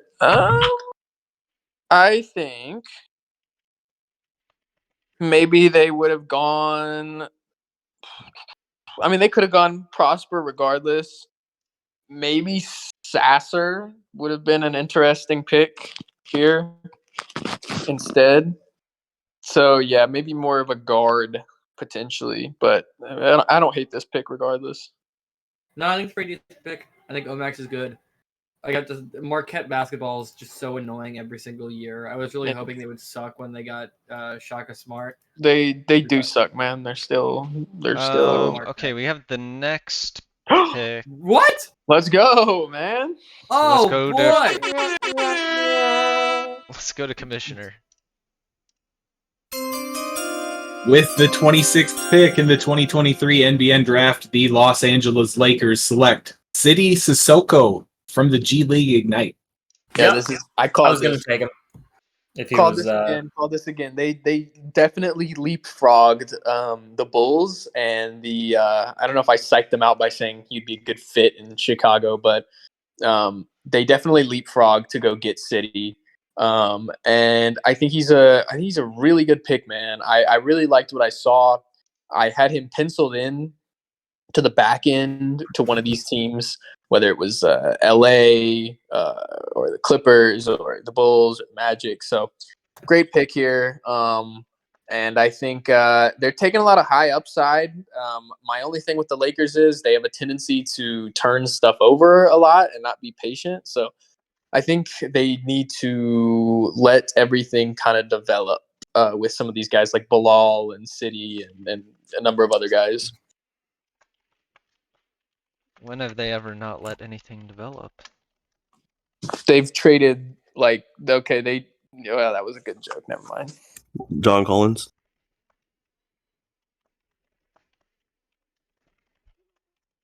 Well, John Collins has the contract. That's I kind of don't blame them for that because he's. I mean, just the insanely whole thing overpaid. about like trading Halliburton, and then now they're trying to get rid of Halliburton. No, you're right about Halliburton. They traded Halliburton, and everybody was like, "What the fuck are you guys doing?" And they're like, "We believe in Kevin Porter," and now they want to get rid of Kevin Porter. True. So it's like Has then they were everybody like, been offered Kevin Porter Jr.? Has everybody been offered Kevin Porter Jr.? Absolutely not. That dude is fraudulent as fuck, man. No. Have you been offered Kevin Porter Jr.? Oh, like yeah. have you been? Has everybody in the league been offered Kevin Porter Jr.? They're shopping him around like a corner whore, man. You know what I Yeah. mean? Like, it's so. But I just like they were really going to bat for Trey Murphy a couple years ago. I don't know if you guys remember. I don't know exactly how they got him, but it was some level of a trade, I believe. They traded for 6. It was no. Trey Murphy was with me.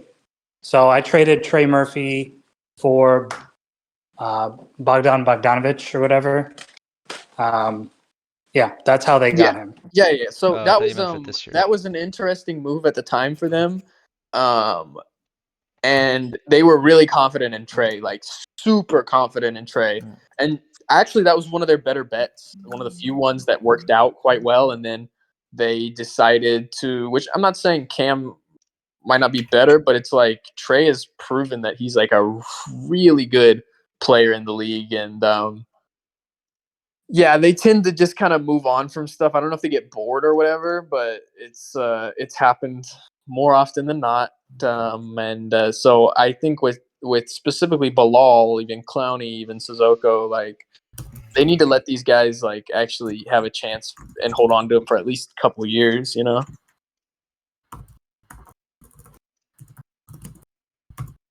So about those preseason predictions, you got them ready? Oh yeah.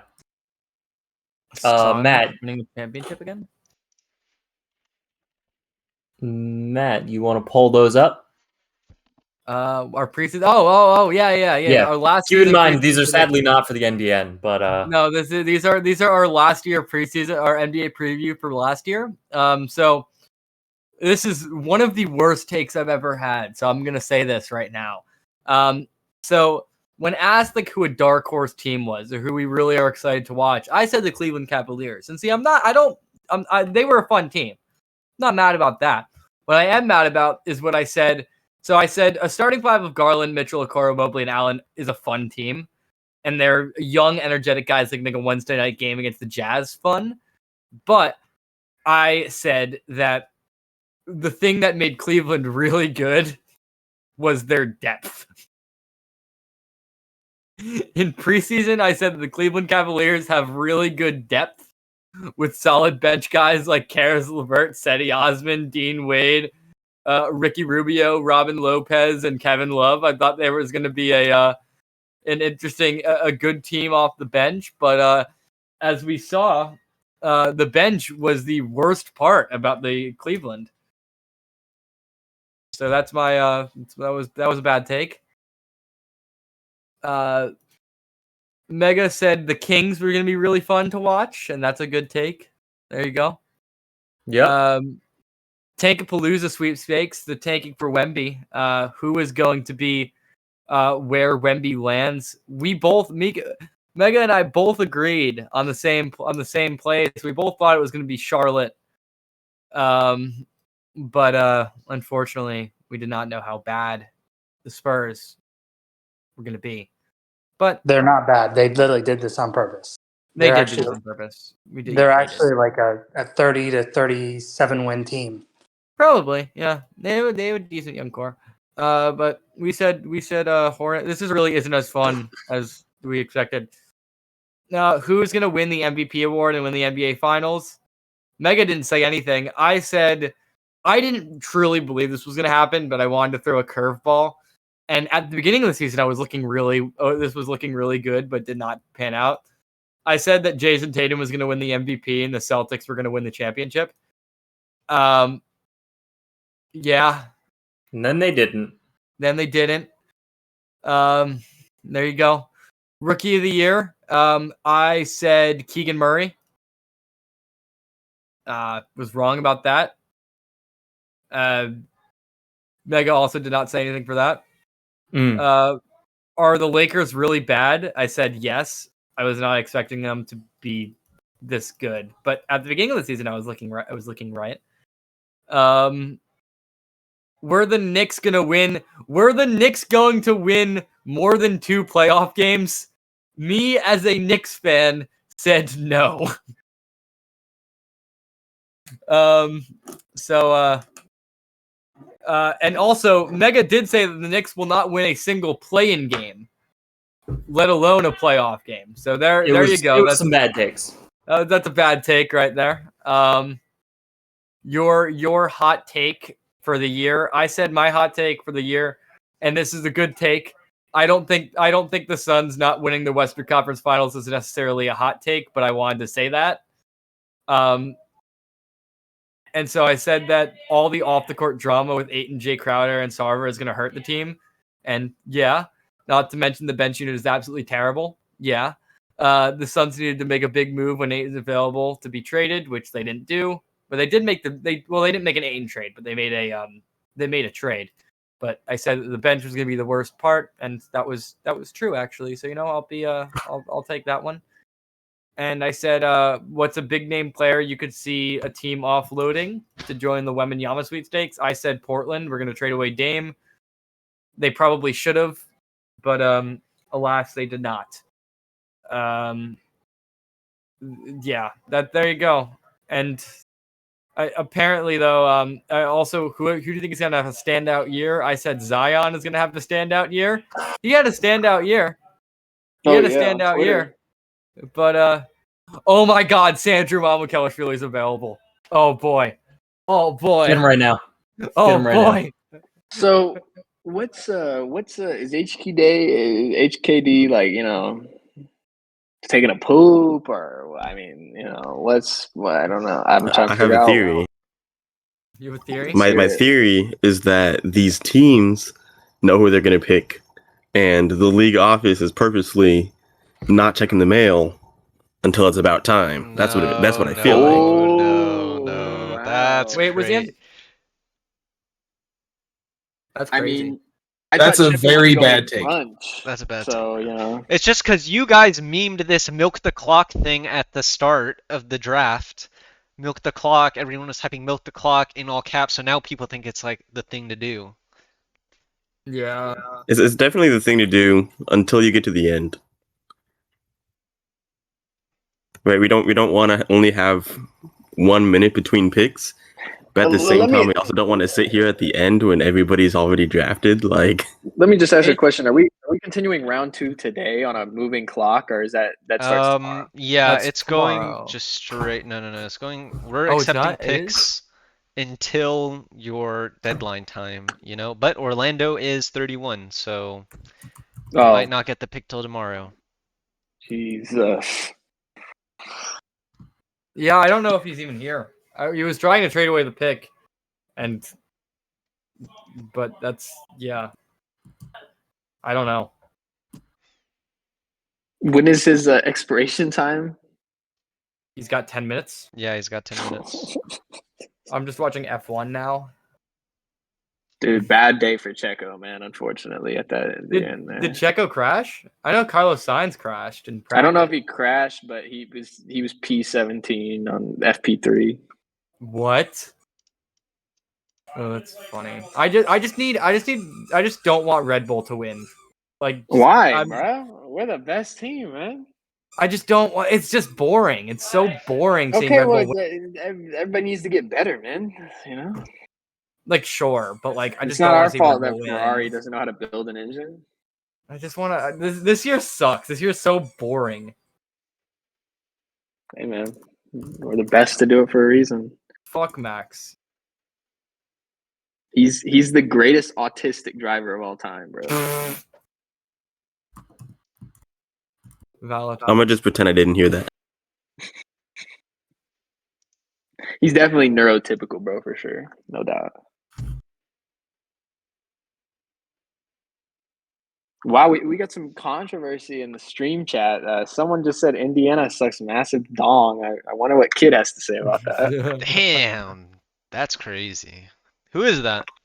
They're subbed. Maybe God their damn opinion it, means something. Verstappen's Q1 again. Verstappen's 1 in Q.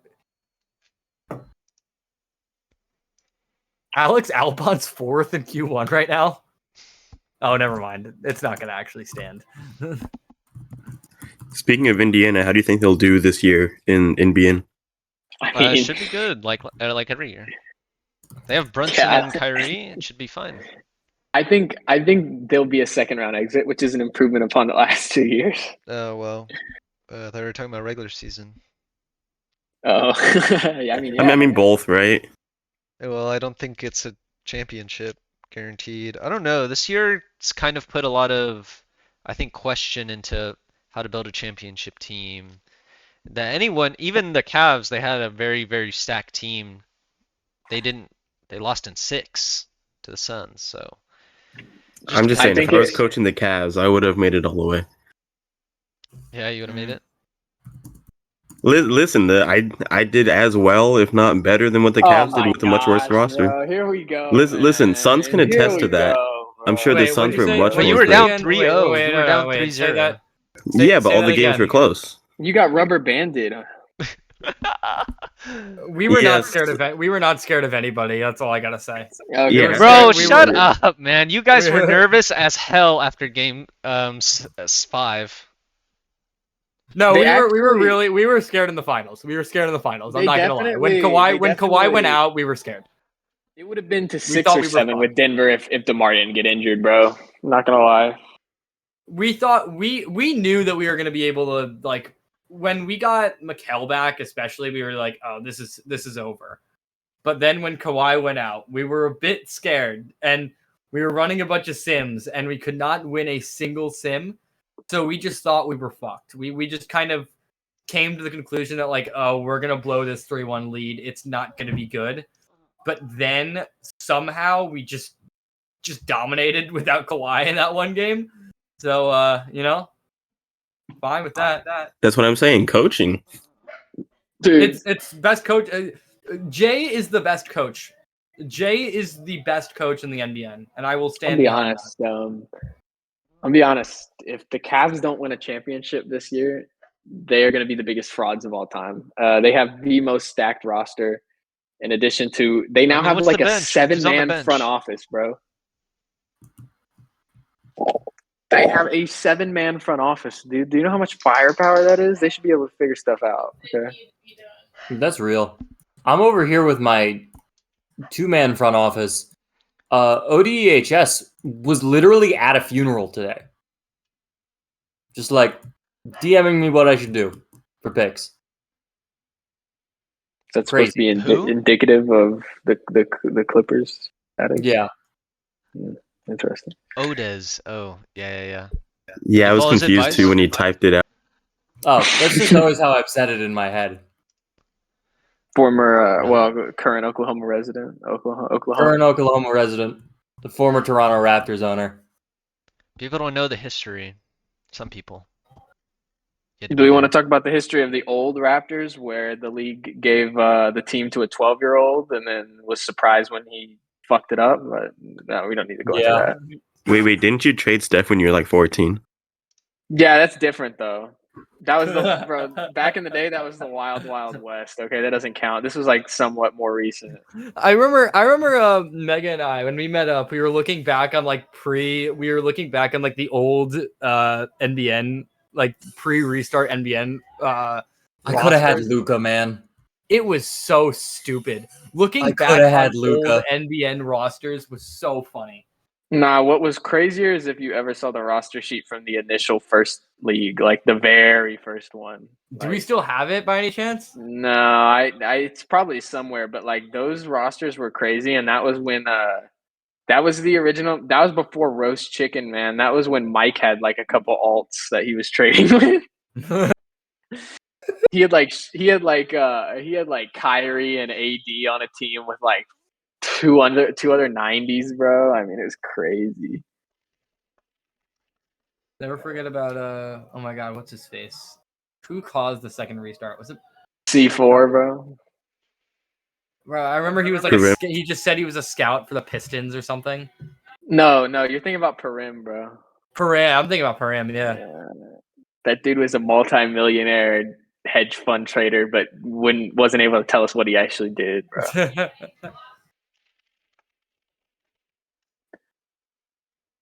Old NBN was crazy. I'm so happy we restarted. Brandon Baker, Esquire. Dude. I would be too, man. Especially if I was Chuck, considering he fucked the Suns up pretty bad in the last league. But you know, Yeah, it was so crazy how I had Mikal Bridges and Cameron Johnson and Devin Booker. It was just so weird. and then when your core was Devin Booker and D'Lo, bro, crazy. Oh god, we thought that was gonna work. How are you leaving out Jimmy Butler out of that conversation? You traded Jimmy Butler, dude. Yeah, it was originally Conley, Booker, Butler, and we were pretty good. Conley 7 years ago was good. Was it 7 years ago? Bro. Okay, relax, dude. Yeah, There was a trade. Chuck and I were talking about this the other.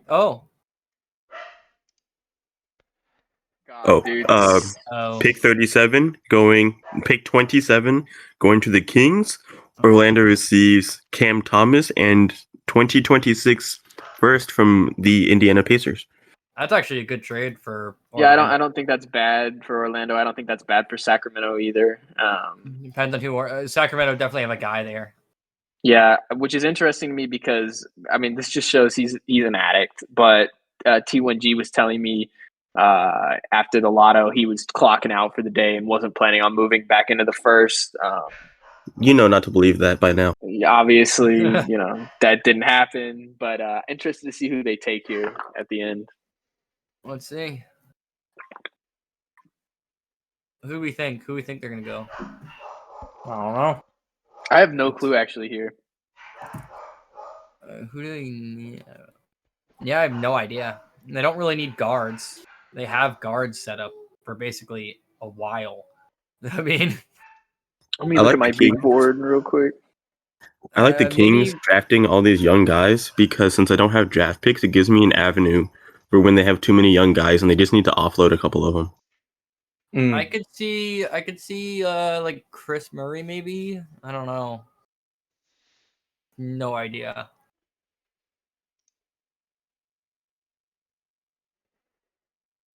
They need wings right now. All right, we got the pick. Okay. Let's go to the commissioner. Maxwell Lewis maybe? With the 27th pick in the 2023 NBN Draft, the Sacramento Kings select Jet Howard from the University of Michigan. That was the other name I was thinking. Okay.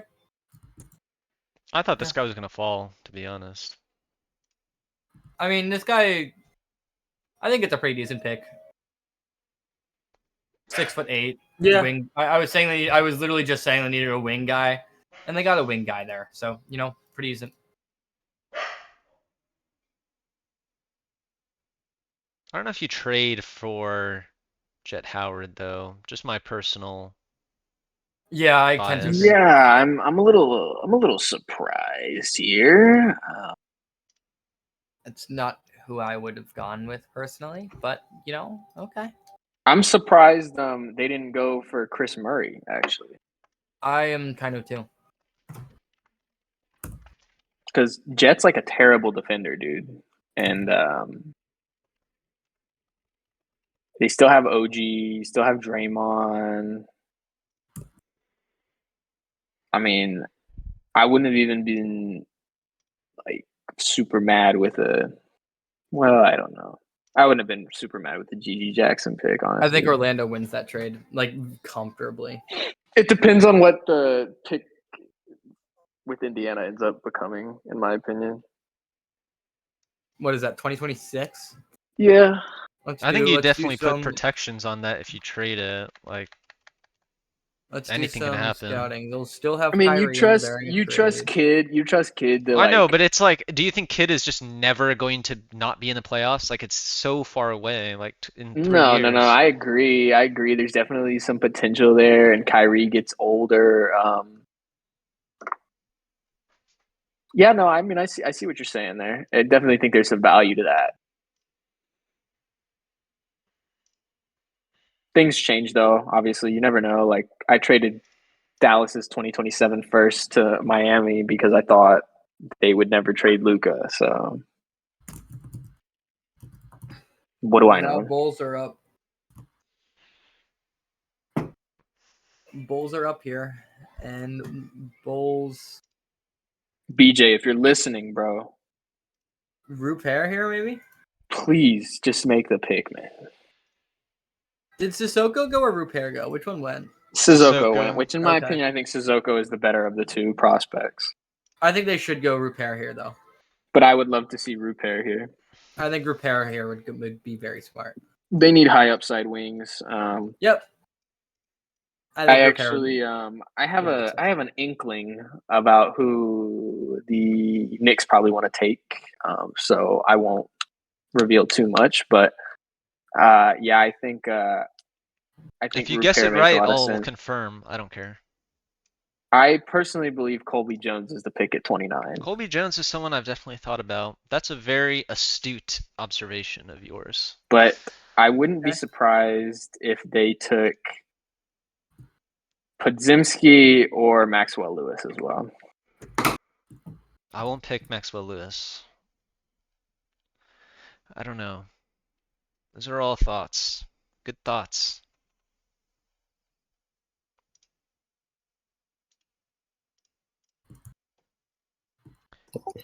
With the Bulls on the clock right now. Actually, we have the pick. So let's go to Commissioner.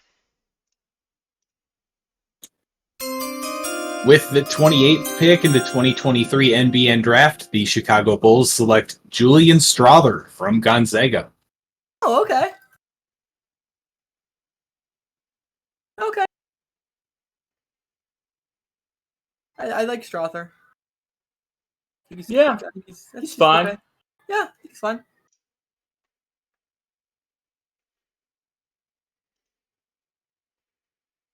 Yeah, I don't think this is bad, and I don't think the Bulls could really make a terrible pick here. If you kind of believe, like we talked about earlier, rebuilding teams don't always need to go super high upside. If you think there's a guy who's a second or third year college guy who has the skills to be a rotational player, why not go for him? Not every dude has to be a super high upside prospect on your roster. So Strawther showed some real good development. I like his potential as a tertiary ball handler even. So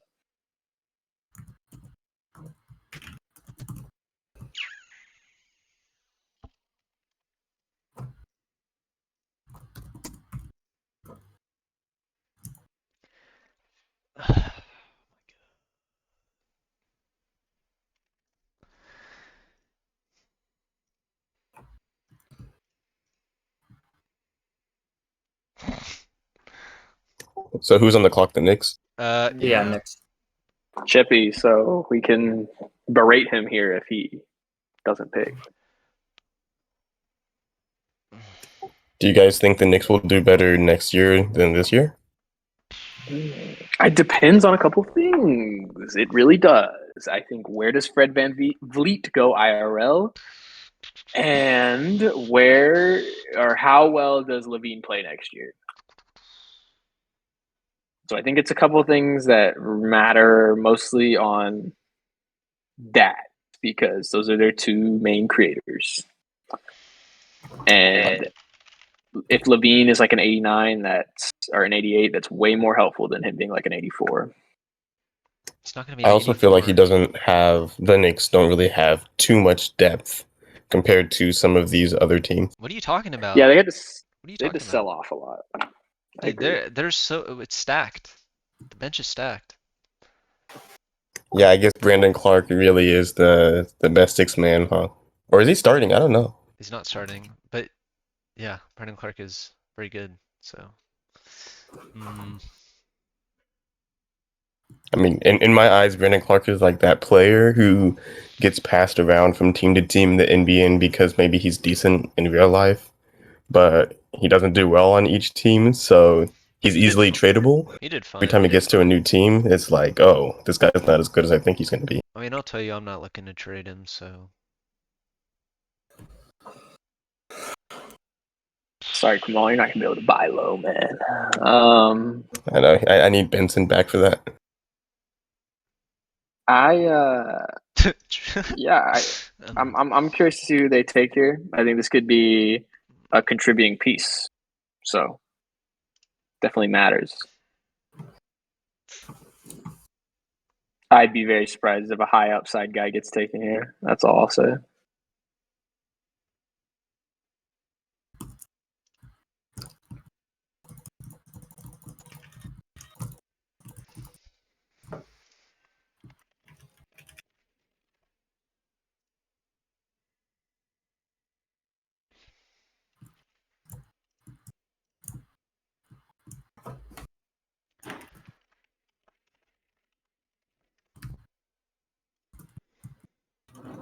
Okay, this dude wants to milk the clock. Well, bruh, it's not my fault. It's not my fault. Oh shit. So are you confirming the conspiracy? What's the conspiracy? Oh, no, definitely not. Oh my god, that's so. Definitely not.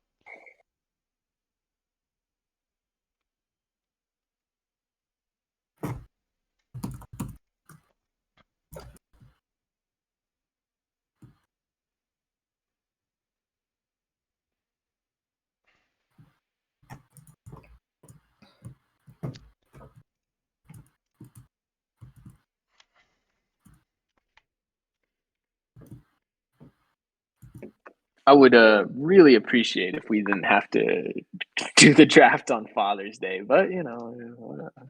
It is what it is.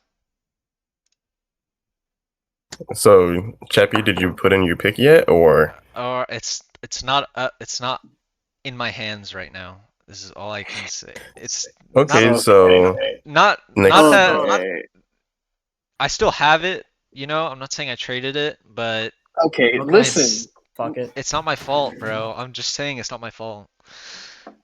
Listen, you little pipsqueak, okay? You're gonna announce that pick right now.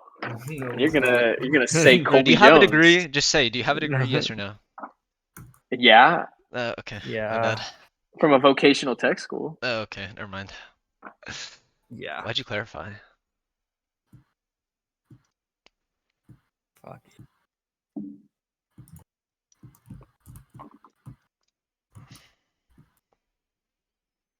Yeah, I have an AA, so Okay. you know I'm qualified.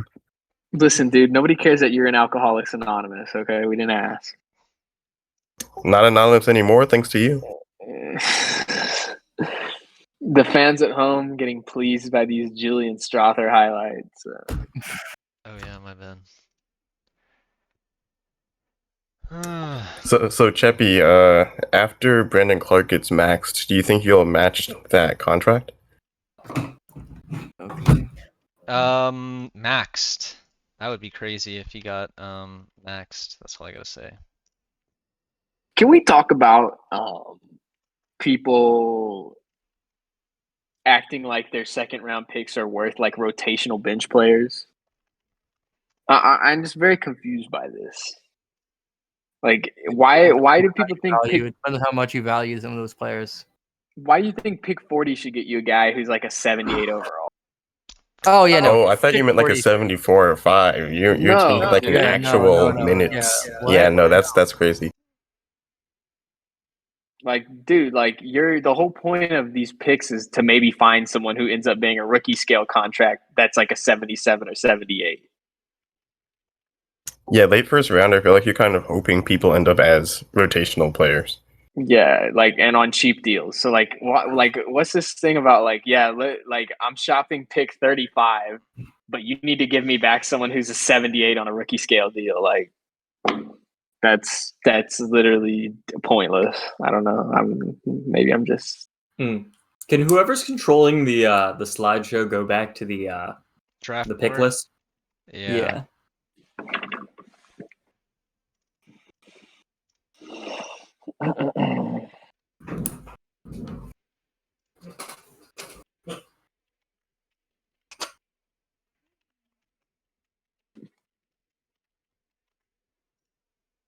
when does Chippy have to pick, bro? When does In Chippy have like to 7 pick? minutes, but bro, it's not up to me. That's all I have to say. It's not up So to can me. you tell us whose hands it's in right now? The only other the guy Phoenix could be Suns. Chuck, man. No, what? Huh? No? Huh? What? Can we just have like the deputy commissioner announce the last two picks? I'm the deputy commissioner. Wait, he says who? I don't remember voting for this. Commissioner goes Yeah. to whoever gets the most votes, and me and Chuck tied. For bod. That's not a thing. He Yes, just it is, made bro. that up. I didn't make that up, bro. That's He how just it made that goes. up. That's how it Okay. goes. It's an Well, I'm hearing informal new rule. stuff today. You and your DX racer gamer chair. I don't have a. I have Thinking a. your I bought hot a. shit, I bought an man. ergonomic chair. It actually cost a League lot of deleting money. looking. Yeah. We're bailing, Chappie. We're bailing, brother. We're bailing, Oh Chappie. my We're bailing. fucking We're God, bailing, bro. sorry. You are so lame, guys. Seriously. We're not giving that up. We can't do that. Why not? All right. Just Let's sign go, him in, man. bro. Sign fucking Bismack Make your pick. Bamba. Yeah. Just Make your pick. can you chill? This dude definitely was trying to get Precious, bro. 100%. Uh-huh. But why wouldn't? But they were gonna give it to me. What are you trying to trade for right now, Chap? Nothing anymore, bro. So you're making the pick. Yes, I'm making the pick. The pick is in, bro. So. We're still talking, Chip. We're still talking, bro. Oh my God, bro. Jesus Christ, man. Dude, we're These 5 aren't minutes. franchise-changing decisions, guys. We're Come 5 on. minutes. Yes, they are. I will say though, I appreciate the how do I say interest the Suns have in continuing to be good and win championships. We saw a guy get bored after 2 and just like do a fire sale for fun. So I appreciate the Suns' willingness to continue to try to be elite.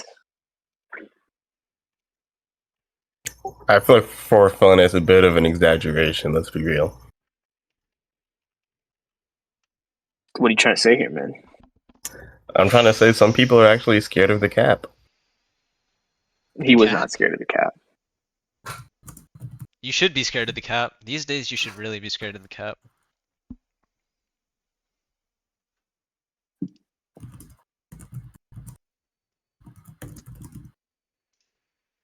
Who even are the teams with cap space?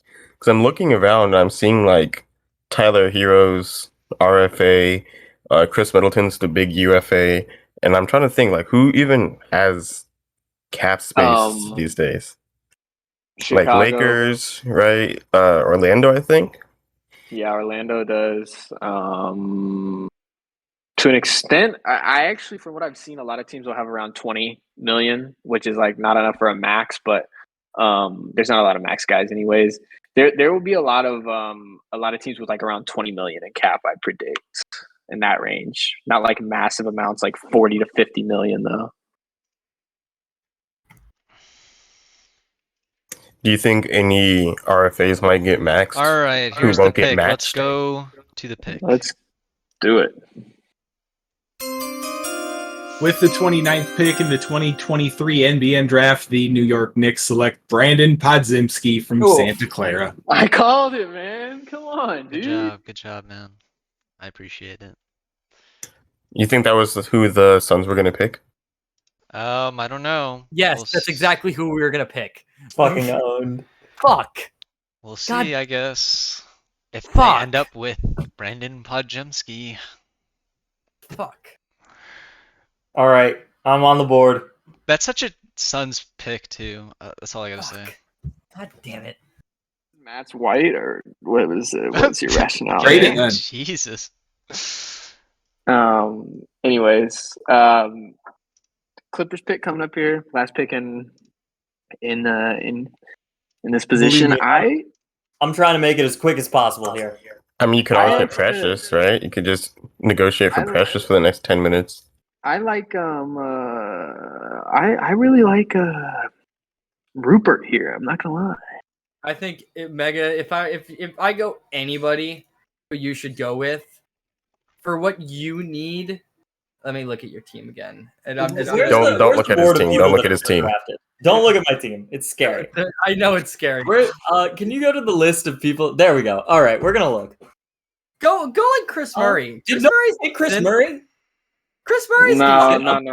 Chris Murray. I don't think. At first, With the 30th pick in the NBA NBN draft, the Los Angeles Clippers select Chris Murray. Okay, there we go. All right, we're done. We're done.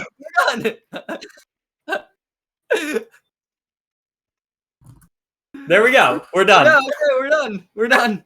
That's it. Chuck, you want to make? Nobody got him. Chuck, I think we have the pick. Chuck, you want to make the announcement? Guys, there's an official process for these things. Yeah, there is an official process. Why do you guys spit in his face? It's on the clock. I put it in the chat. We're good. It's on the clock. I'm surprised he fell this far. People really don't like Chris Murray. He's not very good at one anything. Like, he's just pretty average at a lot of stuff. They said that about Desmond Bain. That's good value. No, it's good value. I think Chris Murray is good value for this pick. Yeah, I was debating between this and going with like somebody like fucking Marcus Sasser. Sasser's not bad. Sasser, okay. Yeah. I would have gone Sasser. If somebody got Monty Bates. I don't know. I could have got him Monty Bates. You could have got him Monty Bates. For you. If anybody would like to trade me a second so I can get Marcus Sasser or something, I don't know. Hit me up. Okay. I don't have a second. Yeah. Can we announce this pick? I think I have a feeling who Clippers gonna go here. Yeah, it's just an inkling. I have an inkling they're gonna go with Chris Murray. I'm not sure though. I think Chris Murray. Thank you, Johnny, for leaving. Oh wait, you didn't leave. Somebody else left. But yeah, it's been a good draft. All right, let's let Commissioner last the last pick, and we'll say our goodbyes. With the 30th pick of the 2023 NBN Draft, the Los Angeles Clippers select Emoni Bates. Chris Murray from the University of Iowa. All right. We're done here. We're done. Finally. We're done here. Congratulations to everybody. Okay. Bye-bye. You all for the second round. If HKD ever It was the number one draft winner. To me, I feel like it was the Bulls because they got Victor, they got Wemby, and that's better than most first round picks. Number one picks at the end. Thank you for the. Can we head back to the draft board and I'll give my. Let's say our parting statements. Who won? Who lost? So I think I'll point to a couple winners today. I'll give Portland a shout out. I think they really showed me some direction today. A second winner I want to give a shout out to is I'll give a shout out to the Lakers. Assuming that they let some of these guys play out, all 4 picks were very solid, and I like the upside.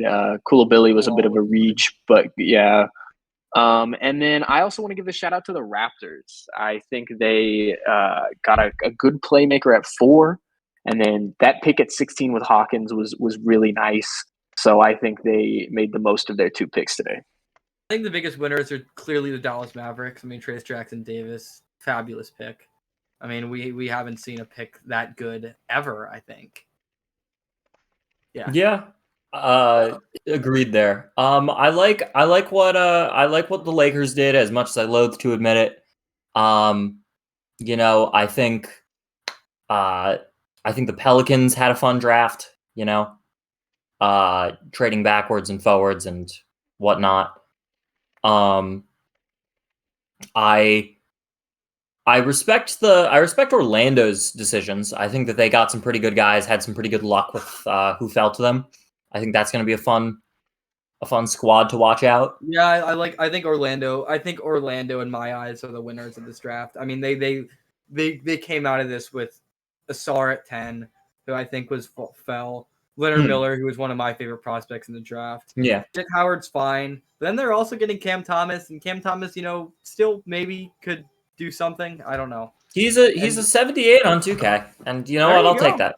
That's pretty decent, actually. All right, before we go, some final questions. We'll run through these pretty quick. Who do we think of the guys that were chosen? Who are we surprised that fell? Thompson. Okay. Derek Lively. I mean, we were not expecting him to be at 17. Yeah, I thought I was surprised. I was surprised that Thompson fell just because there was enough teams that needed high upside guys that I thought he would go there. I'm a little bit surprised Lively fell, as we talked about, and I've got a couple more guys I think that I'm surprised have been falling to the second round, but I obviously cannot comment on because I picked 37. So yeah. Yeah. I think that I was a little surprised to see Black go at 5. I was expecting Whitmore over him, but I'm not I think that was a good call. I'm kind of surprised no team went for Imani Bates. Sorry. Yeah. In the first? Are you guys smoking crack? I expected a team to just do it. I expected a team to just be stupid and do it. Maybe the Mavs. I mean, that would have been pretty crazy. No, they actually submitted a big board that was 2 players long. If somebody took Trace Jackson Davis, they would have taken him. Good. I will offer him in free agency. Anyways, great stream, great show.